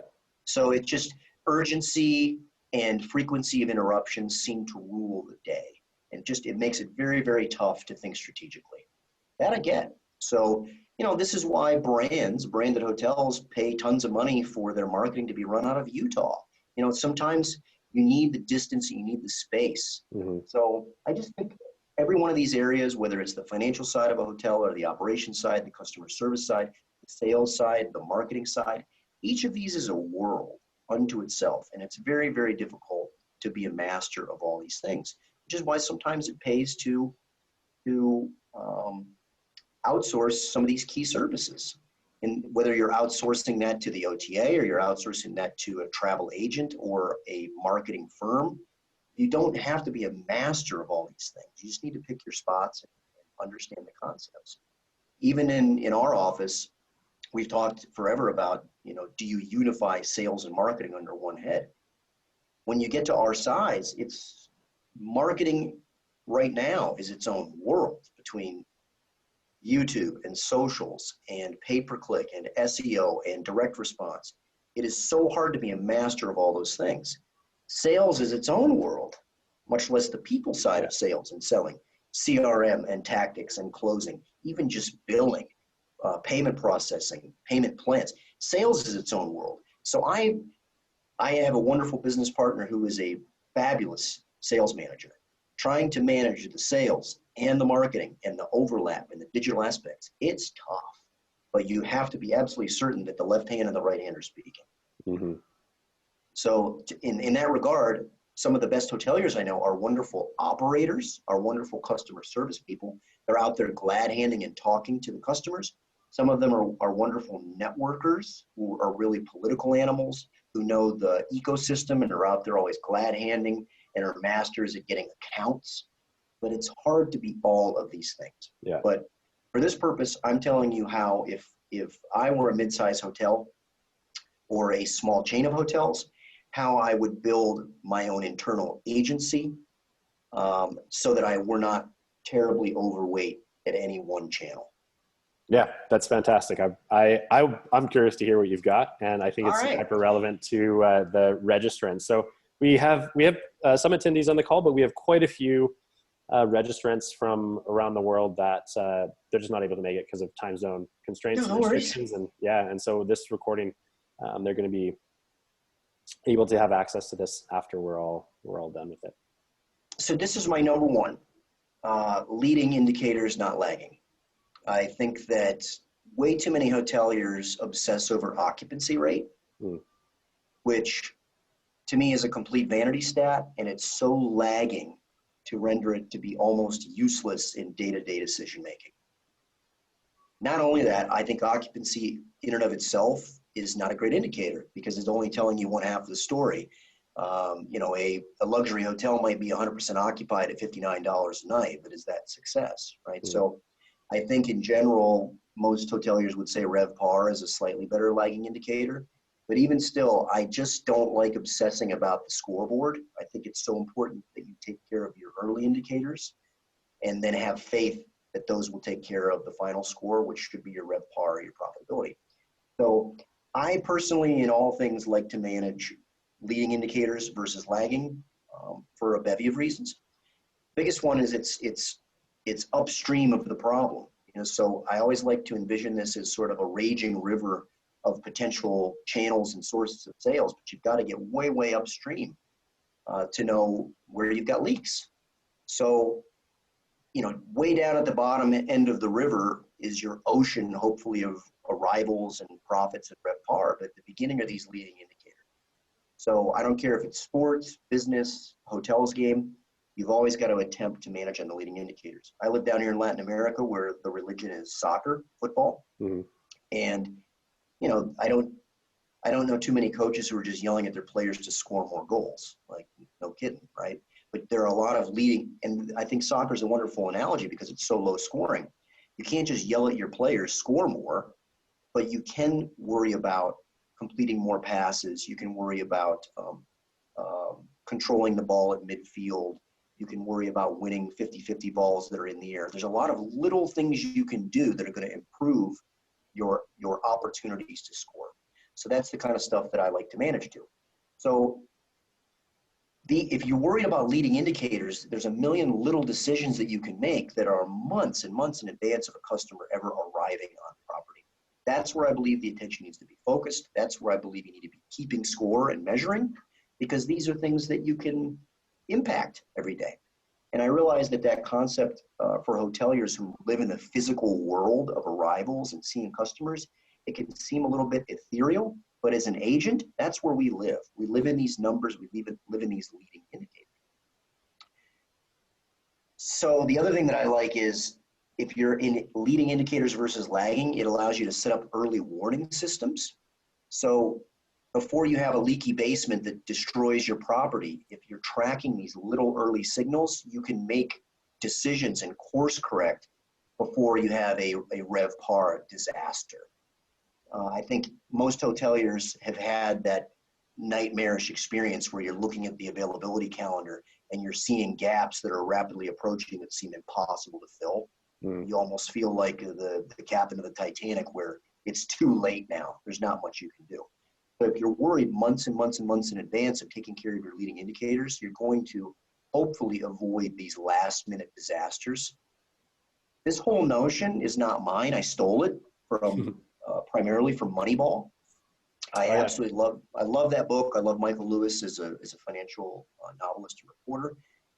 But most of the great coaches in sport have been using this technique to great success, whether it's John Wooden at UCLA, Nick Saban at Alabama, and Billy Beane and company at the Oakland A's there in the early 2000s. If you don't know the story, I recommend you read it or just go watch the Brad Pitt movie. But the Oakland A's were at a severe disadvantage in that they had no money. So how were they going to compete with the New York Yankees? And the way they did it was through advanced analytics. And they found an early indicator of player success that was overlooked. Do you remember what it was? Getting on base, I think.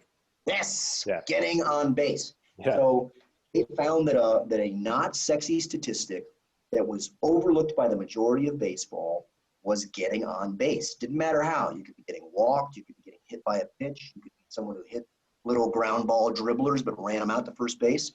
But they were able to use that leading indicator, and they built a whole darn team around it. For me, your leading indicator of getting on base in hotel sales and marketing management is your weekly sales number. And this is something we obsess on in the agency world. We want to know, did we sell anything this week? We don't care when you sold it. We don't care for what dates. As an agency, we don't care if they're arriving in 2025. That might even be better. You get a little bit of the deposit now and the arrivals later. But for some reason, hotels spend too much time looking at the calendar. The calendar I want to look at are our weekly sales number. To me, that's the getting on base. If you're stacking up sales week after week after week after week, you will move those players around the bases and they will arrive on that calendar, hopefully when you want them to. But if you're not making sales every darn week, if you're not tracking that, if you're not setting targets, then you're not a sales organization. So what I recommend for every small hotelier, every mid-sized hotelier, figure out what you need to sell in the year, how much revenue you need to bring in. Let's assume, just for ease of math, it's $1 million. Divide that $1 million over 52 weeks. Divide those 52 weeks over your 2 or 3 or 4 major channels. That's direct, if that's OTA, if that's outside agency. Let's say you have 3 major channels. Let's say you're measuring 52 weeks. Now you have 150 plus data points to manage against. Versus the calendar, too often I just hear we're off for May. So you're managing your business on 12 lagging indicators? So if you got 52 weekly check-ins and you divided those 52 check-ins across 2 or 3 or 4 channels, you've got a lot of stuff to talk about. And the way that I do that with my team, that it was incredibly successful for our hotel and has been for the last 10 years. We divided those 52 weeks with a little bit of weight as you approach towards the booking window of peak season. We divided that over our major channels. Then you start to see which channels you're really weak at, where you have easy ability to improve. We check in every week. Did we hit the overall sales target for the week? No. All right. Did we hit it last week? No. If we missed 2 check-ins, then we deep dive. And then we break it apart by channel. Well, where did we think we were going to hit that we missed? We're not doing so great right now with our outside agents. Okay, then we dive into the outside agents and see, well, is there a particular agency that was producing that's not producing? When's the last time we called them? Have we invited them into the property lately? No, it's actually our OTA business that's not working great. All right, well, how's our listing look? Do we have enough reviews? Are our rates up to date? Is there a new OTA that's out there where we need to be listed? So having 52 check-ins and divided that by channel gave us so much more to talk about and to therefore react early before we started looking at the calendar. At the end of our check-in, we look at the calendar. So we look at the calendar and say, all right, this is our fail-safe now. We're looking, in our case, most arrivals, our booking window is 30, 45 days. Once we start getting inside that danger zone, we go, all right, everything, all of our normal strategic stuff failed. Now what do we got to do just to put heads in beds in these gaps? And that's where we'll look at blowing out offers to our email list or to our social subscribers, or worst case, some sort of last minute deal on the OTAs. That's stop loss. That's when everything else has failed. This is just how we make sure we keep the lights on. But I find that most hoteliers live in that area of the urgent, in the last minute, in the, oh my God, the calendar's not filling up. But I believe that's a function of not taking care of the leading indicator. The number one being, you better have a weekly sales number, and ideally you've broken it out by channel. If hotels did nothing more than that, I'm telling you, that's how we operate in the agency world. 52 weeks of targets. Make sense? Totally. No, I totally makes sense to me. I think part of my own, I guess, ignorance in that fact is just not understanding that other tourism operators don't think that way. Because I mean, we're constantly thinking like, okay, what sales did we make now for a year from now? That's where our mindset's at. Right. So yeah, to be stuck in that would be a bit of a hopefully a wake-up call to say, yeah, hopefully there's something in what you're saying that resonates with anyone that's listening to that. Yeah, and look, if it sounds complicated, I am happy to share our Google control sheet with anybody. I mean, we went as simple. I'm a big believer in like Rocky IV, back to basics, barn sit-ups. Yeah. There's some, as much as I love automated reporting, and we use Microsoft Power BI and Tableau and some really fancy stuff, I think there's also a lot of power in having to write down a number. And there's a lot of power in having to write down a number that's a huge disappointment. And then when you start to stack up those disappointments, you go, all right, we got to do something. Yeah. And it's way better to see that months in advance than it is to be looking at your calendar going, well, I guess we go back to the OTAs again. So that's my number one. Early indicator, and the number one of those being weekly sales by channel. Number two, and I have another magnificent 7 leading indicators. Other obvious one to me is your website analytics. I'm often amazed at how many hoteliers at this stage in the game still don't understand the basics of web analytics. And I don't think you need to become a wizard in this. I've been doing this for so long, and I've been staring at Google Analytics for the better part of 20 years. But at some point you need to, and for multiple websites, at some point you have to figure out a way to semi-automate that. And the good news is you can. Analytics has these fantastic alerts and alarms that you can set up.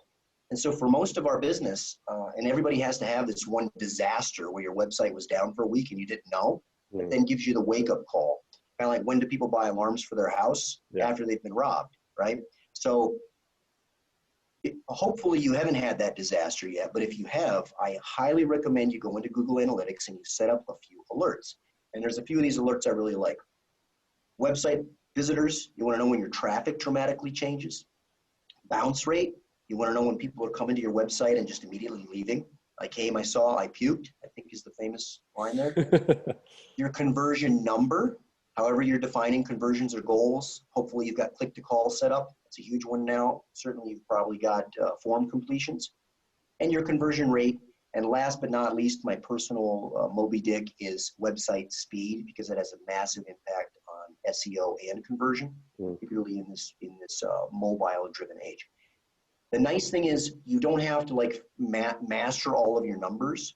You can just tell analytics to tell you when there's a massive day-on-day change or a massive week-on-week change. So let's, you want these bombs to go off only when it really matters, or you'll become immune to them. But I like to set alerts, for example, when something changes by 20%. There's a 20% change in a given day based on same day, previous week. Send me an alert. If for a weekly change, you might want that to be a little more sensitive if it's a 10 or 15% change. But all you need is your handful of alerts and alarms, and then you can kind of set it and forget it, as opposed to scratching and clawing and researching and worrying and looking for a problem.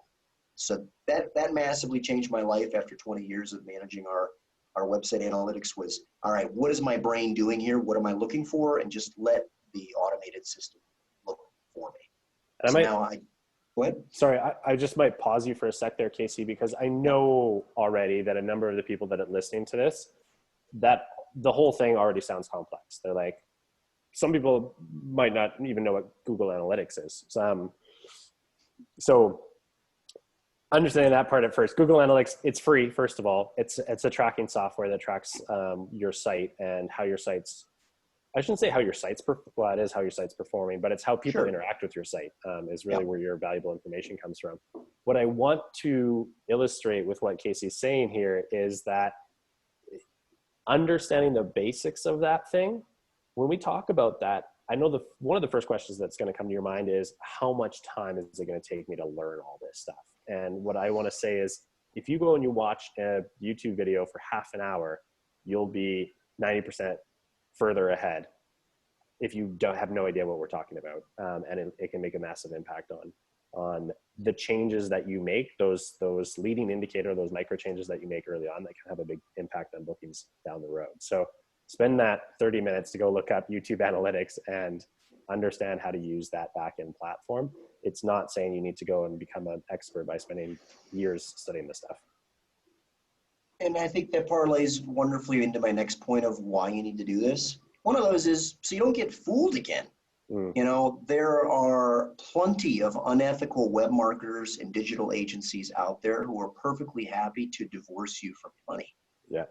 I have met so many hoteliers who've been used and abused by PR firms and ad agencies. Even Google's ad reps themselves are perfectly happy to try out some beta thing on you and watch you blow $10,000. So you don't want to be a victim, like some grandmother or grandfather taking their car in for service who ends up leaving with a Johnson rod. You know, like, what's a Johnson rod? This actual example, my mom, so we run a family-run resort, and my mom, she hired a company to do some marketing. I wasn't aware of what she did. And they were charging her for the Google Analytics report, right, $200 each month. Each month, a few $100 just for the report. Nice. And when I found out, I was like, Mom, we have Google Analytics. We get those reports for free. And you're paying a company just to basically print off a report that we already have and we get. Yeah, so it happens. It can happen. Yeah. Yeah, I mean, I'm sure you've encountered this if you've ever helped a friend or anybody else with their website. Usually the first person that screams is the last agency or the last webmaster who was perfectly happy to pull the wool over the eyes of the unwitting hotelier. Mm-hmm. So again, you don't need to go become an expert in these concepts, but you owe it to yourself and to your hotel and to your bottom line to at least understand enough so as to not be a mark, so as to not be totally dupable, whether that be by your own webmaster or an outside agency, or even Google or the OTA themselves who's promising you something amazing. And there's, like most things, there's the critical few. There's a handful of statistics that really, really, really matter. There are plenty of articles out there written on suggested alerts and alarms to set up in Google Analytics. And again, I think it's about the critical few. And I'm happy to post or share with you the stuff that I've listed here. Again, I've measured and monitored this stuff for 20 years, adding up 2% wins all over the place. There's a handful of places, just like working out, for the new hotelier, usually stuff's so bad, it doesn't take that much effort to go from 0 to 1 pretty quickly. Yeah. What I want to get into next. Oh, second leading indicator set of stats to watch after your website, I think, are your booking funnel analytics. So if you can set up analytics on your website, usually you can set up analytics specifically inside your booking portal. Mm-hmm. You need to see if your cash register is working. If people have gotten to your website, they haven't bounced, they tolerated your homepage's 7-second load time, they got through your confusing text, they didn't hate your pricing page, they got all the way to the online booking. You need to be sure that particularly if you've been sold a booking engine or a booking portal, you need to be sure that people are getting through that piece. Yeah. And you want to be able, just like analytics, you want to know if something there dramatically changes.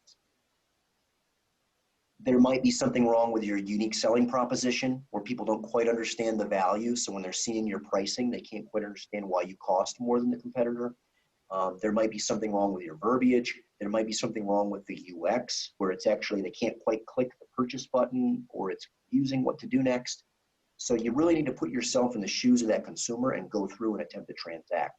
I knew a hotel, small hotel, who didn't know that their booking funnel was broken and they lost almost $100,000 in bookings.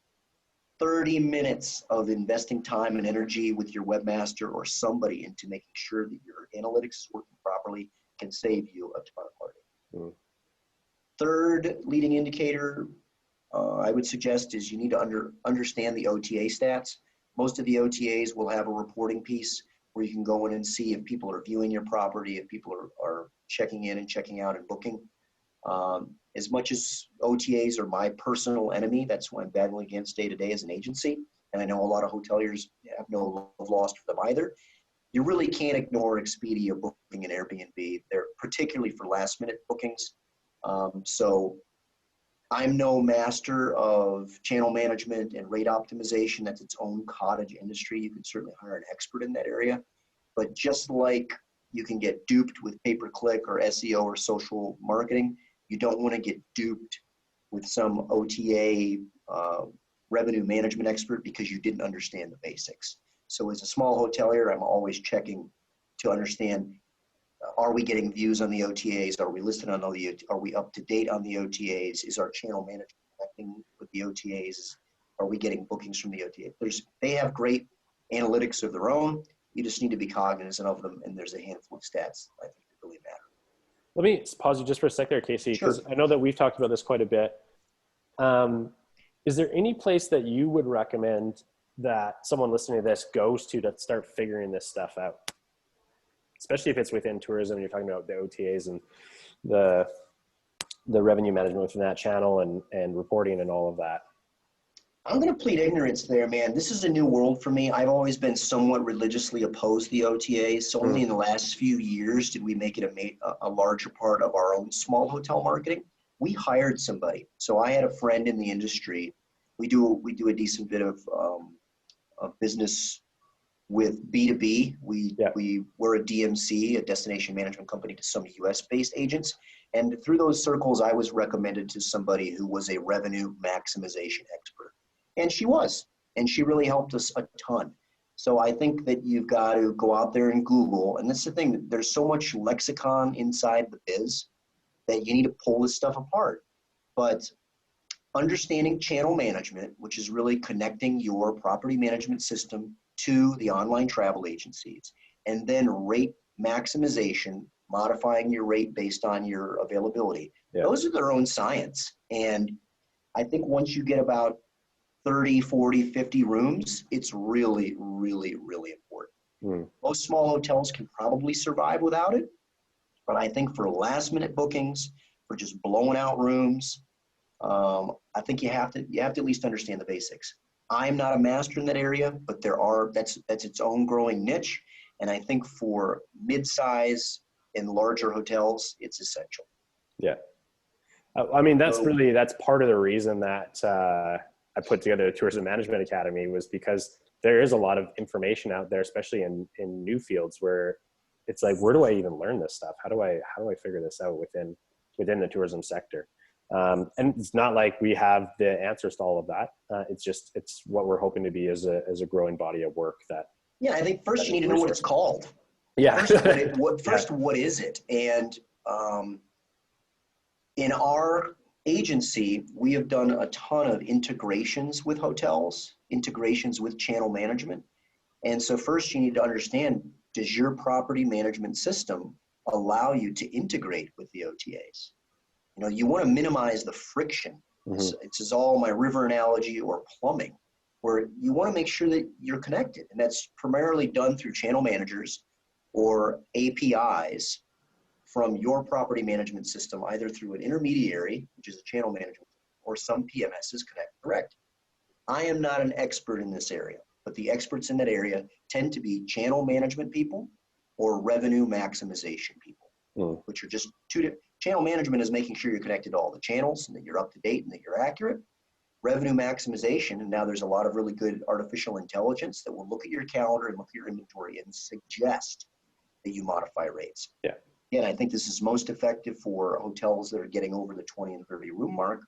But even for the smallest hotelier, I don't think you can completely ignore it. Moving on, because that's an area that I don't claim to be an expert in that area. I know it's important. And again, these guys, the OTAs are not my friends. I don't necessarily think anybody believes they're a friend to the industry. But you can't ignore them. Yeah, and I think that's been the consensus of all the speakers so far, is nobody is in love with the OTAs, but yeah, like you said, there's a time and a place to use them for sure. To me, it's your discount window. Yeah. You know, if everything else fails, you open the discount window. The other important statistic, I guess you could call it a channel, I think, is your TripAdvisor ranking. You need to be completely aware and cognizant of what customers are saying about you, what customers are saying about your competitors. Is your ranking good? Are you interacting with your reviews? It's such a big part of the customer journey that a hotelier just needs to understand what are customers saying about us. I think it's important to interact with good reviews. I think it's also important to interact with the bad ones. The other thing I love about spending time on TripAdvisor is it also gives you a lot of insight into where your hotel fits into the marketplace, which will segue into what I want to talk about, your USP. Very often customers understand your property better than you do, in terms of being able to put that into a greater context. So hanging out, spending some time on TripAdvisor is a great place for you to spy on your competitors. It's also a great place for you to borrow ideas from hotels and other destinations that you can use to improve your own property. Number 5 of 7, front desk calls and emails. Is anybody calling? Is anybody emailing? Whether it's direct guest requests, whether it's travel agents, I don't care. Is the phone ringing? Is the digital phone in the form of email ringing? You really need to get an understanding of your rate of communication, both inbound and outbound. It's a really great early indicator of if you're going to have arrivals in a couple of weeks or a month. When those numbers slow down dramatically, it's time to go look. Number 6, sales closing percentage. Maybe you're generating tons of inquiries and nothing's happening. Maybe the inquiries aren't very good, or more likely, maybe your sales team stinks. I find terrifyingly often that hotels who have invested millions and millions of dollars in infrastructure and great mattresses and bedding, et cetera, do not invest in their sales team. They put their entry-level person answering the phone. You know, so you have a front desk person, a phone answerer. So who is selling the property? Who is selling the guest on staying an additional night? Who is selling additional services? Who is not afraid to upsell and not undersell the hotel? Who's not caving the minute that a customer says, I found a discount at a competitor, will you match it?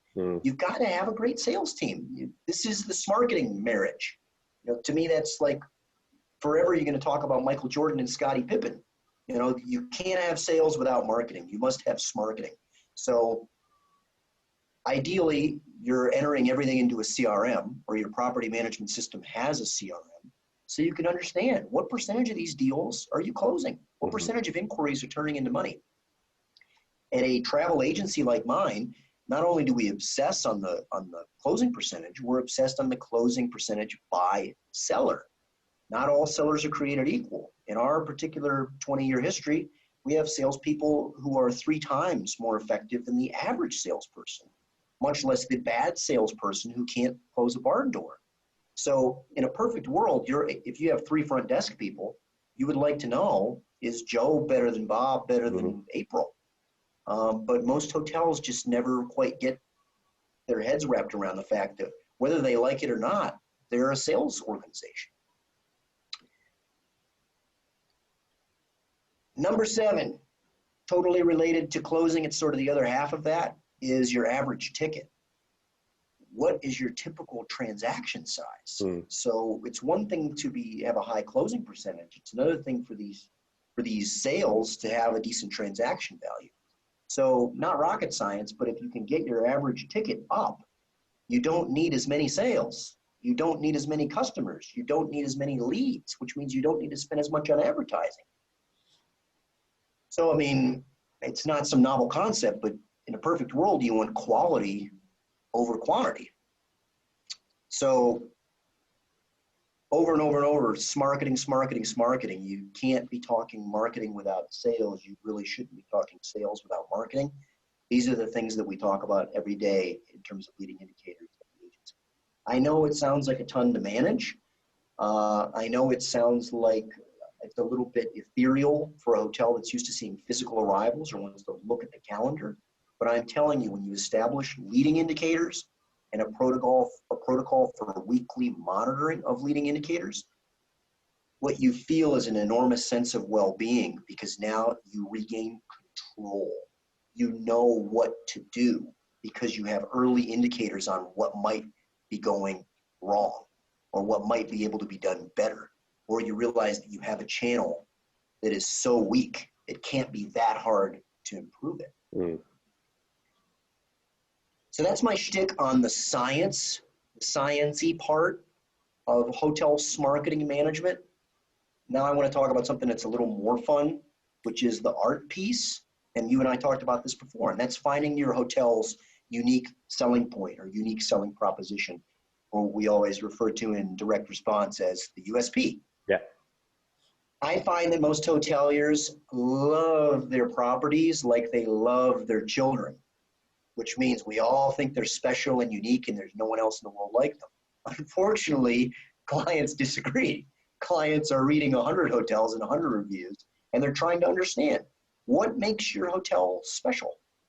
And if you haven't clearly defined that USP and it's not screaming through loud and clear in your sales and marketing, unfortunately, then we all fall back to price, and that's what you really want to avoid. So if you dig hard enough, if you do the research, if you really poll your team and your customers and you look out on the interwebs, you will find your USP.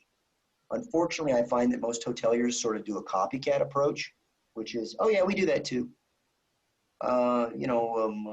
Families, sure, we're great for families. Adventure, yeah, we do some adventure. And eventually that USP gets so watered down, now you just sound like everybody else. Yeah. And if you just sound like everybody else, you're a commodity. And if you're a commodity, you compete on price. Perfect world USP is you've created your own category. You've created your own niche, which seems like a daunting task, but it can be done versus being the third or fourth in a particular category. The book that I think outlines this better than any, that's a very simplistic book, is The 22 Immutable Laws of Marketing. The goal for any marketer is you want to be able to say, we're the only property, we're the only XYZ hotel. And I believe if you stack enough traits, one on top of the other, you can eventually say, we're the only property that does X, Y, and Z. Other guy might do X and Z. Other guy might do Z and Y, but we're the only one that does X, Y, and Z. And I think if you ask yourself enough questions, you can find that stack of unique traits that makes your property truly unique. So where do you start? First place that I like to start, Google. Real world example, smack dab in the middle of the 2008 crisis, our boutique 8-room hotel was not a hotel, it was a luxury villa. But in 2008, when all of a sudden nobody had any money anymore, these multi-family adventures where granddad was footing a $30,000 bill for a luxury villa, they all but evaporated. So we had to dramatically pivot. I was combing through our AdWords campaigns and I kept seeing a keyword. If you know AdWords at all, there's a place where you can see the keywords that Google is suggesting to you or is saying, I'm showing you, whether you like it or not, I'm showing your ads for this keyword, even if you didn't choose to pay for that keyword. And I kept seeing a particular keyword popping up that in 2008 was rather novel in Costa Rica. And that keyword was adults only. Adults only? I didn't even know that was a thing. I thought that was like Secrets Resorts in Jamaica. Yeah. So I did a little research and I found there were only a couple small adults only hotels in the whole country, and there was nobody in our area. And that was sort of my aha moment. This is what we're doing. We're going boutique, unique, adults only. But how, at our property, which at the time was completely equipped to be a villa, we thought, all right, how are we going to compete with some of these other properties that might be beachfront? Because we're not beachfront, we're ocean view. Some of these properties were more luxurious. And we just kept adding and adding adjectives until we could say we were the only. In our case, we were the only boutique, because there were other ones that were bigger. Adults only, meals inclusive. So because we're a little bit remote, we decided to include all 3 meals. And then our kicker, we're 25 minutes from an international airport. So that's our pitch is, yeah, there's other properties doing similar things. And since that time, we spawned a lot of copycats. But to this date, we're the only boutique, adults only, meals inclusive hotel, 25 minutes from the airport. I think most properties, if they ask themselves enough questions, can define something that makes them truly unique. But I believe you have to bust your hump to have that one sentence where you can say, yeah, there's other guys that do this, that, and the other, but we're the only one that does this, this, and this. So in that sense, completely committing to that concept enabled us to create our own category. That gave us 7 or 8 years of success. It allowed us to pivot, reinvest. And the other nice thing is when you commit to a USP, it then dictates a million little decisions that your property makes. Yeah. Whether it's choosing the right bedding or what food items go on the menu. Now that we know who our niche is, which is primarily young honeymooners and it's older folks who are empty nesters, now that we really, really know who our audience is, we know what they want. We know what kind of service they want, what kind of tours they're going to want to take, what kind of decoration should be in the room, what should be on the menu. It just allows you to breathe a sigh of relief of, all right, how do we now entrench our position and deepen our position, committing to this niche of clientele versus watering down our value proposition where there might be kids and sticky ice cream on the ground and people who wanted to be an adults only experience, which I find a lot of the bigger hotels and resorts now have kind of said, oh, I guess we need an adults only section of the property, kind of half committing to some of these ideas. Yeah. So that really helped us. Another place to find your USP is researching competition. Have other hotels clearly staked out their territory? I think it's good to look both inside and outside your immediate destination because there's always really, really interesting marketing ideas that might not already be claimed that you can go claim. And where is there white space that you can go dabble where you can be first? I don't know if you've read Red Ocean, Blue Ocean Strategy. I know the strategy really well. I'd be lying to say I actually went and read the book, but yeah, I do know. Look, it's simple, right? When in doubt, create your own category. And the case study they love to cite there is Cirque du Soleil. Mm-hmm. It's not a play, it's not a circus, it's something else. And to this day, these guys are still commanding $300, $400, $500 a ticket because what are you going to compare them to? Yeah. Right? It's a unique category of entertainment. And in their case as well, I believe they started as adults only, which was unique in the circus space, right? They were saying, oh, the circus is a place you bring the kids, but then to say, oh, we have a circus but no kids. Yeah. Really interesting. I was in Vegas the week that the border closures was announced, and I got to watch Las Vegas close down. But even Cirque du Soleil was sold out. Mm-hmm. Those guys have figured out and mastered this sort of blue ocean strategy, which is when in doubt, create your own space. I might even pause you. Oh, so go ahead. Go ahead. No, so go ahead. Well, I was just gonna say I might pause you for a sec there because in working with a lot of our clients in the marketing consultancy, we would often ask this question: hey, what do you want to be known for? Right? And so our clients would start throwing out adjectives. And so what I would do on a whiteboard is I'd get a whiteboard and I would write down on the one side, okay, you want to be known for whatever. You want to be known for your experience. Or you want to be known for being trustworthy, or you want to be known for having the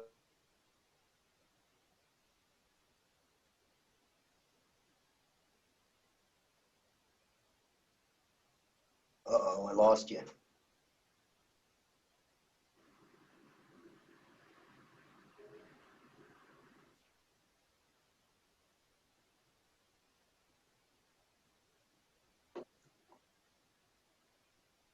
Are you still there?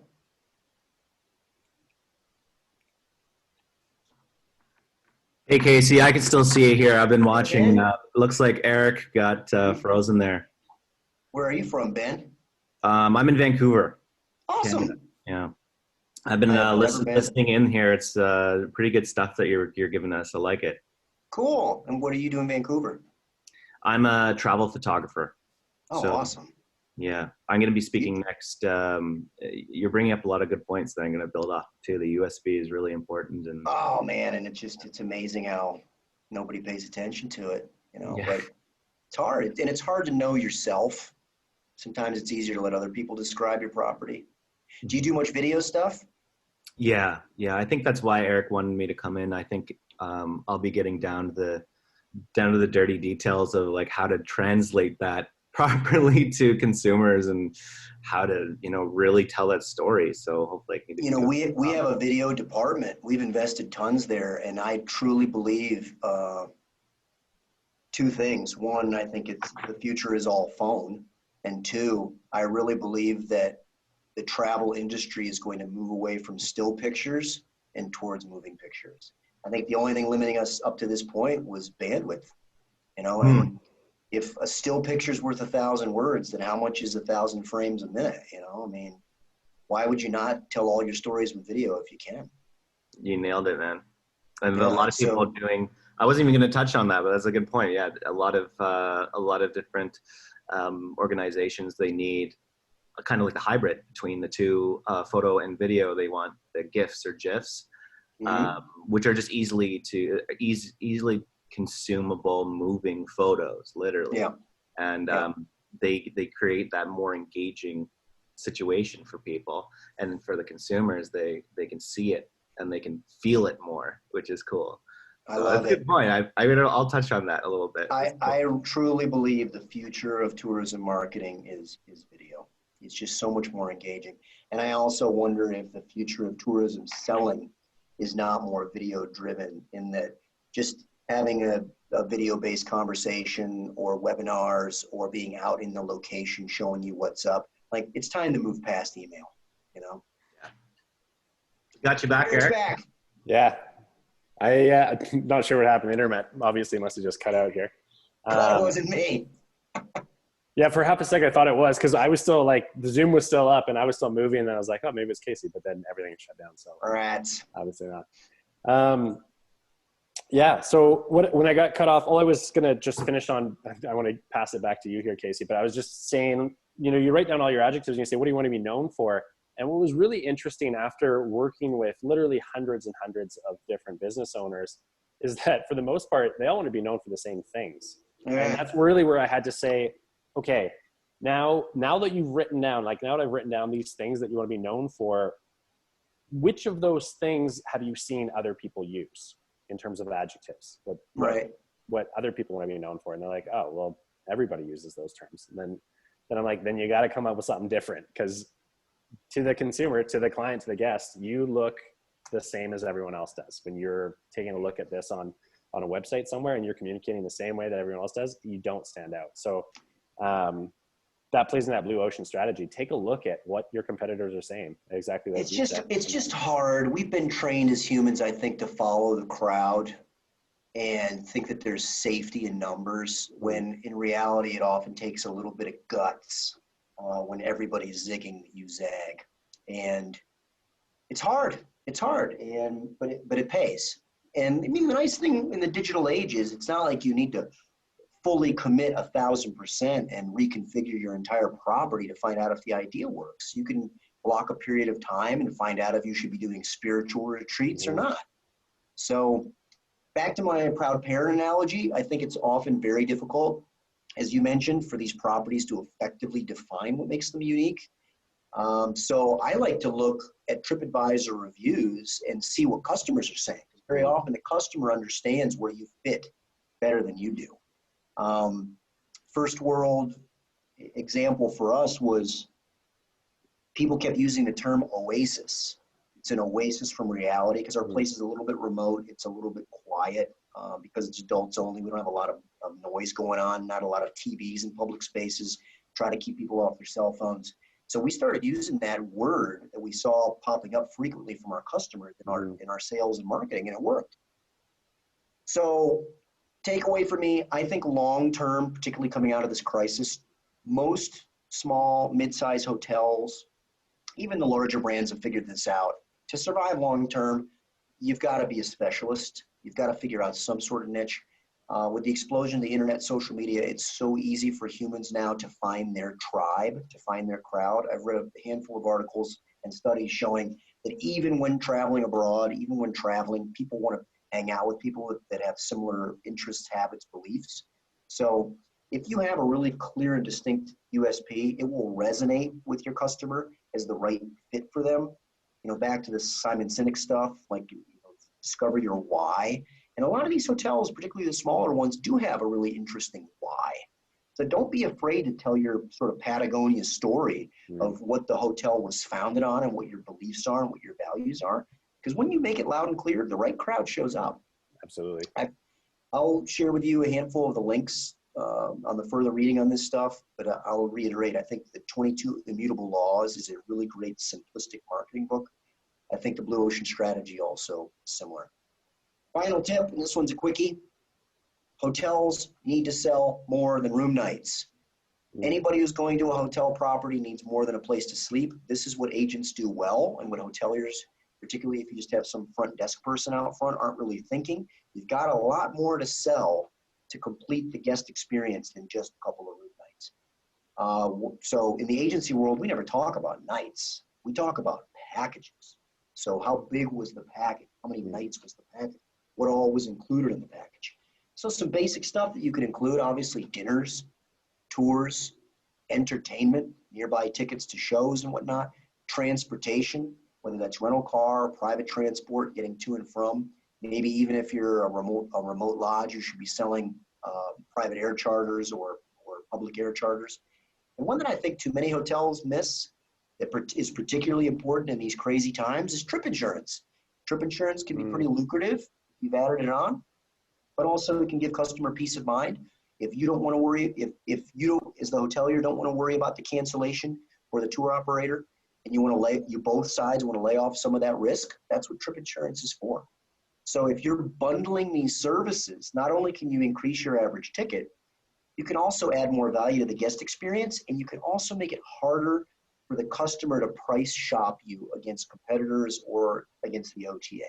So it's just a nice way to use value adds and additional services versus relying to compete so heavily on a nightly room rate. As an agent, we are constantly trying to predict, curate, and arrange these services that we think the customer probably wants and needs even before the customer knows they want it or need it.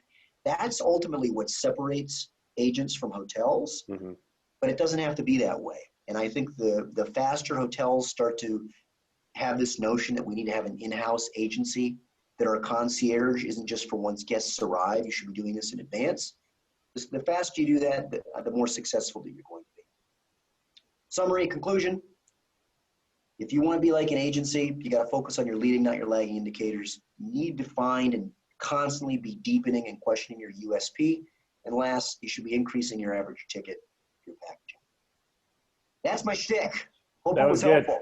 That was real good, Casey. I think that was very, very useful information. I think taking those, and just the way, I appreciate the way you laid it out. You had your 3 points, and then especially under your first point, then you had your 7 within that. So very clearly laid out with exactly what you should be watching, and then what you need to do to actually change to ultimately to increase rates overall, especially for those last 2 points. So definitely, I think it was really good perspective, and that's why I wanted to bring you on. You bring the perspective of someone that your whole world is sales and marketing. I shouldn't say your whole world, but a good chunk of it. Sales and marketing. That's what pays the bills. Yeah. And I do believe that that's something that every single tourism operator would really benefit from knowing and understanding. So coming on and giving an hour's worth of information that's extremely useful is much appreciated for myself and for the attendees, I'm sure, as well. Thank you very much. And now Ben said he's going to talk about video marketing. Yeah, he is. Yeah, I believe that's the future, man. I was having a convo about it this morning. We invest a ton of money in video because we believe in it. And Ben, I think Ben missed this, but Chris Torres, who I think popped off in Scotland, it's getting into the evening there as well. He was also talking about the fact that, you got to have the mindset of being in a state where your business, you really need to look at it as a media company now. You can't it's not just an operator. And I think, there's a lot of things changing in business, which is why it's so complex, which is why, there's opportunity for discussions like this, is because there's a lot of changes that are happening. But it's key. So before you jump off there, Casey, just give us an indication of where somebody could find you if they're looking to communicate with you, or maybe even potentially looking to see if your agency is somebody that they might want to work with. Where would they find that information? Where's the best place? I think the best place to find me is LinkedIn. Fortunately, my name is somewhat uncommon. So you look me up on LinkedIn, you'll see me as the CEO of the Namibia Travel Group. Awesome. And that's sort of our catch-all name because we operate a handful of different brands of business. But if anybody wants to connect with me, LinkedIn, and I love talking tourism. Also, if anybody's listening to this and they want a a little bit more on this topic, as well as the specific links, Casey and I actually did a podcast interview a few weeks ago. And so we posted all of those links. That podcast is live under Tourism Marketing Mastery, the podcast, which you can find on pretty much any podcasting channel that's out there. And we have all the links to connect with Casey there, as well as Casey and I went much deeper into direct marketing and response marketing in that discussion. So if you're interested in checking that out, head over there. All right. Thank you, Thanks Erik. a ton, Casey. Good luck, obviously, Ben. What's that? Yeah, thanks. Nice meeting you, Casey. Nice meeting you. Yeah. Come on down and visit, guys. It's a quick flight. Oh, it's beautiful.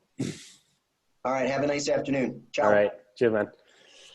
Ben, how are you, sir? Good, Eric. I'm flattered you brought me on to do a talk here. I hope I can be entertaining, keep people engaged, and offer some good insight. Whatever I can offer is I'm glad to do that for you. Awesome, man. Well, we're definitely glad to have you on here as well. And what we've been doing with a lot of the other panelist speakers is just giving a brief introduction as to who you are, kind of what you do, so there's context to where you're coming from, and then launching into your topic, your talk. What we'll do just before I allow you to do that is I'll give a little bit of context to Ben, how I know him, and then also just basically why we invited to bring him on. Ben and I went to university together a while ago, a few years ago now. And to be frank, I didn't know exactly what Ben was up to for a while. And then I started seeing his work show up on social media in different places. And just before kind of COVID hit, I think, and Ben, you can correct me if I'm wrong, Ben just got back from Thailand and was doing a promotion for Gap Tours and Tourism Thailand, actually advocating the country. And so he's starting to work with some larger entities now in his space, which is in video production, and maybe the grander space of media production. But he's obviously someone that's gaining some renown in the industry, and he does a great job. Watch some of his content. So I thought I'd bring him in as that person who really lives in that space, in the content creation space, because I am in agreement with Chris, who was on earlier, that said, you need to look at your company as a media producer. But then the next question is, how? What do we do from there, and what's the best way of going about that? So without further ado, let's bring Ben into the picture, and then you can tell us a little bit more about yourself. Yeah, you nailed it you nailed it on the head there. And I love that point, how everyone is kind of turning into a media production company in their own way, even outside of the tourist industry. So that's always interesting. And I think that's why it was easier for me, someone without any actual training in the industry, in photography and videography, to be able to navigate my way with relatively little experience into getting jobs and getting work and working with big companies in under a couple of years. So you're totally right. This industry is booming for us, and there's a lot of creators out there who are doing this. So, it's a little crowded of an industry, but I think, some of us bring a little bit more to the table than simply taking photos and doing video. So hopefully I can touch on that. But for those of you who don't know me, I'm somewhat relatively new to this industry compared to most people, with regard to having, any kind of training or photography expertise. I've all completely self-taught. I spent a lot of time traveling throughout my 20s. As Eric said, we kind of fell off the map from each other. I was doing sales and marketing here and there in Vancouver, and I decided to finally quit my job at 29 and buy a motorcycle. I think that's when we really started connecting, Eric and I, is the motorcycle thing. And I rode through 8 countries in 8 months. And that was kind of my crash course in learning the industry for myself. I was by myself for 8 months, learning how to use a camera in both, in all ways possible, and creating my own brand. So that actually worked really well. When I came back from that motorcycle journey, that was the end of 2017. I already had jobs lined up, and yes, most recently I've built up to a moment where I'm working with G Adventures and Tourism Thailand, which is such a pleasure, such an honor to be representing such a titan in the industry. But it shows that, I don't know, I think I might be able to bring something to the table regards to storytelling. I paid a lot of attention to my clients, what their specific needs are, and truly doing more than just to creating photos is creating a feeling. So that's what I'm going to be talking about in this. And kind of going from what Casey was talking about, that USP, making sure that you understand your worth, you understand what you're bringing to the table, and hopefully I can translate how do you even do that? How do you even translate that? How are you going to tell that story? So yeah, I think does that get a good background on me? I think, yeah, that's good, man. I think also for those of you that don't or might not be aware, I guess it was Gap and now it's G. Is that correct, Ben? Yeah, G Adventures is the new name. They used to be called Gap Adventures. Yeah. Big.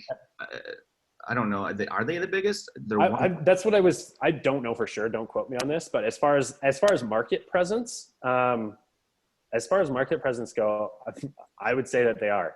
They're definitely the major tour company, at least here in North America, that does international trips. So they're not small by any means.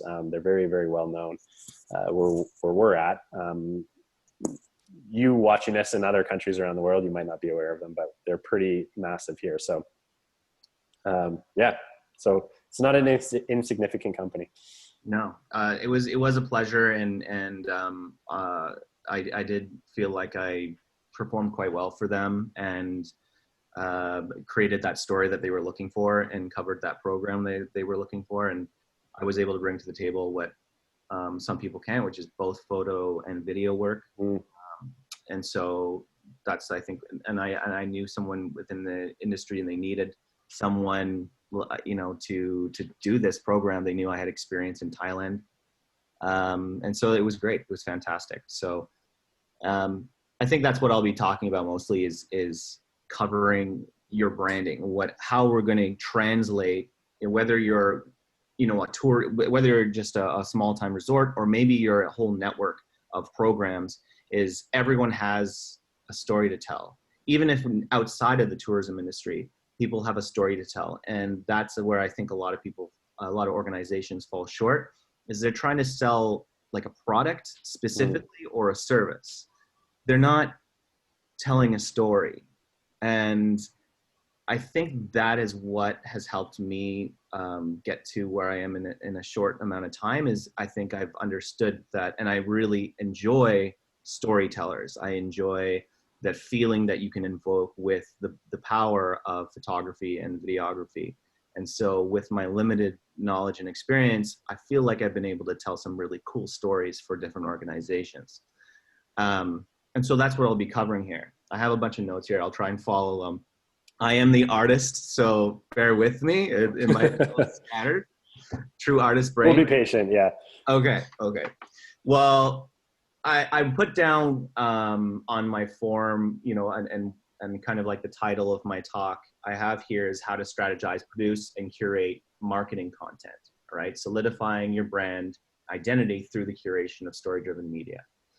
So that's a big mouthful, but just as Casey was explaining before, is finding that one thing that really makes you unique, your organization unique, is very, very important.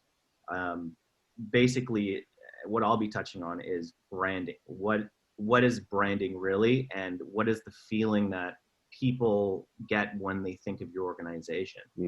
And that's it's a vastly overlooked part of marketing, is not just looking at an itemized bill of characteristics of the things that make you special. It's what is the feeling that is invoked when somebody says your name. Good examples would be Grey Goose is a fantastic example in the marketing industry of just a very average vodka, nothing special about it at all. And somehow they were able, through their marketing efforts, their marketing campaigns, they were able to create this very romantic and mystical feeling around their brand, and of course that attracts, better clients, that it attracts a certain demographic who's going to spend more money on your vodka. And now your markup is going to be so much higher. Same with, say, Red Bull is a perfect example as well. complete garbage product. Like it's just a creatine swell. And yet if you are able to create a brand and a feeling around it, you're going to be attracting people to that product, regardless of how bad it is for you, regardless of what it tastes like. People want to drink that Red Bull because it's time to amp up. It's time to, Red Bull gives you wins. It was kind of like the campaigns after that really went home, is, they create this world of extreme sports, of cool athletes. And so these are ideas that that came to mind when I was thinking about, it's not always about what you have to offer, but the story that you are trying to portray. So the feeling that somebody is going to get when they do book a spot at your resort, when they do sign up for your program, when they do come on your tour, is sometimes it can be more important than the actual tour itself. Is you're signing up for an idea, and that's kind of what the next wave and consumers, the millennials, are looking for. Is they're now coming into this age and into this buying power where they're able to spend money on experiences. And there's some studies out there that are saying that the next generation of consumers, of tourists, are much more they're Instagram generation. They're much more focused on experiences that make them not only feel good, but they want to look good as well. It's this idea that you're putting yourself in those romantic notion of being in a world that you believe in. So, for instance, past generations, they may have been more focused on spending their income on material goods like cars or really nice coffee makers, things that they can show that are material goods that will show that they're doing well in life and they're happy spending that extra income and spending their free time and money, hard-earned cash, on things like those. That's good. The next generation coming up is they want experiences. They want unique experiences. They don't want to just spend their money going to Hawaii anymore just to relax on a beach. It's not enough for them. It's becoming much deeper. And I don't think I have to tell anyone in this lecture how much more complex the tourism industry has become in the past 20 years. And so now is more important than ever, is it to create a story and create this brand that you are selling, the feeling that people are getting when they do sign up for your tour or when they book your resort.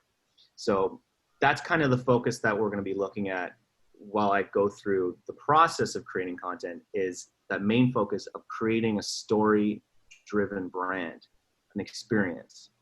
I might interject just for half a sec there, Ben, and illustrate as well. You touched on this, but that emotion in the concepts that you gave and the examples that you gave, that emotion very much also ties into how people see you. In other words, the association and the community that you're building with that video as well. So yeah, you're evoking that emotion, but in the example of Grey Goose or Red Bull, we're very cognizant of who do you associate with when you consume that service or that product. And that's super powerful in video as well. That's what we've attempted to use video for, not near as well as Ben can produce them, but yeah, we want to create an emotion, but we also want to very much define who's the community that you're going to be experiencing this with when you engage in this experience. And I think that's part of what Casey was saying with the USP, is not only finding who you are as a brand, but also finding who is your demographic that you're selling to.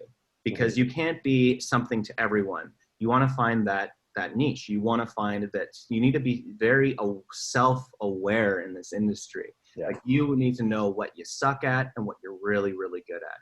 And once you are able to define that and you're able to really pinpoint that, that's when you can start building a story and building a brand around it. One more last example I wrote down here that is specifically relevant in this is Newfoundland Labrador. They have the best campaign I've ever seen, and that is a desolate rock out in the middle of nowhere.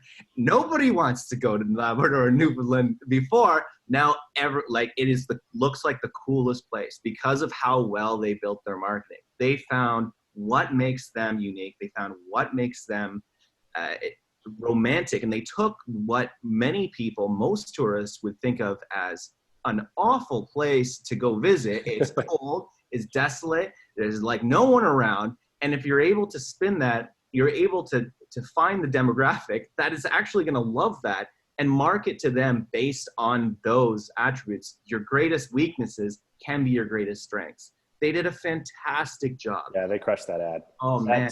If I remember correctly, I think their focus there was essentially, they didn't say it in these words, but you're free from judgment. And what they showed visually was that you are free to be the kid who you want to be. You're free to be that child who you want to be in this place of complete desolation because no one's there to judge you. And the people are pretty friendly. So that definitely helps. I haven't been to Newfoundland, so I can't really, Newfoundland and Labrador, I can't really judge that much. I'm based off of stereotypes and what I've heard and research. I am a travel photographer, so I have done a lot of research on the place, but I've never been there, so I can't truly speak to what it's like. But I know that is a cold and very epic location, much like Norway, Northwestern Europe. And it's hard to attract people there to places like that. And they did a fantastic job highlighting what truly makes it a beautiful and insanely gorgeous landscape. So good on them for doing that. And that's a perfect example of finding a niche, finding a brand, and then building off of that. Yeah. And I think that's what a lot of people skip on when they're building a resort, when they're building some kind of brand is they're not starting with the basics, and they'll probably have to take a few steps back and think about what makes them unique and then build off of that. So a couple things that I can touch base on with building the brand is, I guess it starts in different steps. I mean, first you have to strategize, right? You need to find out what is going to make you unique. We already touched on that. What's your USP, as Casey said. And you can, what I've seen people do before is they have a big whiteboard. And I think that you were talking about working with certain companies, and you can write down lists of some of the adjectives that they want to be described as, or maybe they already are. I've seen people do like kind of like a spider web, which is really cool. So they have their central name, and then maybe like a theme that they have attached, like one word, like trying to keep it as simple as possible. Yeah. And then branching off of that, and each adjective or word has more branches. And then from there, you can attach physical attributes about the place or programs that you have about this that actually back up that feeling, which is really good. So building a brand is really important, and sticking to that is even more important. That's the biggest challenge. And that's what I'll finally get to at the end is, how do you actually translate this into, properties that you can sit on and you can use for months and months at a time. One of the greatest program or campaigns out there that I've seen did the best job of creating a brand based on a feeling or a story. So this is something that, again, I think a lot of organizations overlook, is they focus too much on, the list of things that they can offer, instead of thinking about the experience and the feeling that the person will have there, and the storyline that the person wants to put themselves in as well. So when you're thinking about booking, say, a resort in the mountains, a whole bunch of dreams and feelings and storylines will flash before your eyes. Say if you're booking it with you and a fiance, or you want to propose to someone very special, and so you want to take them to the mountain resort. You're gonna put through your mind all of these images through your head. You're gonna put yourself in that situation. You're gonna be putting yourself into that place and trying to get an idea of what it's going to be like. And that's ultimately the biggest challenge for a resort, is building content and building a brand that makes it as easy as possible for that consumer to put themselves in that little avatar, in that situation, and look around and see mountains. One of the most successful Instagram accounts of all time, is like a historical thing, was the Follow Me To account. And every single person has seen these photos, and it's a girl walking at in one direction, and she's got her hand trailing behind her. Yeah. And the photographer is holding the hand, right? Everyone's seen these photos because they're probably the most successful couple. I don't even know what to call them. Instagram account influencer type. They started doing it back in 2011, 2012, before anyone was thinking about these things. And this is a perfect, I wouldn't say that a perfect example of good marketing. I'd say that they're a perfect example of putting someone in that situation and creating that. And it's almost like the most obvious and blatant showing of how easy it is to connect with your audience when you literally put them in that point of view. Like, they just went with it all the way through. There's no, it's not subtle at all. It's like, let's just literally have a hand grabbing a girl. Yeah. She's dragging you through that place. It doesn't get any more obvious than that. And it was so successful in its earlier days and up to today. The guy's a multimillionaire, the girl's a multimillionaire because of this silly Instagram account they created. But it shows how people resonate so strongly to be putting in that situation. So that's something that you really need to think about when you're building your brand, is how can I create a presence, whether it's online, whether it's on my website, is it through my physical material that I have at the resort, or when somebody signs up for my program. What is that feeling that you're creating? And is it easy for your consumer to put themselves standing in that situation and experiencing what you have to offer? That's something to think about. I mean, I can go off on so many different ideas, but that's where you have this kind of a jumping off point into creating your brand and putting them in that situation. I'm just going to pause you for a sec. Are you going to expand any more on that, or are you moving on to the next topic from here? It's not like a change in topic. It's kind of like almost like a step-by-step into the final. Okay. I guess, because all I was going to check in with was within that context, if you have any specific suggestions for, like, this is how that could look for the operators that are out there. Right. So, and that kind of it'll jump in a little bit forward, but I'll touch base on it a little bit. So basically, how you would create a moment or a feeling based around putting someone in that point of view, you could be jumping straight forward to the photo and video content that you're creating. There's several different ways of doing that. There's the most technically obvious example, which is point of view tours of, say you have a resort. Your location, you want to see the pool, you want to be able to walk around the pool virtually on your computer. Yeah, there's lots of photographers who have that technology who can do that for you, and that's really good. That helps, but again, that is kind of what you're doing there, is you're focusing too much on the technical aspect of putting that person in a situation.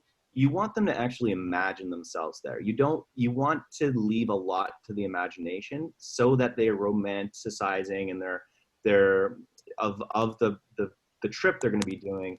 Yeah, takes over, and it allows them to be their natural optimistic self that most humans are. And they're like, this is going to be a greatest trip. You know, my girlfriend's going to say yes to the proposal. Yeah. It's going to be, the doves are going to fly out of the bushes. It's going to be beautiful sunset, everything. You know, you want to be able to create that image in their mind. And all you need to do is basically jumpstart it for them. You don't need to finish it off. So although those point of view tours that you see in a lot of resorts are very useful for the technical traveler, like they need to see if, will I be able to fit my rambunctious family in this hotel room? Is it big enough? Yeah. How is the pool? What it seems like. Those are good and they're very important to have, but that's not really what I'm talking about here, which is creating a story and prompting the consumer to romanticize your location or your program in their own way, filling that space and filling those empty pockets of the information with their own positive assumptions and positive memories.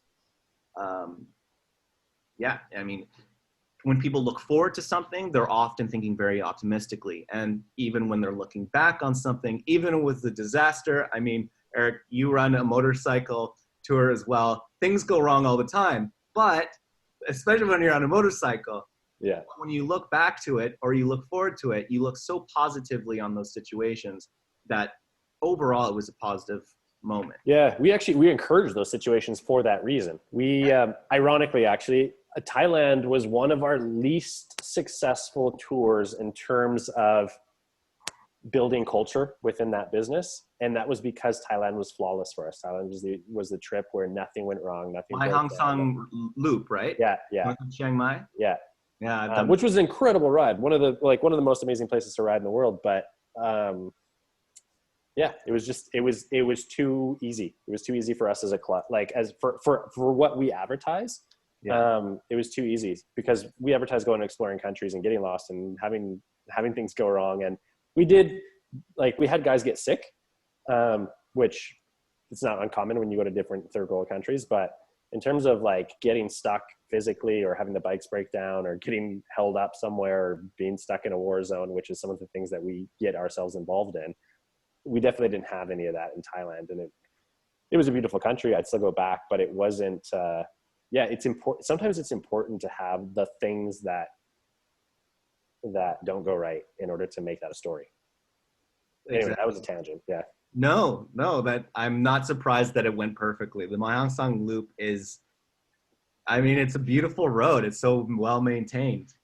It is an adventure in itself. Yeah. But it's one of the, it's probably, I found the same thing with Thailand when I rode through it. I was just like, nothing's going wrong here. It's pretty chill. Everyone's super friendly. It's all awesome. Yeah. But yeah, you're totally right. Is the romance and the idea of something, whether it goes right or wrong, is more important than sometimes the experience itself. If that makes any sense. Yeah. You fill in those gaps in your mind with positive feelings, positive moments. For instance, I think for your motorcycle tours, a lot of people signing up, they don't want to, they may not want to know the exact itinerary of every single day. Yeah. What they want to know is, are they going to have an adventure? Is there going to be epic moments? Yeah. Is somebody going to get stuck in the mud? That's what I want to sign up for, because they're buying an idea and an experience. And if you can tap into that with any industry, then you're doing really well for yourself, because you understand what you're worth. Yeah. And part of that, I will say, depends on how you market to that demographic. For instance, we get guys who want everything laid out, the full itinerary step by step. And we just are very clear that we're not the thing you're looking for. Like, if you want that, there are companies out there absolutely that provide that. Here's a list of those companies. Like, we're happy to pass those people on. Because it is about building that community of saying, these are the people we serve, and we're very, very clear about how we serve them and the experience that we deliver that they're going to get. So if you're for that, great. And then that makes it easy. It makes it so much easier to attract that person, because it makes it easier to figure out where that person hangs out. Whereas when you're going for everybody, it's so difficult to just figure out, where does everybody hang out? Like, you don't even know where to start. So yeah. Picking that, like, who is it you want to go after, it makes it so much more simple. Even creating content, like in your case, like if you're going to create a video, it helps to know who's going to be watching that. Absolutely.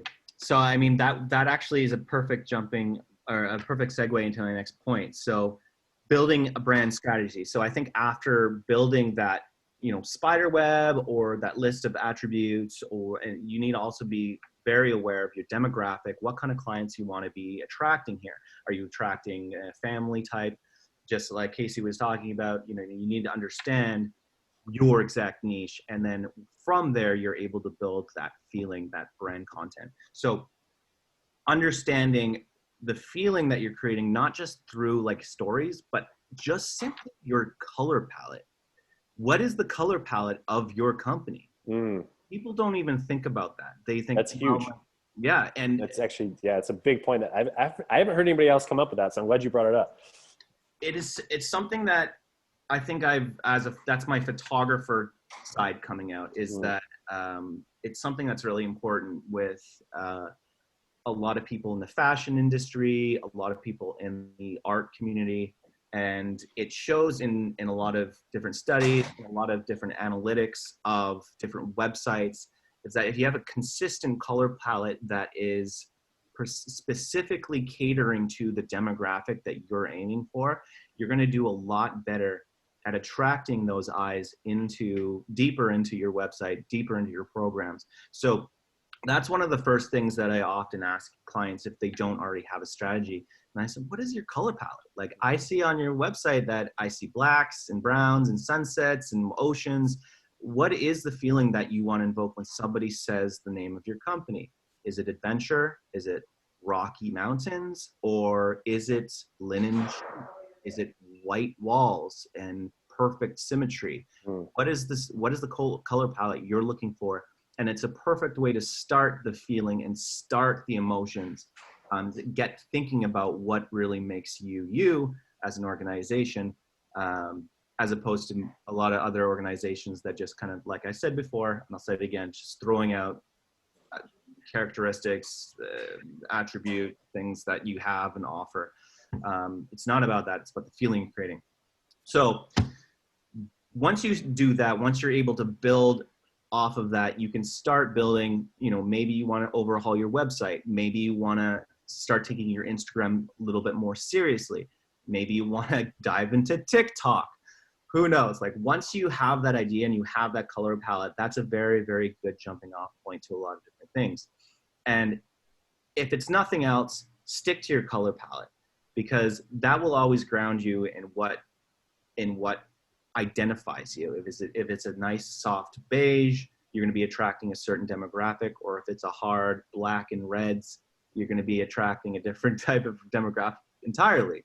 So as long as you stick to that and you're consistent about it, you're going to do well.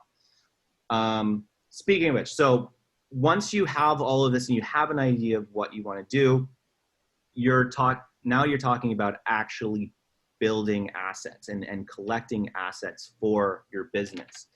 And like I said before, consistency is the most important part. And it's something that even some of the best clients that I've worked with always fall off on.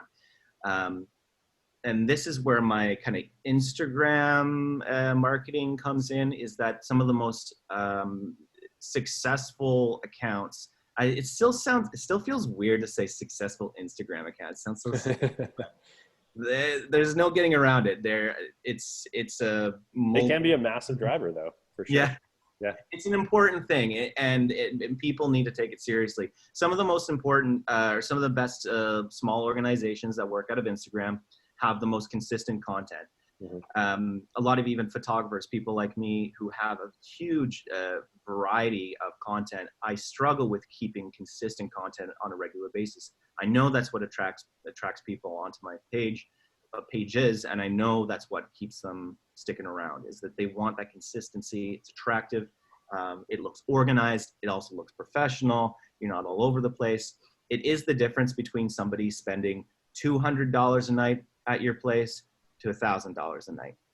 If you simply have a consistent color palette and consistent content on your pages, mediums, it's a website, Instagram, Facebook, you're going to be attracting better clients, because the people are just simply going to think you're better. I'll still pause you on that point too. What we found when we actually studied that, we researched it and said, like, why would people pay more? Because we went deeper into that rabbit hole. And a lot of it actually just comes from consumer confidence. It is better. Visually, it looks better. Aesthetically, it looks better. But it's actually the confidence just that the consumer has subconsciously that says, this organization has a plan. Yeah. And they are taking care of things. This organization visually to us doesn't look like it has any kind of plan. And I don't know if they're going to take care of things. So it's that safety factor as well. It's saying these guys are on it. They know, like, they have a plan, they have a system, they know what they're doing. And they're also within that, this organization, the aesthetically attractive organization, they're confident in who they are. That's why they're consistent in that way, right? They're confident in who they are. If you got this person over here who's completely scattered, they're all over the place, sometimes it speaks to the fact that they're not as confident in who they are and projecting that consistently. So some really, it seems like a subtle thing, like, oh, color palette, like how important could that be? It is subconsciously, it's actually very important, and we've seen that directly correlated to bookings. It's huge. Yeah, it's huge. It's just like the anchor that you can build off of. It's a simple idea that it basically brings everything down to very simple terms for people, and it resonates.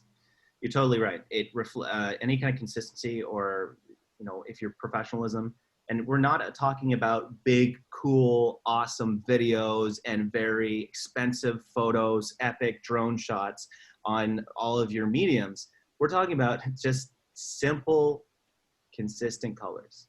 It's just a picture of a wall even, or maybe just a quote in the color palette that you have. That would cost you almost nothing. And that would be worth more than putting some big, ugly, multicolored video that doesn't really make any sense, that costs you like $6,000 to make, and doesn't really vibe with the rest of the work that you're creating. And, I can dive into the different, so Instagram, Facebook, TikTok are what I'll be covering. I know there's other mediums, but those seem to be the most important, at least in my industry. Yeah. So I can touch base on those. So Instagram, obviously, we're looking at like an age demographic, generally young, 25, 45-year-olds. It's kind of like the millennial generation, but it does reach to a little bit younger and a little bit older, but we're looking at that generation right there. The consistency of Instagram you want around every 2 days or so, depending on your industry. So you want to have a lot of content in your back pocket. I'll touch on based on that when you do hire someone to be creating your content, or you hire, an agency to be creating this stuff for you. You need to be thinking about quality, but quantity as well, unfortunately. Huge, especially with photographs, because as I've touched on before, you want that consistency. You don't want to be hiring a new photographer every 3 months who's going to have a different artistic style and creating different things for you. You want, if you're going to get the best bang for your buck, you're going to hire an organization, or maybe it's just one person, maybe it's two, and you have to have them for as long as you can. And you want to get as much out of them as you can, so that you have that, I always call it a treasure trove of content that you can always pull out for like 6 months down the road. Maybe it's even a year you can stretch it out for. Because like I said, that consistency is key in maintaining the professionalism of your mediums, of your website, of your Instagram, to attract those better clients. So Instagram is important, probably, it depends on the industry, but it's very, very important still. It's going to retain that relevance in our industry for quite a few years. All mediums do die in the long run, but Instagram is going to be around for quite a while. They've shown that they're kind of here for the long haul, but eventually they will fade out. So yeah, every couple days or so, you want to be consistently using these times, the same times every day, to be posting material, and you want it to be as engaging as possible. So when you are looking at an Instagram account, the follower count is not the most important part of an Instagram account. And that's whether you're looking at yourself, or maybe you're looking at influencers to come to your resort to talk about it, or you're looking at photographers who are going to be creating content for you. The follower count is not as important as the engagement rate that they have. So you want to be maintaining around a 5 to 10% engagement rate. So let's say you have 10,000 followers on Instagram, getting 500 to 1,000 likes per post is a healthy rate of engagement. It may seem very small, but that's quite healthy. And so if you're looking at another resort or another organization, they have 200,000 followers, you're like, damn, these guys they got it dialed in. They must get so much business. Check out their engagement rate, probably around 50 to 60 likes per. No one's paying attention to any of their stuff. Like no one cares. They probably bought a bunch of followers, but once you see that engagement rate, that's a good indicator of the worth of that account.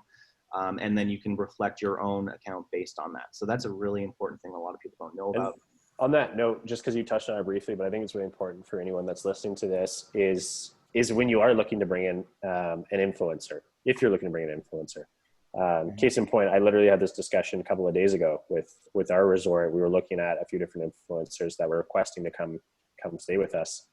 And one had they had similar amounts of followers, but one had a few more followers. And then for me, it was really simple. Just go and right away, just look at engagement and say, how much trust is there between the person that's posting the stuff and their audience? And the person with more followers had virtually no engagement. And I was like, no. And then the person that had slightly less followers, they had massive engagement, some of the best engagement I've ever seen. And I was like, we definitely want to bring this person in, because when they talk about it, when they talk about the stay with us, their audience trusts them. And that's ridiculously important, because if this other influencer, maybe they had more followers, they come in, they speak about us, well, she doesn't have the same level of trust to her audience. And so she says something's great and the audience is like, maybe it is, maybe it's not. So super key for sure. Yeah. So true. And that's something that there's no shortcuts around too. It's very difficult for resort owners, organization, any marketing expert to look at an influencer and truly understand at one glance whether they're even going to be worth the money that you're going to spend on them to bring it in, what they can bring to the table, because you have to look at you have to put a microscope at every influencer because it's always different. So unfortunately, that's a little bit of a laborious thing to do when you are looking at getting influencers in to talk about your resort. But to be honest, me having worked with a lot of influencers myself, some people might even call me like a micro influencer as well. I honestly am at the opinion that they don't do a lot for the resort.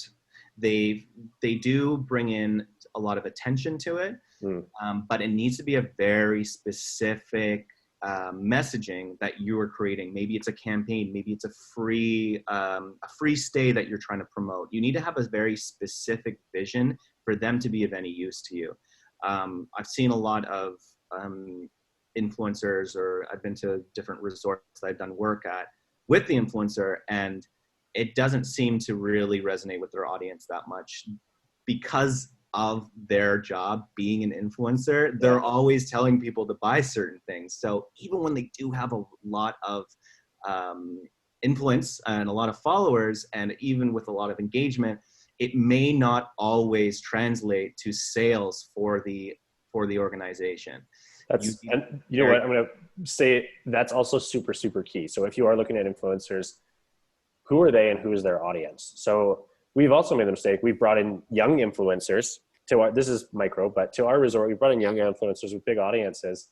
And other than the media, which is valuable to have for sure, but other than the media, they definitely did not bring any bookings in, because their audience is, they're global. The audience is global, and they're young. So they're typically not coming to us. So when we look at influencers, we're very, very tight. We know for us, we market to young families. And so the only influencers that we look at are basically like moms that are posting on their, like mom bloggers, basically. Yeah. Mom bloggers are huge, man. Yeah. They're amazing. Yeah. Anyway. Listen to mom bloggers. Big time. Yeah. That's why we're like, you have to, the audience has to resonate with, or for the motorcycle club, like we'll do podcasts, for instance, on very, very specific channels where we know that it's a good fit. You have to know that the influencer's channel is a really good fit with your service. So anyway. Yes. Rant over. I didn't even write down influencers in my notes that I was going to talk about. That's fascinating. I can go on and on about that. It's such a weird and new industry. It's not that new, I guess, now, but it's still surviving somehow. It was a very good way to get people to trust advertising for a while. There has the birth of TikTok is a very good example of how Instagram influencers, their time is the the sun is starting to set on them. Yeah. There's, like you said, a lot of different influencers have a lot of power still, and probably will maintain for years and years to come. But for the vast majority of them, the trust is kind of disappearing, unfortunately. So, like I said, if you are getting an influencer in, you need to be very specific about your vision, about your, what you need to be achieving here. Mm-hmm. And you need to translate that to them. You need to be pushing a specific campaign or a specific product, and that's how you get it pushed. Otherwise, if you're just getting them to just kind of look around and do stories, it's not gonna translate to anything. Facebook still hugely relevant. No one really thinks about Facebook anymore, but it's incredibly useful, especially in the international field. Locally, for the younger audience, I mean, obviously Facebook is like a little bit older audience. We have 30 to like 70-year-olds on Facebook, still using it. In the Western world, especially in Canada and America, Facebook is starting to really wane in its influence, but around the world, it's still going really strong. Facebook video is also doing really well. They've held on for a very long time, and a lot of people, especially in my industry, overlook Facebook because they think it's old, or it's for old people, or it's for political fights and anti-vaxxers. But really, it's still an incredibly strong tool to have, and you should never be ignoring Facebook because it does have the older demographic. They do have a lot more money. And they are not, I wouldn't say they're as picky in terms of doing their research. People who are on Facebook, they'll take things at face value, no pun intended. And you can market things to people on Facebook and they'll take it. They'll be like, okay, this is cool. So Facebook's still very important. A lot of people ignore it, but internationally, huge. And for the demographic, for the real money makers out there, Facebook is super important. The Facebook mom group, like you said, mom influencers, huge there. And it's where basically all the older crowd hangs out. They got all the money, and that's where you want to focus. So don't forget Facebook. The posting on Facebook, the content that you can create on that is hit or miss. I wouldn't say that it's as regularly as Instagram. It's more of like a weekly thing you can do. You want to create a lot more engagement with comments on Facebook. Facebook's also a really good sharing platform. So if you have any way of creating content that is more shareable, so say it's Instagram is more like an awe-inspiring place. You just create very cool moments, warm moments. But Facebook is more of like a thought-provoking platform. So if you have anything to say about, you type in a caption to maybe a cool photo that you created with your resort, which is, would you stay here? Or who would you bring to this place? And that's where the viral and the sharing can really happen on Facebook. So still very, very useful to people if they know how to use it. And it can really translate a lot easier to people and a lot more clicks and sales through Facebook than Instagram. Yeah. TikTok, I'll quickly touch on TikTok. No one's taking it seriously. And I got on it about 5 months ago. Cringiest thing I've ever seen in my life. But that is, I think, something that people say about every new platform. Yeah. Instagram was the same thing. 5, 6, I don't know when Instagram was more. No, Instagram was like 2012. This is like 10 years ago almost. When people were on Instagram, they're like, it's just purely just photos of you. It's just like selfies. Like, what the hell? And no one liked it. But of course, over time, it's evolved and it's become the main moneymaker for a lot of companies. TikTok, I can see doing the same thing. So as the younger generation builds their online brand on TikTok, companies need to be following suit. So any company that's ignoring TikTok right now is just procrastinating in my mind. It's not going anywhere. There's lots of problems with it, of course. I won't even get into that, but it's all about, with TikTok, it's all about creativity, having fun, and being kind of like the antithesis, is that the word, of Instagram. So Instagram was all about very staged, overly fake. There's a lot of Photoshop going on Instagram. On TikTok, it's all about realness. So, and it's very, very simple. So any kind of resort or organization creating a TikTok account will take a couple weeks to understand it. The algorithm will start understanding what you are as an organization, of course, and then you'll stop getting, you know, dancing, you know, kid girls, yeah. And you'll start getting really cool tourism because the algorithm will learn, of course. And that's the point when you can start creating your own. You'll understand that it's very, very, very, very easy to create content for TikTok. It's something that you actually don't even want to hire a photographer or a videographer to create it. You want to be using it from your own phone. Maybe it's your social media marketer, maybe it's the owner, and it's simply just video or photos of things about your organization, your resort that are unique, and putting captions to it. It's hard to explain, but it's something that's very organic. It's very simple to use. It's literally built for children. So, but now it's infiltrated all demographics. You have you have big companies using it. They all have their own accounts these days. So very important to get on, to understand, to learn, and start building an audience there as well. Don't ignore TikTok. This is my advice. Well, I'll say too, I don't know how much you know with this, Ben, but a lot of our audience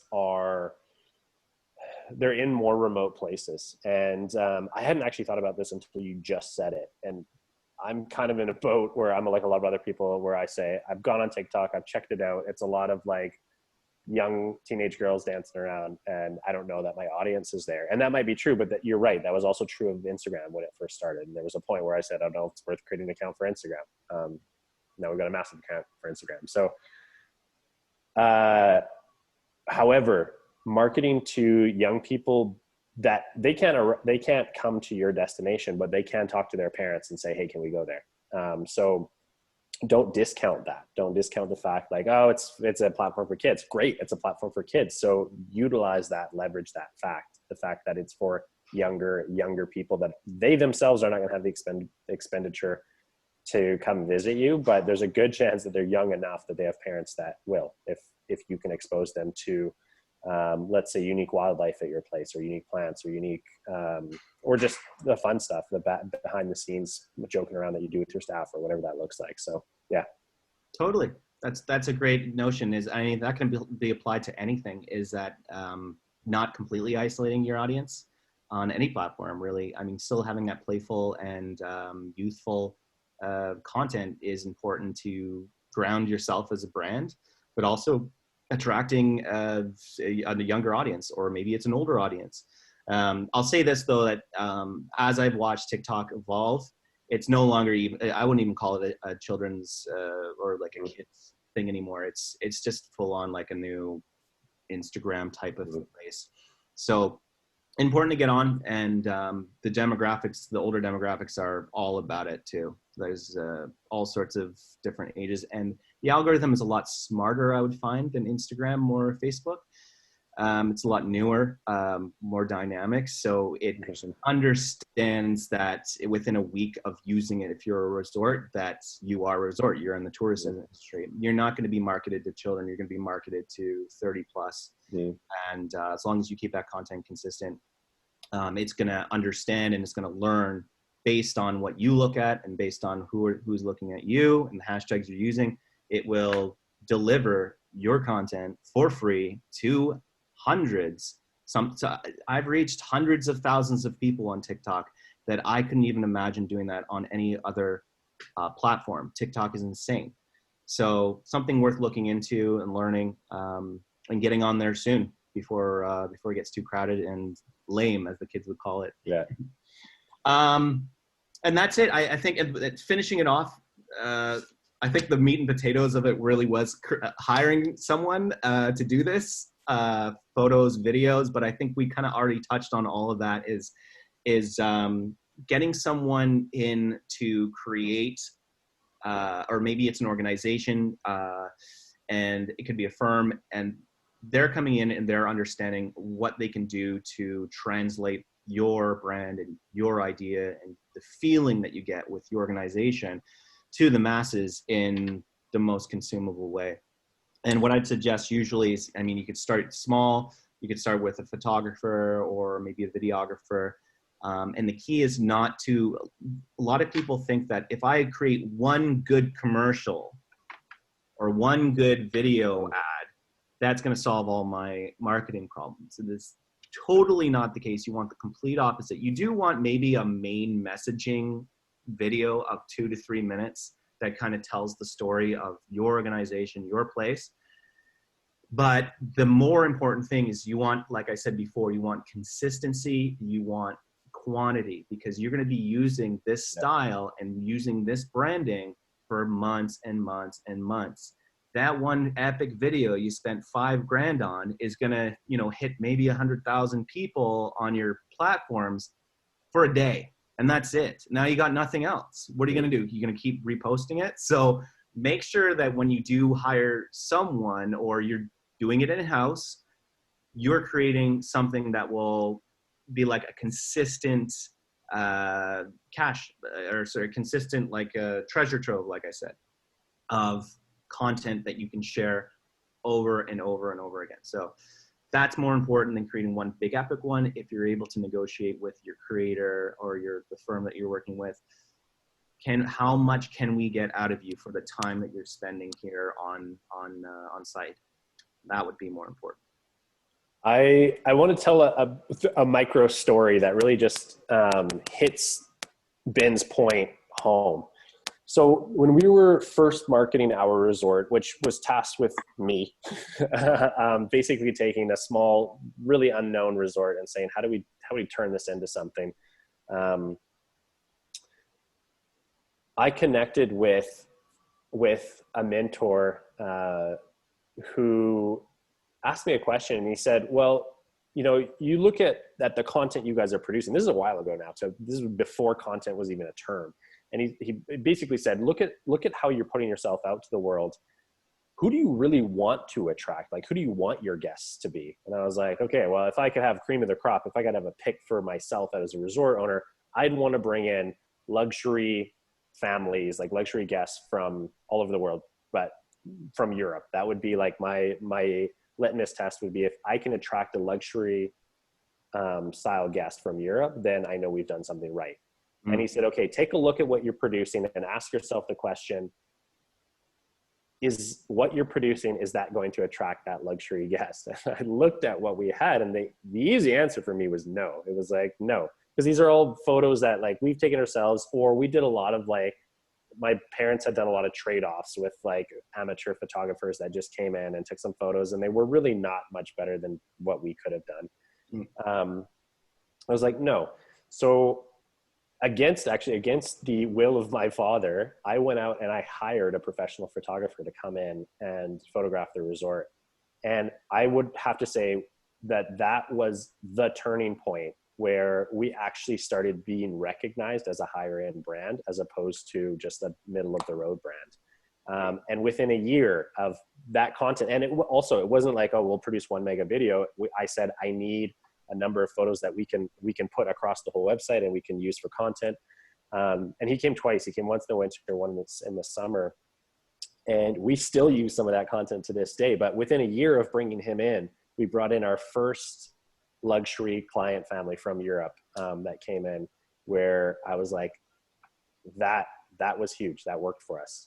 So to Ben's point, don't be afraid to go and bring a professional in and that can make you look professional. Ask yourself, who do we want to attract, and are we attracting that person with what we're putting out there right now? If the answer is no, go find someone that spent their life studying that thing and use them, leverage that.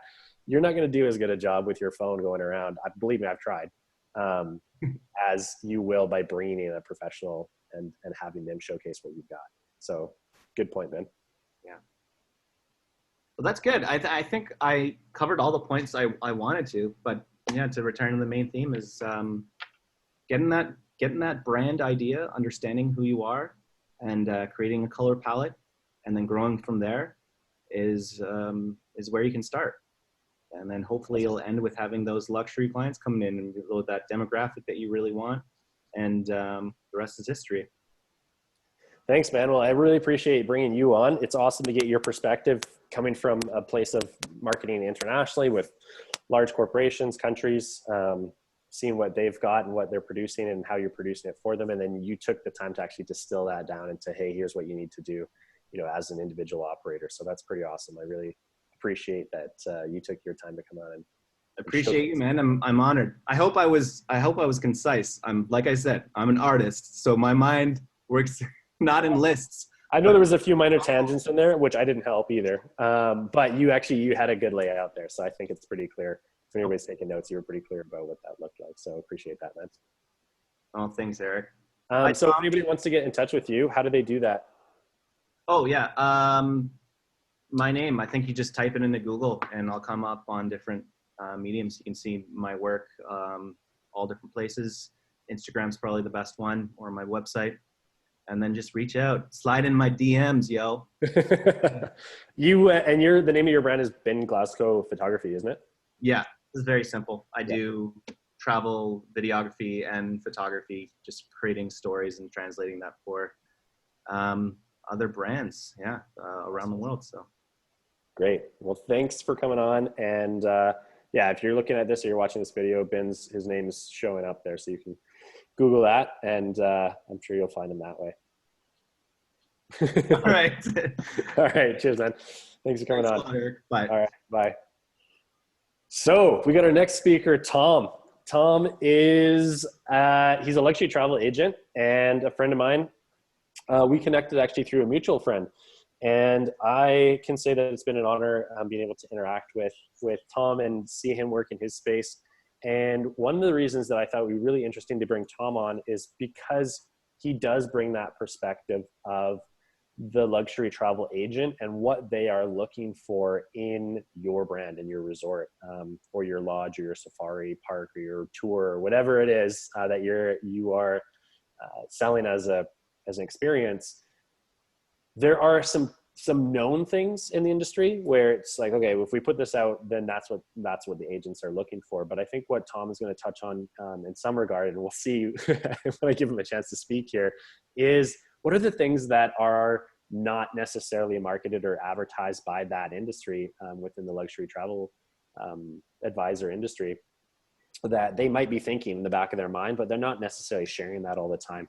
What are the key points that they're looking for in experience, and how do you get an edge over the competition when it comes to marketing your service internationally to that luxury advisor? So without further ado, let's bring on Mr. Tom Bartholemew. And Tom, how you doing? First of all, let's just start there. How you doing? Yeah, man? hello. Thanks for having me on. I'm doing well. How's today gone so far?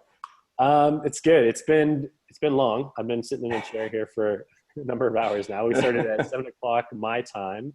Yeah. So it's you now. Okay, clocking in some hours. Yeah.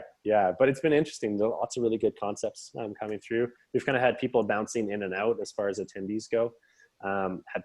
We have a bunch. We have definitely a lot more registered attendees overall. I think a lot of them are just kind of bouncing in and out, and then we've got some that are waiting for recordings after. So I think we'll have probably more people watching the recordings than actually the live. So yeah, no, that makes a lot of sense. It's a big day.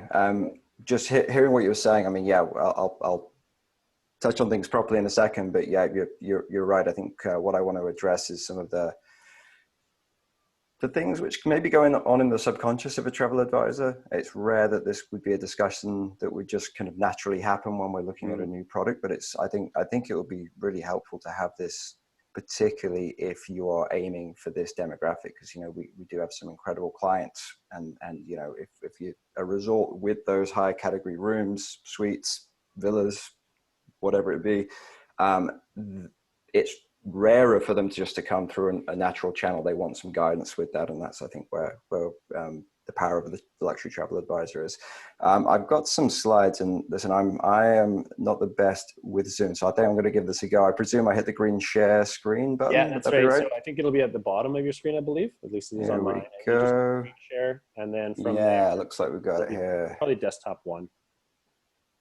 Let's try this. Boom! You did it. Boom! Oh, that's a good start.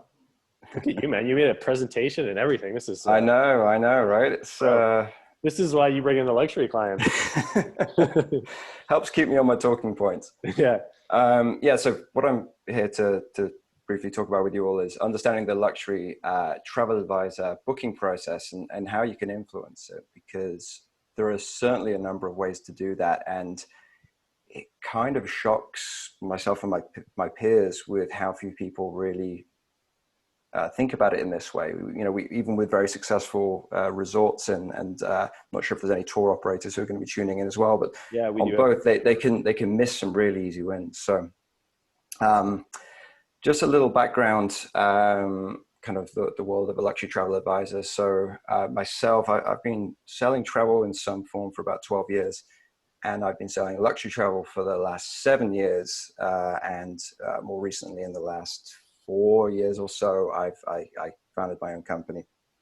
And I look after primarily C-suite level executives, and that can kind of cross into finance, into medicine, also entrepreneurs, creatives.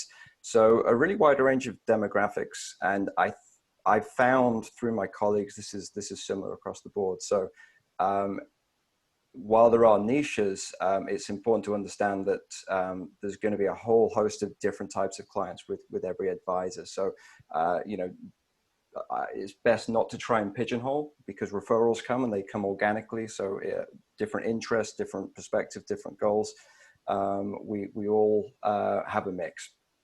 I'm proudly affiliated with the Smart Flyers. So they are an incredible agency out of New York City. Hopefully getting back there soon. I'm currently hiding away from the craziness, but New York's going to bounce back soon. And I'm a member of Virtuoso. So if that's not a familiar affiliation, I'll touch on that in a few moments. But I feel very empowered to be part of Virtuoso. It gives me an incredible kind of community to work with in luxury travel.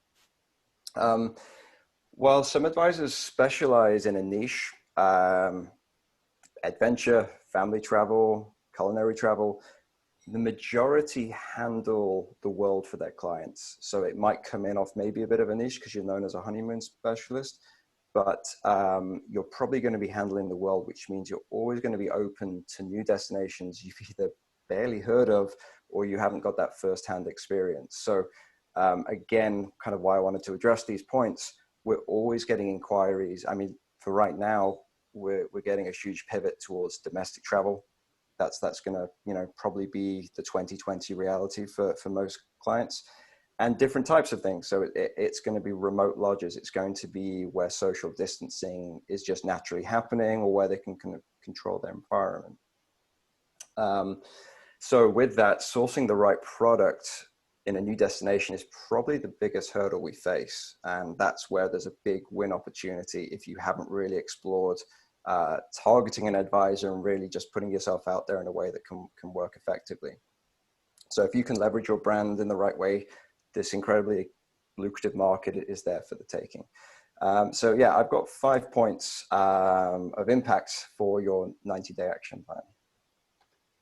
So the first one, what's your accreditation? Now, just before I kind of go into the areas I've listed here, I appreciate TripAdvisor is a really powerful tool, and it's probably a really powerful tool for direct bookings. But from the travel advisor community, we just don't really hold it to much. Reason being, it's just so subjective with how a rating is listed. You could be top in TripAdvisor, but what does that really mean? Because a whole, you know, cross-section of people could be voting on it and have very different appreciations of what is luxury, or what is this, or what is that. So still, you know, amazing if you do have a great TripAdvisor rating, but for the luxury travel advisor, we're hoping to see accreditation in a few other areas. So the big one, the heavy hitter of it all is, are you an affiliate of a consortia? So the big one, Virtuoso, that's what I'm part of. That's arguably the top luxury travel consortia. There's another one called Signature, which is, again, in a similar area. They basically handle all the luxury brands on travel, from cruise lines to tour operators, DMCs, and of course, hotels. And then there's another one called Traveler Made, which is coming out of Europe. That's kind of a new one, and they're starting to make some swell. And there's a few others in that area. So if you look at the business justification on the fees, and you hit the criteria, being part of one of these consortia is a huge opportunity, because what that means is we see this massive tick that you really know your stuff and you're accountable, and that brings you into the community. And it again, with new destinations where you've never been there, it just opens it up to a level of assurance that they understand what the luxury traveler wants, and they've delivered on service, and they're accountable. This isn't for everyone though, right? This is for a lot of the big brands, and then some bespoke lodges and resorts. If we kind of jump down to a more niche area, are you part of a collection? I've just listed 3 examples here. There's loads of other ones, but again, being part of a collection that has some notable properties, again, just gives us that kind of galvanizing reassurance that you're the real deal. So one of the coolest ones out there is National Geographic Unique Lodges of the World. Very hard to get into. If you look at any of their lodges, they are spectacular. Tablet is more wide ranging, but what it means is you've been sourced, you've been checked. This is going to appeal probably more to the millennial market. It's not just kind of city hotels. They are again looking at eco resorts, retreats. They're expanding their kind of domestic affiliation right now, because again, we're having a bit of a pivot. Mr. and Mrs. Smith is another one in that vein. SLH, Small Luxury Hotels of the World, that's another one for if you've got a lot of unique character. If you can be part of that group there, again, it just gives some assurance, and we know there's some continuity to how you come across. And then the other area, which I think is worth bringing up, and maybe some of the attendees are part of this or aware of this, is the niche trade shows and the membership that come along with that. One of my favorites has to be Pure, which is an event typically held in Marrakesh each year. This year, they'll probably have to explore doing something remote. That's just for experiential travel. So whether you're a very unique tour operator and you're in a very, very kind of special area, maybe you're in Mongolia and it's just you handle Mongolia, or a certain part of Morocco, you've got your remote desert camps, and that's your bread and butter. And the same with resorts. Are you a true standalone property? You're not part of the Marriott client. You were operating as yourself, and you've got a lot of independent character. Another one is LE Miami, which is again for kind of the younger, cooler set. That's in its kind of 3rd or 4th year now. Emotions are another new one, but they kind of go on regional segmentation. So again, before COVID, they were having an event in Buenos Aires for South America, Barcelona for Europe, and actually in Brooklyn for North America. So they are switching to an online space. They're actually going to be running a show fairly soon. So it might be worth reaching out to any of these just to see the costs involved, what it would take in the accreditation process. But if you can get into any of these, that's hugely powerful.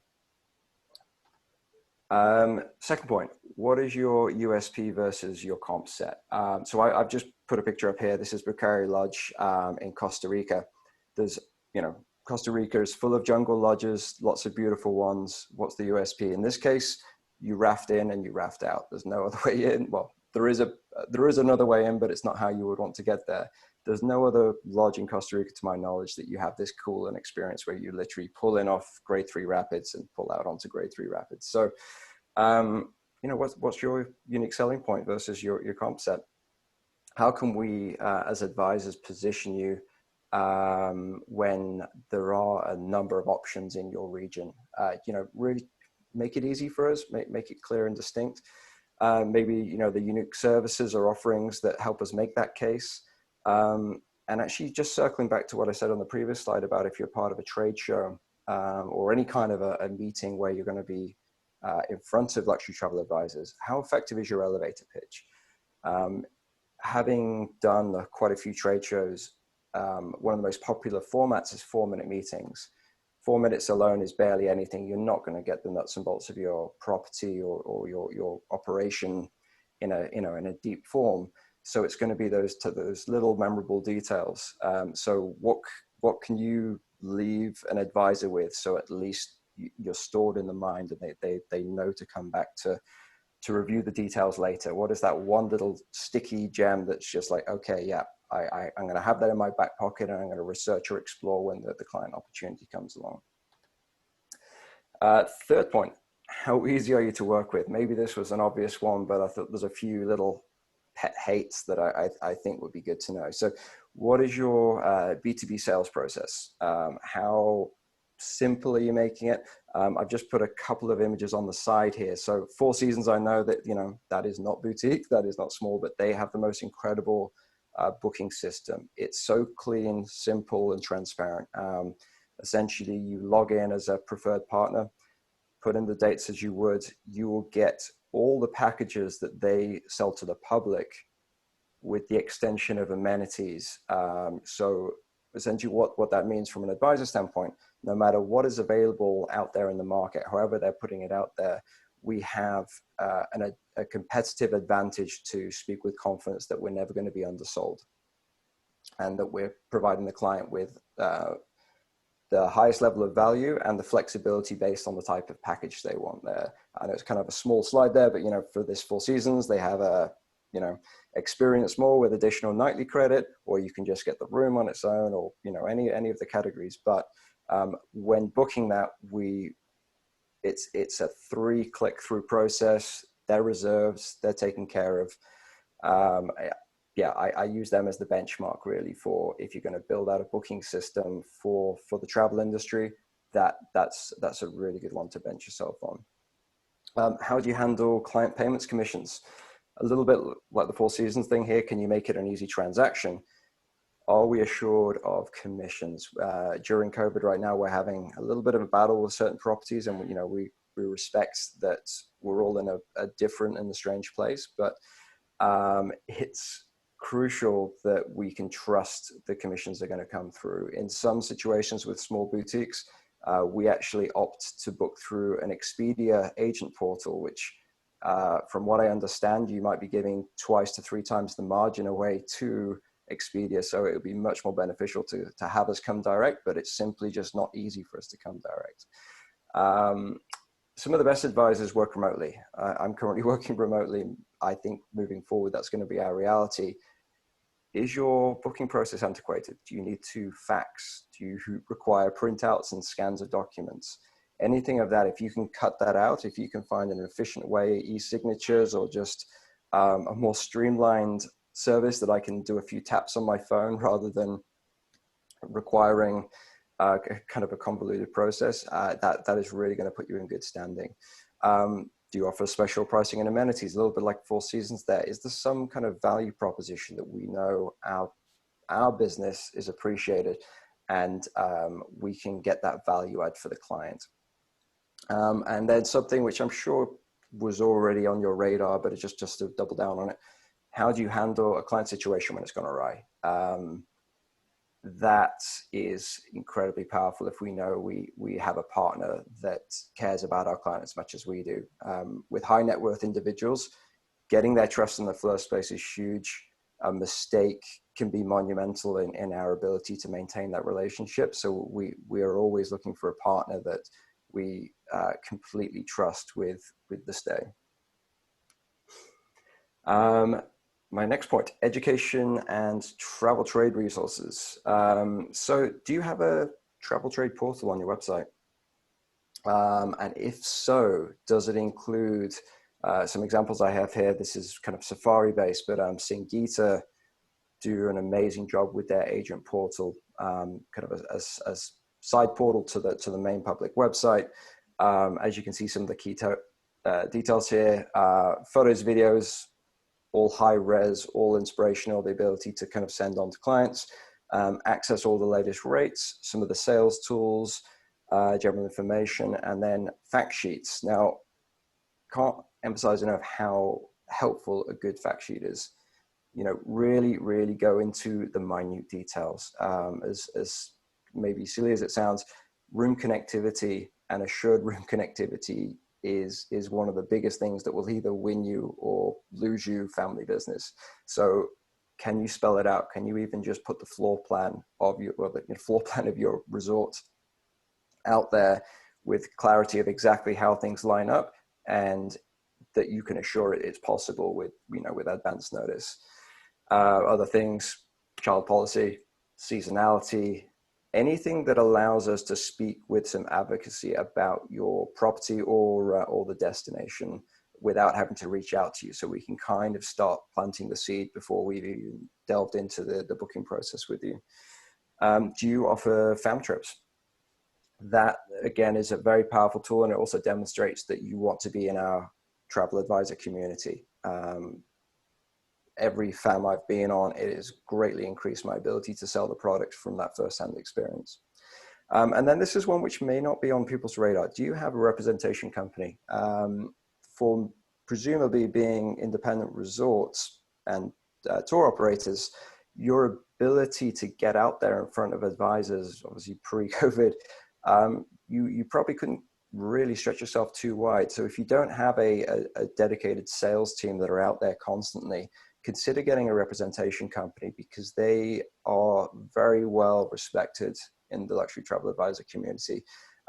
If you want to reach out after this, I can give you a list. There are many, and I think it's not just a case of giving you the list, it's giving you one that actually has the right kind of culture and vibe. Their collections really do differ from one to the other, but you know, that could be a real win for you getting exposure to a wider market. And again, much like my slide earlier on talking about being accredited, this kind of works like that as well. How can we leverage your brand? So what destination content is available to help us showcase more than your resort? I mean, I'm sure your property is great for all it is, but a big part of it is where it's located. So how can we kind of open that up so we're getting them excited about the destination to even allow your lodge or your resort to kind of be part of that equation there? One area which is hugely popular in the last year to 2 years is unique local collaborations. So that could be with artists and crafts. Maybe if you're in an area that's famed for its certain type of liquor or craft beer or wine, have you done a special batch with that winery? Have you kind of really brought yourself into that community, so when someone stays, they feel embedded? And a side note of that is access. If you're really part of that community, hopefully you've developed some sway with the locals and the renowned locals, the famous locals. Some examples here on the side, the one and only in Palmyra in Los Cabos, they tied up with Tropic Surf, and they have a pro surfer who kind of aligns with the resort, and he can kind of set up from intro surfs to heading all the way down the Baja coast. Really popular for that luxury surfer clients. Suddenly they have a pro that they can swap stories with, and it gives them some bragging rights, and they're all doing it from the comfort of a beautiful resort. One of my absolute favorite properties in the world right now is Caldera House in just in the Tetons in Jackson Hole. For the right budget and in luxury travel, that's definitely possible.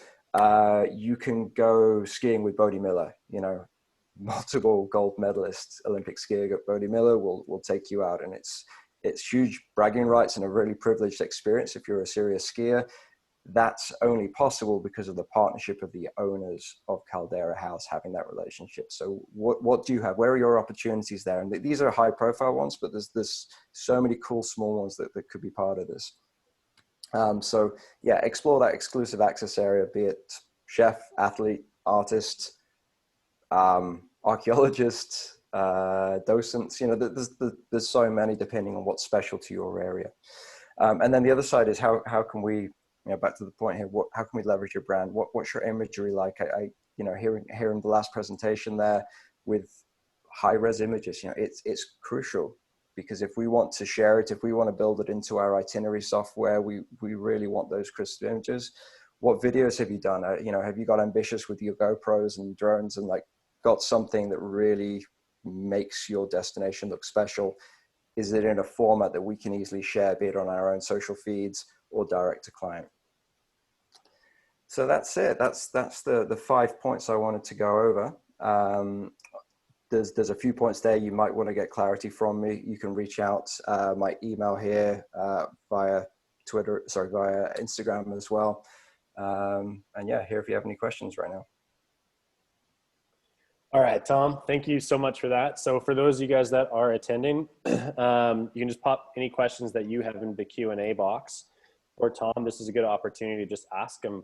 I mean, ask a luxury travel advisor whatever you want. I don't know how much he's going to go into his personal life, but I have a question for you, Tom. Yeah, of course. Just based on one of your last points there with the Caldera House, I was curious, as a travel advisor, what are some of the properties that actually stand out to you in the luxury industry? Because I think like there's these tiers that are perceived, well, I guess they're there within tourism, where you've got, you know, lower tour tourism, and then it moves up depending on the experiential level. But then there's that top tier where they're all competing for that top spot, and that's often who you're making decisions for your clients. So I would like to know if there are any other examples that you have offhand of just places, properties, experiences that you commonly advocate to your clients. Yeah, it kind of falls in a mix between some of the well-known brands out there, and I think that's for twofold. One, the investment they can put into their property, but also just the service we know they deliver. So the Aman brands is a great example of that. One that's, you know, I think everyone wants to go to right now would be Amangiri. I'm not sure if anyone tuning into this is familiar with that one, but it's near Moab, sits around this incredible rock face. They've kind of built the resort into it. And you know, it ticks a number of boxes. It ticks obviously just a truly unique location, but also that service level that 5-star delivers. We just know that they've figured it all out. They've dialed up their activities, their experiences, the you know, the food and beverage offering. So yeah, it's become very powerful. As for independent properties, you know, I'm very domestic focusing right now, just because of what. That's what okay, even if that's the case. Like, one thing I want to bring up is, if you're in a position where you are striving for that luxury market and you want to get there, I think something that you can do right now that's easy to do, but also puts you in the mindset of, what do I need to do either as a lodge or a resort or a tour provider, and put out into the world and actually start creating for myself. It helps to actually follow what all these other places are putting out, right? Saying, oh, this is how they're operating. This is what they're advertising to the world. You get inspiration from that. So basically what I'm looking at is saying, do you have just a few instances, doesn't matter where they're from, even if they're in the States or wherever they are, of, hey, go follow these guys, these are some of my favorites, and maybe you can get a few ideas from what they're doing. Yeah, I think it's worth looking at some of the brands. So you know, Safari, you know, is an area which I think that there's so many that have hit a high benchmark, and it's worth exploring those. So in my slide there, I had Singita, also had Ambient, following those brands in general, because they've really done a great job of making every property feel its own. Yes, you know, it's pulling back to the service level of what their brand is, but each one is truly its own place with its own identity. So it's definitely worth following them.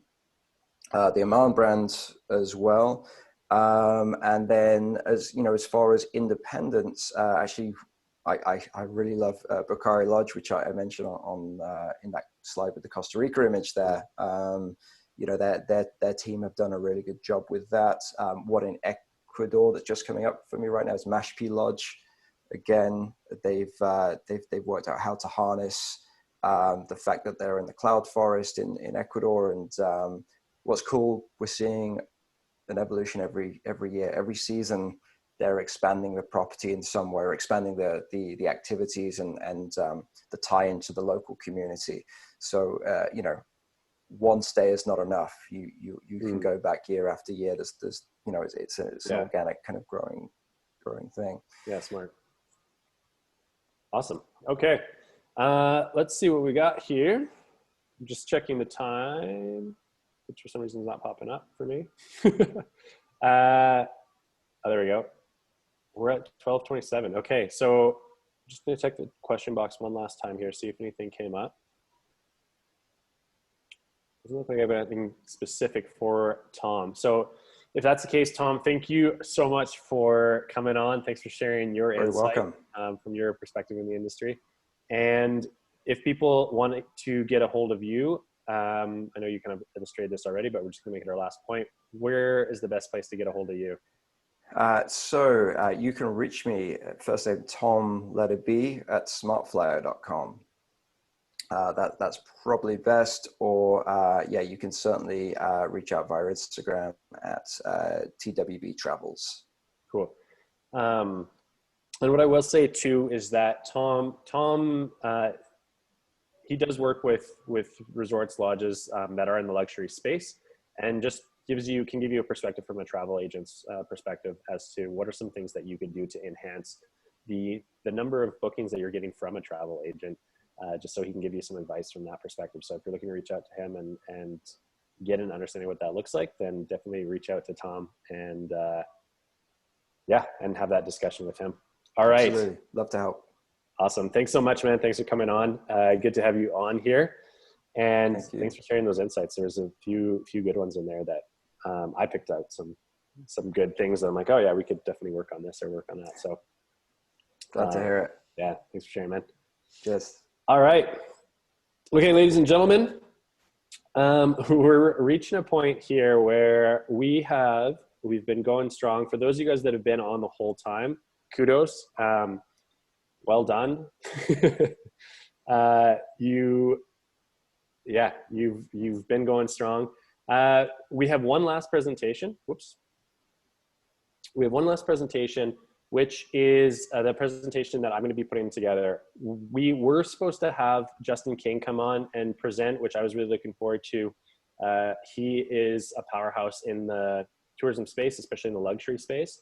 Unfortunately, I got a message from Justin just recently here where he had to take his father to the hospital, so he wasn't able to make it in today, unfortunately. So that means we're going to be ending a little bit early, and we're going to be ending with myself as the last presenter. So if that's the case, let's jump into things. I'll share my screen here with you guys. Let's do this.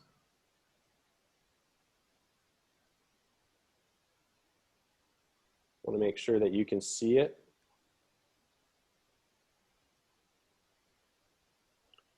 All right. What I will say is similar to a lot of the panelists here, this presentation, I threw this together yesterday, so I hope that it is relevant. I also hope I can keep it to within the time limit. And there might be a couple of points in here that I might not necessarily remember the next slide, so I might need a brief reminder prior to starting. Okay, so let's jump into things here, guys. We are, oh, sorry, I'm gonna move aside. I've got a whole bunch of screens on my side. I'm gonna take out some of these just so I can see what's going on.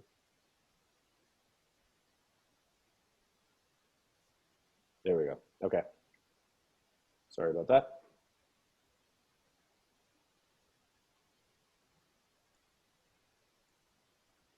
Okay, so here we are. This presentation is, I wanted to cover a unique process that we used at our resort that I haven't seen anybody else use in the tourism space. And so I wanted to share it with you, and I'm really hoping that somebody can take this concept and apply it in a similar way based off this presentation. I have used this concept with clients, and you'll see some of that throughout this. I also will let you know that I am a marketing guy, so part of the way that I structure presentations is very much from a sales and marketing perspective. I don't have anything to sell you here, but this is going to be, it's going to be showcasing this process and how it works and how we were able to achieve this effect. So getting into the bulk of it, what's really important here is that you understand that what you're about to learn in this process, it comes from a lot of testing and trial and error. first of all, what I'm about to talk about, I didn't try this just once and get lucky. This is something that came from reading hundreds of books and then applying hundreds, if not thousands, of marketing concepts, doing a lot of trial and error with those. Also learning from a lot of our own clients in the industry. So just to be clear, I was a partner in a marketing consultancy. We had thousands of SME clients, and we watched them implement all of the marketing tactics that we were teaching them, and we were finding out which ones worked best and which ones worked less well, and how things evolved over time. That also means that we were constantly looking for new concepts, and then we were also looking at evergreen psychology. So when I say evergreen psychology, what I mean is it's important that we understand the strategy that works today, but it's also or I should say the tactic that works today, but it's more important that we actually understand the strategy psychologically that comes into play that would have worked 100 years ago or 1,000 years ago, just because that's the way that we as humans think. So we're constantly playing those two off each other, the strategy of psychology and the tactic of what's the medium that we use today. So maybe we happen to use text or Facebook, and that's the current medium that we use. The other point here is that this is not a one-off thing. This concept I'm going to share with you, this method that I'm sharing. We've used this through millions of dollars in proven sales. And that's not just our own, that's also looking at a lot of the sales that our clients have gotten. So it working for them. Also, I'm going to speak specifically to how this works in tourism and how it works, or how it worked for us. But this concept that I'm teaching, it's been tested in a lot of different industries, and it works in multiple industries and multiple niches. And then lastly, I just want to illustrate that what I'm teaching today, it comes from a place of real world insight into the most efficient methods specifically for small and medium-sized businesses. I'm not going to talk to how to use these concepts if you are a large entity, because it would be different. It'd be different if you're a large entity, but as a small organization, this is going to be very relevant to you. So as I said, I ran a consultancy. However, there's another side to me as well. So I grew up on a small wilderness resort out in British Columbia, Canada, and my parents bought that when I was 9. I grew up there. I worked there. I was essentially a little child slave for my parents in those early years. And as time evolved, I moved into a position where I was actually the resort manager, and I managed that resort for a few years and grew it as well. Initially, I didn't. And then I realized I had to go and learn how to grow that resort. And that's where some of the marketing came into play. And after managing that resort for a few years and watching it grow, helping it grow, it came to a point where I decided that I wanted to go and expand my horizons. And I started doing a number of things. I ran a couple of international companies, had some failures and had, more importantly, some successes with those. And people started coming to me for my marketing information. And it evolved to a point where I was known in the marketing world for some of the concepts that we had and some of the innovation that I was applying to the businesses that we were working with. And so there's those two sides to me, where I've got the rural kid who grew up in the mountains in the middle of nowhere, and then I've got this high-level consultant that has worked with some very large entities, large companies, and spoken on big stages around the world. I've done hundreds and hundreds of live talks and presentations. And the reason I'm sharing this with you is because in this body of work, you have a lot of concepts that come to you when you get a large amount of work. And naturally for me, what was important was that I was able to take all those concepts and apply them to the family business, to my own business. So I tested absolutely everything that I learned on our family business, and that just happened to be a resort. So if you're paying attention to this when you're in tourism, it's a convenience, I guess, that a high-level marketer had the opportunity to learn all these concepts and apply them in a tourism setting. And what that meant was that this resort, it became my guinea pig. We tested everything. And over the years, the concepts that I knew had worked well for other businesses, as we tested them in our own business, we again refined it a second time, where we said, okay, what's worked well consistently in our business over the years? And what we've come out with, and by no means do I think this is ever finished, this body of work, but what we've come out with as a concept has been the most efficient process that we've used to book out our destination and put it into a system that we essentially can rinse and repeat and automate. And we do it in a unique way that allows us to book out our resort without using any outside parties, without needing or having to use ads or agents or OTAs. And I'm not saying I don't have anything against all those. We've used all those in the past, and I would again in the future. But I don't want to have to be reliant on any single one of those channels. So let's talk about some of the biggest misconceptions and problems that have led to mistakes that I've made in the industry. So I want to be really clear. If you're a large company, there's definitely a place for going out and hiring agents. There's definitely places for OTAs. There's definitely places for travel advisors. However, as a small business, you have to be very, very careful with your marketing budget. And there are a few things that you probably shouldn't be doing as a small business that will change and evolve as you get bigger. So first of all, as a small business in tourism, you don't want to rely on the OTAs. If the OTA is the only thing you have, then you're going to be in trouble because they control all the power if that's the case. We've touched on that earlier. You don't want to, you don't get a good return on your time or your money with outsourced marketing as a small business. And the reason for this is that, one, unfortunately, there's a lot of businesses out there or marketers out there that will take advantage of your ignorance. And so they'll charge you for things that are sometimes free. I've seen that numerous times with larger marketing companies, and that gets me irate. But there are things that they charge for that you can absolutely get for free. And then there's things they charge for where they don't do much. They might be charging you for a month's worth of work, and it takes them a couple of hours to complete that. The big thing with outsourced marketing as well, and I'm sure you feel this as a small operator, is when you take your marketing, you bring it to another company, there's one of two things that happen. Either they do a very poor job producing content and representing you. So they'll come up with their own pictures, their own photos, their own content, but it really doesn't represent you well at all, or your brand well at all, because it doesn't reflect who you actually are. Or on the flip side of that, maybe they are a marketing company that wants to do a good job reflecting you. And so what they do is they keep coming back to you and they keep asking you for content and they keep asking you for messaging. And you start to realize, which you didn't know when you got into it, but you start to realize that you're in a position where, well, now I'm paying this company to do the things that I didn't want to do to begin with, which was come up with the marketing, come up with the messaging, come up with the content. So now I'm doubling down. Now I got to spend the time putting this together for the marketing company, and I'm paying them to do it. And so then sometimes what happens is you say, okay, well, maybe we'll internalize it.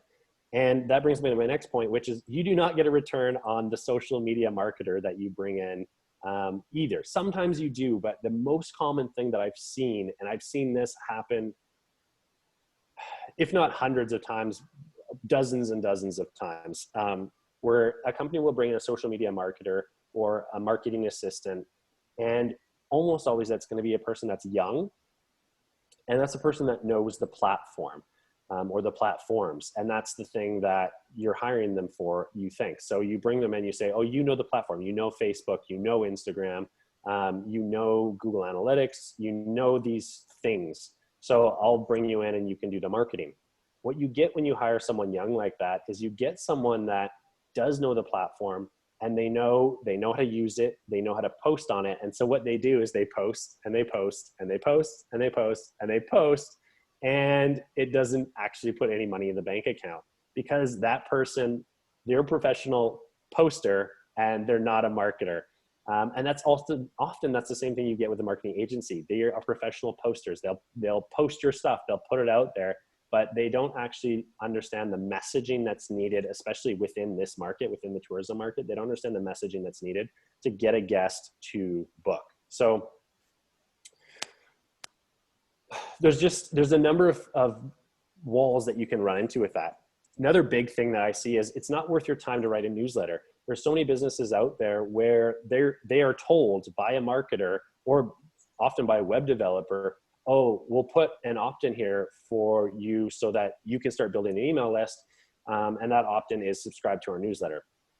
That is also a major mistake that you want to avoid, because if you're anything like me, we put together a newsletter and then all of a sudden that thing traps you. Then you're stuck writing a newsletter that you hate writing. And it's not because you hate communicating with your guests. It's just because you're held to a schedule of having to write a newsletter. And now you got to come up with content randomly based on time and not based on the fact that it's actually something that's interesting that's happening. So you're writing this newsletter and then you don't actually see that translate into significant bookings either. So you're asking yourself, I'm taking all this extra time to put this thing together. Why? So the answer for us is don't do it. And I'll show you in this presentation coming up, I'll show you what the alternative is, but you definitely don't want to just spend your time focusing on that newsletter. Next, you do not want to sell every potential booking. You don't want to answer the phone or answer an email. And if someone says, hey, do you have the spot available? Just easily say yes. It sounds like the easy solution to making sure that you're filling your bookings, but in the big picture, it's something that actually hurts you. And I'm going to show you why that happens as well. It has a lot to do with how you're messaging and how you're putting your stuff out there. A couple of things that you do want to do. You do want to figure out your intriguing messaging. You do want to figure out what that hook is that brings your qualified guest in the door. And then another thing that you absolutely want to do is you want to focus on building a mass following of guests that are fans, that they enjoy your experience or your destination. And that fan base grows because they want to go out and they want to share that and want to tell other people what it is that they can get from you. So let's talk about, there's a lot of don'ts in here. Let's talk about how we actually, or what we need as a solution. The thing that we're looking for is we're looking for a solution that eliminates the need to outsource your marketing to all these channels if you're really small. But then also it eliminates the need to spend all of your time putting all this stuff together. And that's a tough thing to do. And it's something that I think that we've figured out to some degree how we get really, really efficient with that. So the method that I'm going to share with you is something that I've coined the guest pipeline method, just because I haven't really seen anyone else do this. So let's talk about the magic in this and where this really comes from. Oh, actually, sorry, let's talk about this first. Let's talk about why a marketer isn't going to teach you this method, even if they figure this out for themselves, which they may. I haven't had any marketers come to us, especially in tourism, and share this, but here's a reason why they potentially won't. Because when you've got a marketer, their job is to bring you bookings. Now, if you're a small operator, if you're big, it's different. If you're big, you got lots of volume. There's almost always opportunity to expand the need for bookings. But if you're small, there's only so much capacity that you have. So if a marketer brings you bookings and they bring you, let's say 30% of your bookings, then you're going to ask them to bring you more bookings, which is great for them. So they bring you 60% of your bookings. Well, what happens if that marketer brings you 100% bookings? And what happens if they do it in a really condensed amount of time? If they show you how to bring in 100% of your bookings in a really condensed amount of time, what it does is it eliminates the need for the marketer. So they're not going to go and show you how to market your business and bring in mass bookings in a very short period of time because it doesn't help them. So you're not going to hear this from them. You're not going to get this from them, which is why I wanted to share this information with you, because as a small operator, where else are you going to get it? So with the guest pipeline method, let's talk about what this looks like.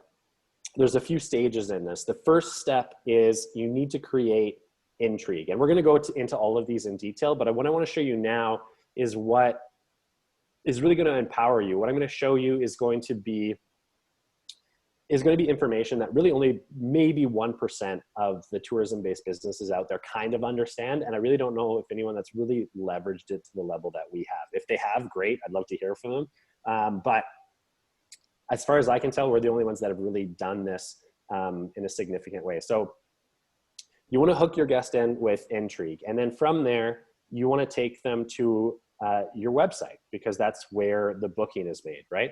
Now, that part's not rocket science. But what's really interesting here is that in having the opportunity to study a lot of businesses and look at their website sales and see how many of the visitors on their website actually convert to bookings, the average is about 2%, between 1% to 3%. The average is about 2% that actually convert to a sale.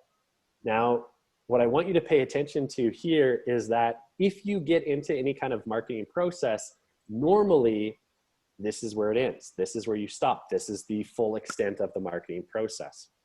What I want to share with you today that I'm hoping is going to be really insightful for you is that if you had 2% that actually booked in, nobody really asked the question, what happens to the other 98%?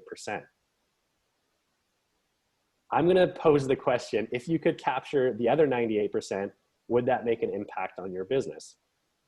It did for us. So let's talk about the other 98%. Let's talk about how we actually captured the other 98%.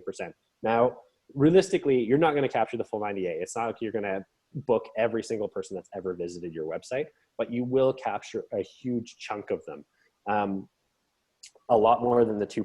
So first, within this process, what we want to do is we want to qualify the type of guest that we want to take in. And that's really important. We want to actually have basically a filtration process that filters out the guests that are the grumpy guests, the ones that you don't want to deal with, the ones that you don't want to interact with, usually for behavioral reasons, or it might be demographic reasons where you just don't give them the value that they would get somewhere else. So we want to be really clear about who we bring into this process. And then in that qualification process, what we want to do as well is we want to have an exchange. When we qualify them, we actually want to offer them a gift in exchange for the contact information. And this is where a newsletter typically will completely let you down, because in our experience, nobody actually wanted to subscribe to our newsletter. Now, you might be different, but for most businesses, it's such a generic thing that the guest is like, I don't know what I'm going to get with this newsletter, and I don't really need another email in my inbox. So there's no incentive to subscribe to that newsletter. Maybe the hardcore fans will, but the majority won't. So what we do instead is we give a gift, and I'll give you examples of what this looks like. That gift inherently qualifies our ideal guest. And then on the other side of that, they give you their contact information exchange. Now that allows you to have a conversation with all these individuals that maybe they weren't ready to buy, but they're ready to have a conversation. So that's what you do. You engage with them in a conversation. You start to have a bit of a back and forth. And from that engagement, you're asking questions, and you ask them what they're interested in, what their fears are, what their challenges are, what their desires are. And then you take that body of work, that education, and you go and you actually create something new. You create a new experience for them. In the creation of that new experience, then you ask them, hey, we've created this new experience. Is this something that you would be interested in? You pre-sell that experience. And when you get enough people that say, yep, that sounds like something that we would love to have, then what you do is you book them in. You book them in and you create that experience for them. Now, this process has allowed us to go from that 2% conversion rate to a point now where we're closing a much, much higher percentage than that, where it's much easier for us to make sales happen. And we do that in a very short period of time. In fact, if you're doing this process right, you run it year after year after year. What that allows you to do is my slides are off there, but it gives you a system where the points of creating and booking, you create a unique experience, you pre-sell it, you get your guests to buy it, and then you actually book them in for that experience. What it does is it takes money away from your marketing budget and it puts it into your experiential budget, which is what you want to do anyway. Why wouldn't you, as a tour operator or as a resort owner or whatever you are in tourism, why wouldn't you want to focus on your experience and serving your guests at a higher level? So this naturally creates an environment where innovation is actually built into the system. where you're consistently innovating because you're going back and forth with your guests and you're asking them what it is that they would appreciate. And then you're also, it's part of this as well as also reading between the lines. So part of it is saying, oh, this is what they're asking for. What if I deliver that? But then I can also innovate on that as well. Now, when you're creating these new experiences and you're booking guests into it and they're experiencing that with you, what happens is when people have new experiences that they know that their friends aren't having, guess what they do? They go and they tell stories. And when your guests are telling stories, that means that there's word of mouth marketing going on. Your demand increases. And if your demand increases and stories are being told, the word of mouth is happening, that actually means that your marketing budget can decrease. And it can get to the point where you're virtually spending almost no money on your marketing budget or potentially no money. We haven't quite got to the point yet where we're spending no money on our marketing budget, but we got pretty darn close this year. We got to 1/10 of what our marketing budget was a couple of years ago. So, and more importantly, we're actually taking huge chunks of that marketing budget. So the other 9/10 that we're not spending on marketing, we're actually taking that and we're putting it into the experiences, and it grows this cycle. It makes it so much easier for us. So let's talk about these steps individually. So if I go back to this, if I go back to, not this one, this here, looking at these 5 steps, intrigue, qualify, engage, create, and book. I'm going to go through each one of those individually so you have an understanding or a better understanding of what those look like. So the first one is creating intrigue. With this, the first step in this is that if you're going to create intrigue, you have to understand what it is that, you have to understand who it is you're going after. You must know who it is you're going after, so that you actually have a sense of who you're talking to. And this could be very different depending on who's watching this. It could be, I've seen this work successfully, like we've worked this successfully with different clients of ours, but it could be couples. It could be young couples. It could be old couples. It could be honeymoon couples. It could be older families, so like family reunions. It could be young families. It could be weddings. It could be specific kinds of weddings. Like there's a million different areas. It could be corporate stuff. There's a million different areas that you can go into, and you can serve all of them really well. But what's really difficult is serving all of them well at the same time. That's difficult. So we want to figure very clearly who it is we're going after. Then we have to know what they want, and that takes a little bit of work as well. So we have to start the process of getting them to trust us so that we can ask them those questions with, what is it that you enjoy? And then also, what is it that you hate? We'll get a little bit more into that engage. And then what you want to do is you want to present them a new opportunity. And this is where the intrigue comes in. You position yourself with a new opportunity that they can't get anywhere else. Well, what does that do? It creates a situation where you are rare. And then you also, if you're rare and you have a great experience, that makes you more valuable. So in part of this process, what we've seen as well is that not only are we booking out fuller, we're actually able to continually increase our rates every year and increase them fairly dramatically compared to the industry that's around us. So you really want to work on that messaging of intrigue. Here's an example of the company. So full disclosure here, this is a business that I'm involved with now. I wasn't in the very beginning, but I am now. And in the beginning, when we're talking about this message of intrigue, they basically started by just saying, we run international motorcycle tours. Now, there's nothing overly unique about that. So what we did when I came in and started helping them position was say, hey, we have to create a message of intrigue. We have to create a new opportunity that doesn't exist in the market, which makes you more valuable. Let's take a look at what that looks like. And now when we broke that all down, thereafter was, we're a club that explores new countries none of us have ever been to, so we challenge ourselves in ways that a tour never could. So they talk about going on expeditions and adventures and not tours. And it's the way that they've positioned themselves. More importantly, what did that actually look like in terms of results?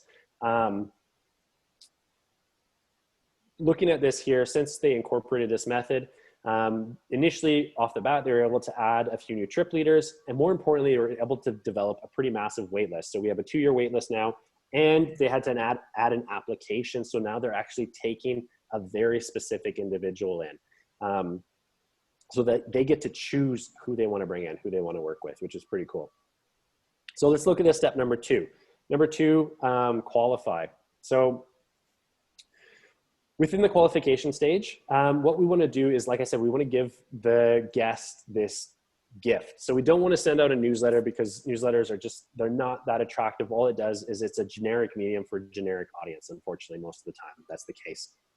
So if that's the case, we want to give a gift, and in the giving of that gift, the only person that's really attracted to that thing is going to be the person that you want to bring in. So it should, if you're creating the right gift, it actually is, it's a filter, so that the people that are not for you, they're not interested in that gift. They don't put their names on the list. You're not communicating with them. But the ones that are attracted to that, then those are the ones that you communicate with. Like for instance, for us, and I'll show you guys this, what we have is we have an opt-in. Our gift is the perfect holiday formula. And for us, because we're attracting moms of young families, we want to attract a mom that is structured. She's a planner. She's got her stuff together. She's not completely sporadic and making last minute decisions, which means that she's got things organized. Inherently, there's a few characteristics and few qualities and traits that come with that we enjoy having in the guests that we deal with. And she's also looking for, the other qualifier here is, it's the perfect vacation formula for families. So she's going to be, obviously the person that's getting that, they have a family and they care to a fairly high degree about the quality of the vacation or the experience that they're going to have with their family. So there's so many qualifications within that. And then what we do throughout the rest of the website is we have clear messaging around the fact that that is who we want to interact with. We actually, in our messaging, we talk about the people that we don't want to have at our resort. For instance, we don't book groups. We don't even book family reunions. And that might seem counterintuitive, but we also know that if you're a young family, you don't want to have a rowdy bunch of older individuals next to you, because it's a little bit intimidating if you've got young children. So we're cognizant of that, and we make sure that we're clear in our messaging about that. And there's a number of messages throughout these stages that make that really, really clear. And if you're doing this right, you should be getting regular people taking you up on your opt-ins. So we get regular opt-ins. It's not like we're getting thousands, but we're also a fairly small business. So we're getting 2 or 3 a day, people that are asking for that gift, and that list builds over time. A lot of those individuals as well, what we've seen, and you can track this on the back end, is a lot of them, they do not book right away. So in other words, what that means is the individuals that are opting into this, the majority of them are in that 98% that wouldn't have booked otherwise, but they're interested in what we've got to say. And so this is our way of starting a discussion with them. This was just, yeah, we're getting almost every day. And like I said, 2 or 3 a day within that. Then what we do, if we have permission to engage with them, to talk to them, we as an entity, as a resort, as opposed to being really scattered with our approach, we want to have a singular personality, a singular way of being that comes through in our communication. And the reason that's really important is because you want to give the guest a taste of what it is that they're going to be experiencing before they arrive. So you want to make sure that there's a sequence that you take them through where they are very clear and they're enjoying the experience before they even make the decision to book. And if you can do that, then you build trust within this too. And this is another discussion. You want to, in your messaging, you want to actually start building a movement. You want to have a cause that's greater than your experience. You want to have something that you're doing for your people, for your guests. You want to have something that you are doing that they get excited about, that's genuinely good for them, and it's good for you as well. And if you can do that, if you can do that really well, then they start telling other people about it. And again, you're getting that leveraging of word of mouth marketing. Now, one thing I want to really illustrate here is that you do not want to build your following on a platform that you don't own. So what do I mean by that? Most operators out there, including us, in not that long ago, made the mistake of thinking that we need to build up a following on Facebook, on Instagram, on Pinterest, on wherever. We needed to use those platforms and build up a following there. However, just building a following there, that's not what puts money in the bank. What we want to do is we use those platforms, we use them as a tool, but you'll see as immediately as someone comes onto our channel within that platform, let's say our Instagram channel, there's an opportunity right away to actually take them from that channel, so from Instagram, and bring them over to us, to our channel, which is our contact list. And our contact list is hosted on our own CRM, which means that we're always going to have access to it. We started doing this with Facebook, and we started building up a following Facebook. In the beginning, you think that things are going to stay the same, especially in the early days of Facebook, because we didn't have much context before that, but you think things are going to stay the same and you're always going to have access to that audience. But that's not the way that social media platforms operate. The older that platform gets, the more opportunity that platform has to charge you to access your own audience. And so there comes a point where it's just not worth it to even talk to the following that you put the time and energy to build up. So what you want to do is, as soon as someone comes into that channel, you want to give them an opportunity immediately to actually get onto a platform that you control, onto your own email list or contact list or CRM. And I don't want to get too deep into the weeds with that, but you have to own it. You have to control it, because otherwise you're giving the power to those organizations and you're going to pay them continuously to access your own audience. And eventually that platform is just going to become irrelevant. It's the nature of the evolution of the online market. So why not take all of that and build it into your own audience, where you're going to have the opportunity to engage with them forever. And on that note too, if you're doing this right and you're giving a taste of your personality, setting the tone for that experience, this is what that can look like. So with one of the contact forms that we were helping create, here you've got one of the questions on that contact form is a typical message us box. Now that in itself is not that interesting. However, for the personality that we wanted to put together for this business, we just put in brackets, funnier messages will be given priority. And what happens is it creates an environment where the guest, you would not get this otherwise, because you can see the before and after messages. Before, the guest just said whatever, something generic question. And all of a sudden, as soon as you put this small thing in here and you expand on your personality, the guests respond to that, and it gives them a sense of what they're going to get when they actually come and have that experience with you. So here you can say, see, the guests are actually taking the time to tell jokes in that messaging form with the resort, because it's built into the personality, it's built into the engagement component of this pipeline, and it helps build your following. Guess what? These people are telling other people, because this isn't something that you typically see. This was just another point. I don't want to get too deep into this, but this was one of our clients. This is outside of tourism. She was running a dog training school, but just talking about the power of a movement. Highlighted in red there, when you're building a movement, your cheerleaders are always ready to step in and rave about you. So it's really important that you understand you need to actually get really clear on who you want to serve, because the more clear you get on that group of individuals, the better you get at serving them. And the better you get at serving them, the more they talk about it and they expand this process out. Step number 4 is create. So if you actually took the time to listen to them and you genuinely want to serve that audience, they'll tell you what they want. They'll tell you what their needs are. More importantly, you also need to get vulnerable, and you need to ask them what they hate the most about the type of experience they're getting with you. Be willing to accept that kind of criticism. Like, no, not just like, what can we do better, but you don't even have to make it specific to you. You could say, what do you hate the most about going on a tour in general, or dealing with a tour company, or with a booking process, or with going on a vacation with your family? There's a lot of gold in that information that you can use to create a better experience. So Now your job is to say, okay, I'm going to go put together the concept for this experience. And then I go back to my guest base, my following. And because we've built up trust there, because we've built up engagement, now I can reach out to them via a variety of contact methods. And I can ask them, hey, if we created this experience for you guys, would you be interested in it? Was that something that you would actually buy, or you book into, or you have as an upsell? And then you get that feedback. And what we're looking for is we're looking for a certain percentage of guests that say, yes, that sounds like something we'd be really interested in. And when we hit that percentage, then we say, okay, let's go create it.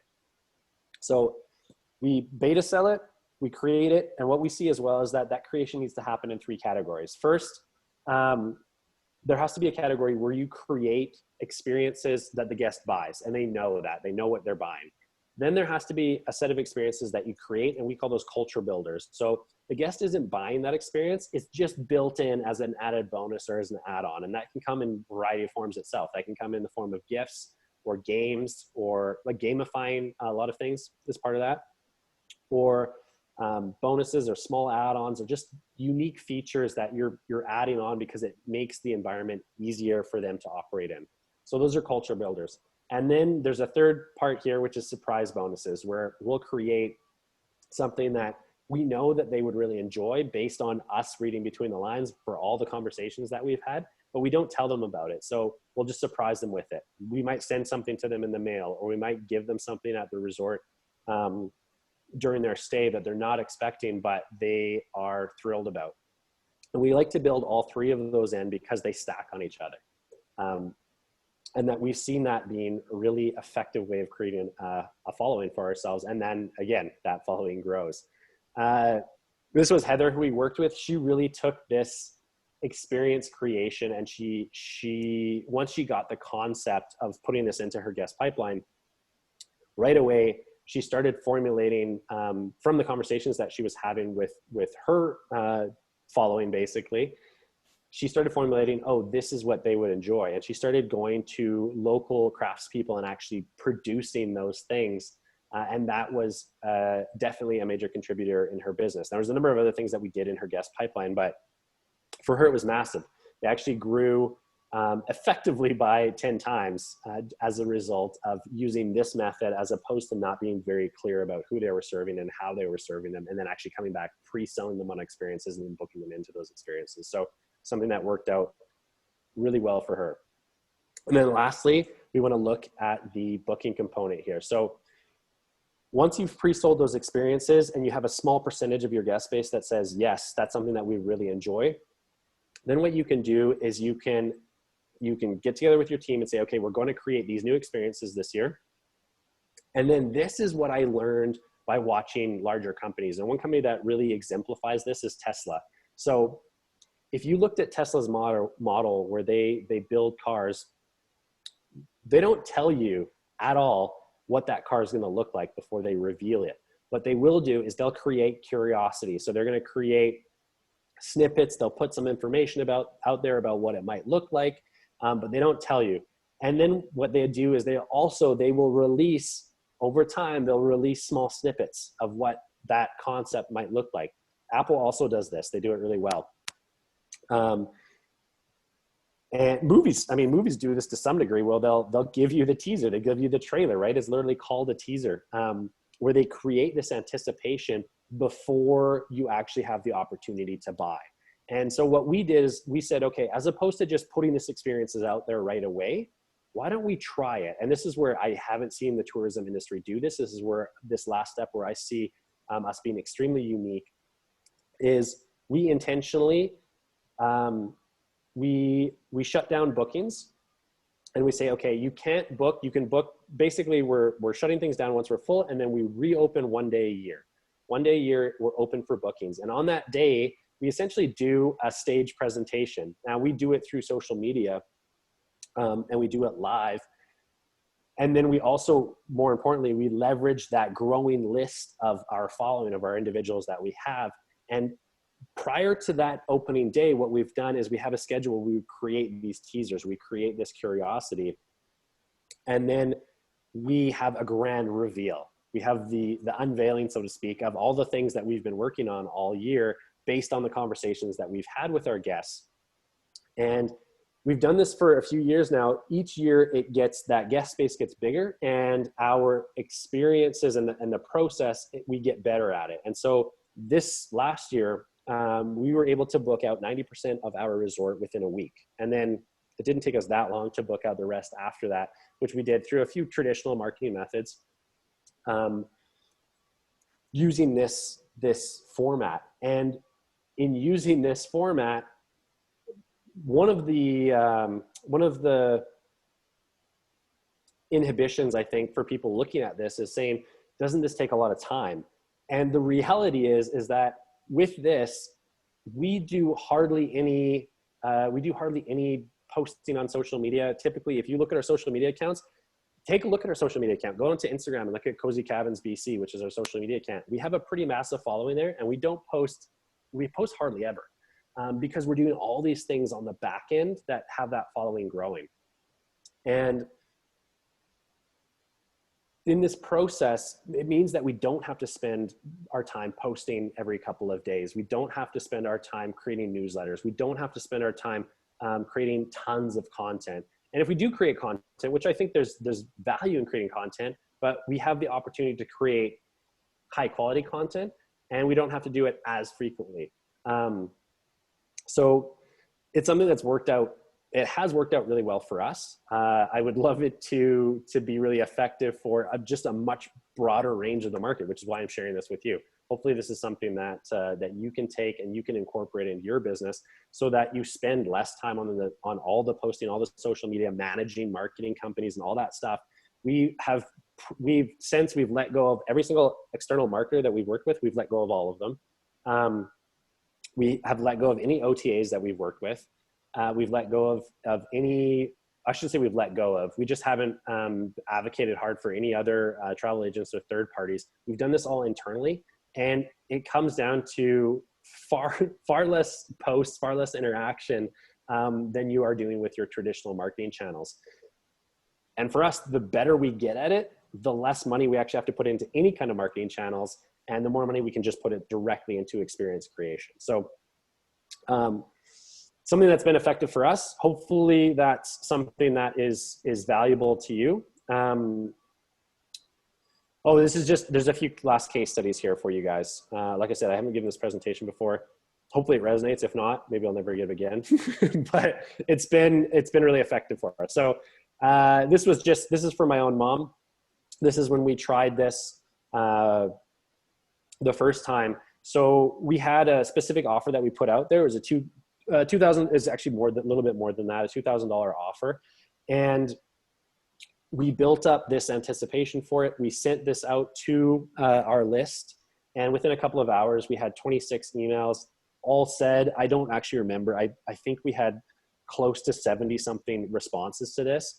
And you can do the math on a 2K offer, what that actually comes out to for us. But it was not insignificant, and it was worth it. It was worth the time that we put in, and it wasn't that much time. Part of the reason I put this together is because I'm still in charge of the marketing for the resort, but I don't have the time to just go out and do all the marketing stuff that traditionally needs to be done. So I was forced to come up with a better system that was more efficient.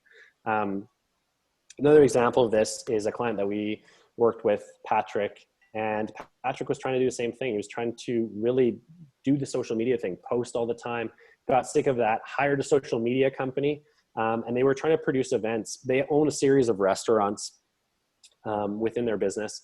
And within those restaurants, they're trying to book events for those restaurants, high level events, high class events. And they weren't able to book them. And so they hired the social media firm, again, weren't able to book them. And then we essentially showed them this guest pipeline. And the result from that was that they were able to sell out their events in a matter of days. Their restaurants that they were looking to promote for are high-end Japanese events they were putting together, or Japanese style or cultural events. And so they put together these whiskey tasting and sake tasting cocktail masterclass. And going from spending months trying to sell an event to selling out an event in a couple of days, which was pretty cool. And then lastly, I mean, this has worked for not just small organizations, but relatively decent sized organizations. They're not massive, but Emily Killen, they run an organization up in Edmonton, actually, and they had over 200 staff, and they were able to use the same process and more than double the amount of bookings that they got within a year. So it's something that at least we've seen work effectively within some of the clients that we've worked with, but we haven't incorporated with that many clients because we haven't had, prior to this, most of my clients have been in a variety, a cross section of industries. It's only recently that we focus more on tourism. So hoping to get this system, this method out there to tourism operators, and something that hopefully works for you. So that is that's what I got, guys. So if you have any questions, feel free to put that into the question box. I do have a comment here from Nrupesh, who says, what I tell all my clients is that it's called social media networking, not social media. Sorry, I'm in marketing. Oh, I was like, you got the same thing here. Yeah, sorry. Yeah, it's been a long day. It's social media networking, not social media marketing. And if it's someone who sits behind the screen who's just posting stuff, it's not going to help. Yeah, you need someone who is social in real life, someone who knows how different media works, and someone who knows how networking works and has a big network locally and globally. Yeah, absolutely. Yeah, I mean, social media is meant to be social. It's meant to be a back and forth. And Nrupesh is one of the best at really understanding that. So awesome point there, man. Key point. Yeah, okay. I have one more question, Erik. Yeah, look, I mean, I've been in and out and listening in, and it was very interesting, but it was quite long. Can we get the presentations from everyone else, since I'm the only one who didn't actually prepare something? Yeah, like I have this whole thing recorded, so we have the recordings from that, so I can share that with you. Okay, but I mean, just the PDF files or whatever presentations that people did. I also don't mind writing down what I talked about. I can also. Yeah, I'll go back and I'll ask them if they're willing to share that. I'm sure that we can get those for you. Yeah. Yeah, if only if they're willing, yes. Yeah, for sure. Yeah, but I can share mine, and yeah. Absolutely appreciate it. There's a lot to go over and a lot to think about. Yeah, there's quite a bit in that today. Yes. So appreciate, for those of you guys that stuck around, appreciate you guys tuning in and out throughout the day. And I know that there's a ton that you could be doing with your time. So I do appreciate you spending your time here with us and just learning and growing, seeing how you can expand your knowledge base and what it is you're working on. So thanks so much for that. As Nrupesh said, or asked, I guess, we'll do what we can to share the information that's here. We'll try and get as much as we can from the individuals that presented and share that with you guys. So we'll have that on our own site, and then I'll share that as well with Nrupesh, who can also share it to all the panelists who can share it with their markets as well, or their audiences, so to speak. So we'll make sure we get that done. Okay. If there's nothing else, then what we're going to do is we're going to be wrapping things up here. So this will be the end of this summit. And as I stated really early on, this was a bit of an experiment for us. I've done lots of webinars. I've never really done a summit before. So there's definitely some things we learned from this and that we can improve on. If you have feedback, I would love to get that. Even if you want to chat, or if you want to post something to the Q&A box, to the chat box, topics you'd like us to cover in the future, or just things that we could do better. What are some things that you didn't enjoy about this experience? I would like to know that, so that we can do it better next time. You can go ahead and post that in the question box. I'll stick around for another minute or two, and then we're going to wrap things up here. Yeah, Michelle, I just got your message here. Let me just make sure I grab it. I'll get in touch with you via email after this. All right. I think that might be all, ladies and gentlemen. So thank you for your time.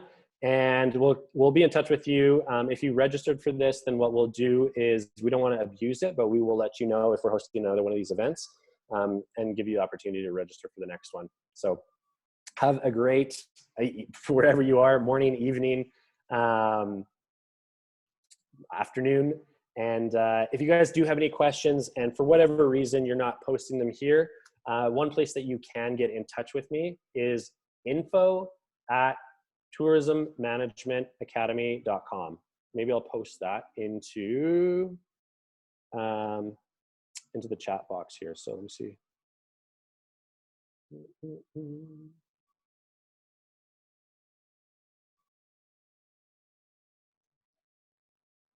Just in case there's anything that you've got for feedback, I'd love to have it. Info,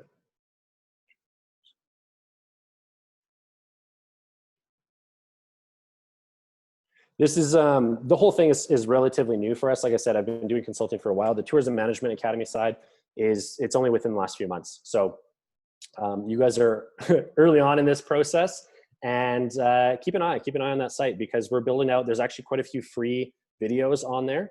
There's free resources, and it's really, I want to build a body of work that really helps in this market. I want to make sure that really what I want to do is I want to provide the knowledge and information that would have helped me out immensely when I was young and operating in tourism and didn't have a lot of this information, and no one was presenting it. No one was putting it out there. So hopefully this provides an area where you guys can find some of the questions to topics that are hard to find just by Googling it. So, all right. I know I said I appreciate you guys, but I definitely appreciate you showing up. And we will be in touch if we run an event like this again, which we will probably in a number of months. All right. Cheers, guys. Have a fantastic, like I said, afternoon, evening, morning, wherever you're at.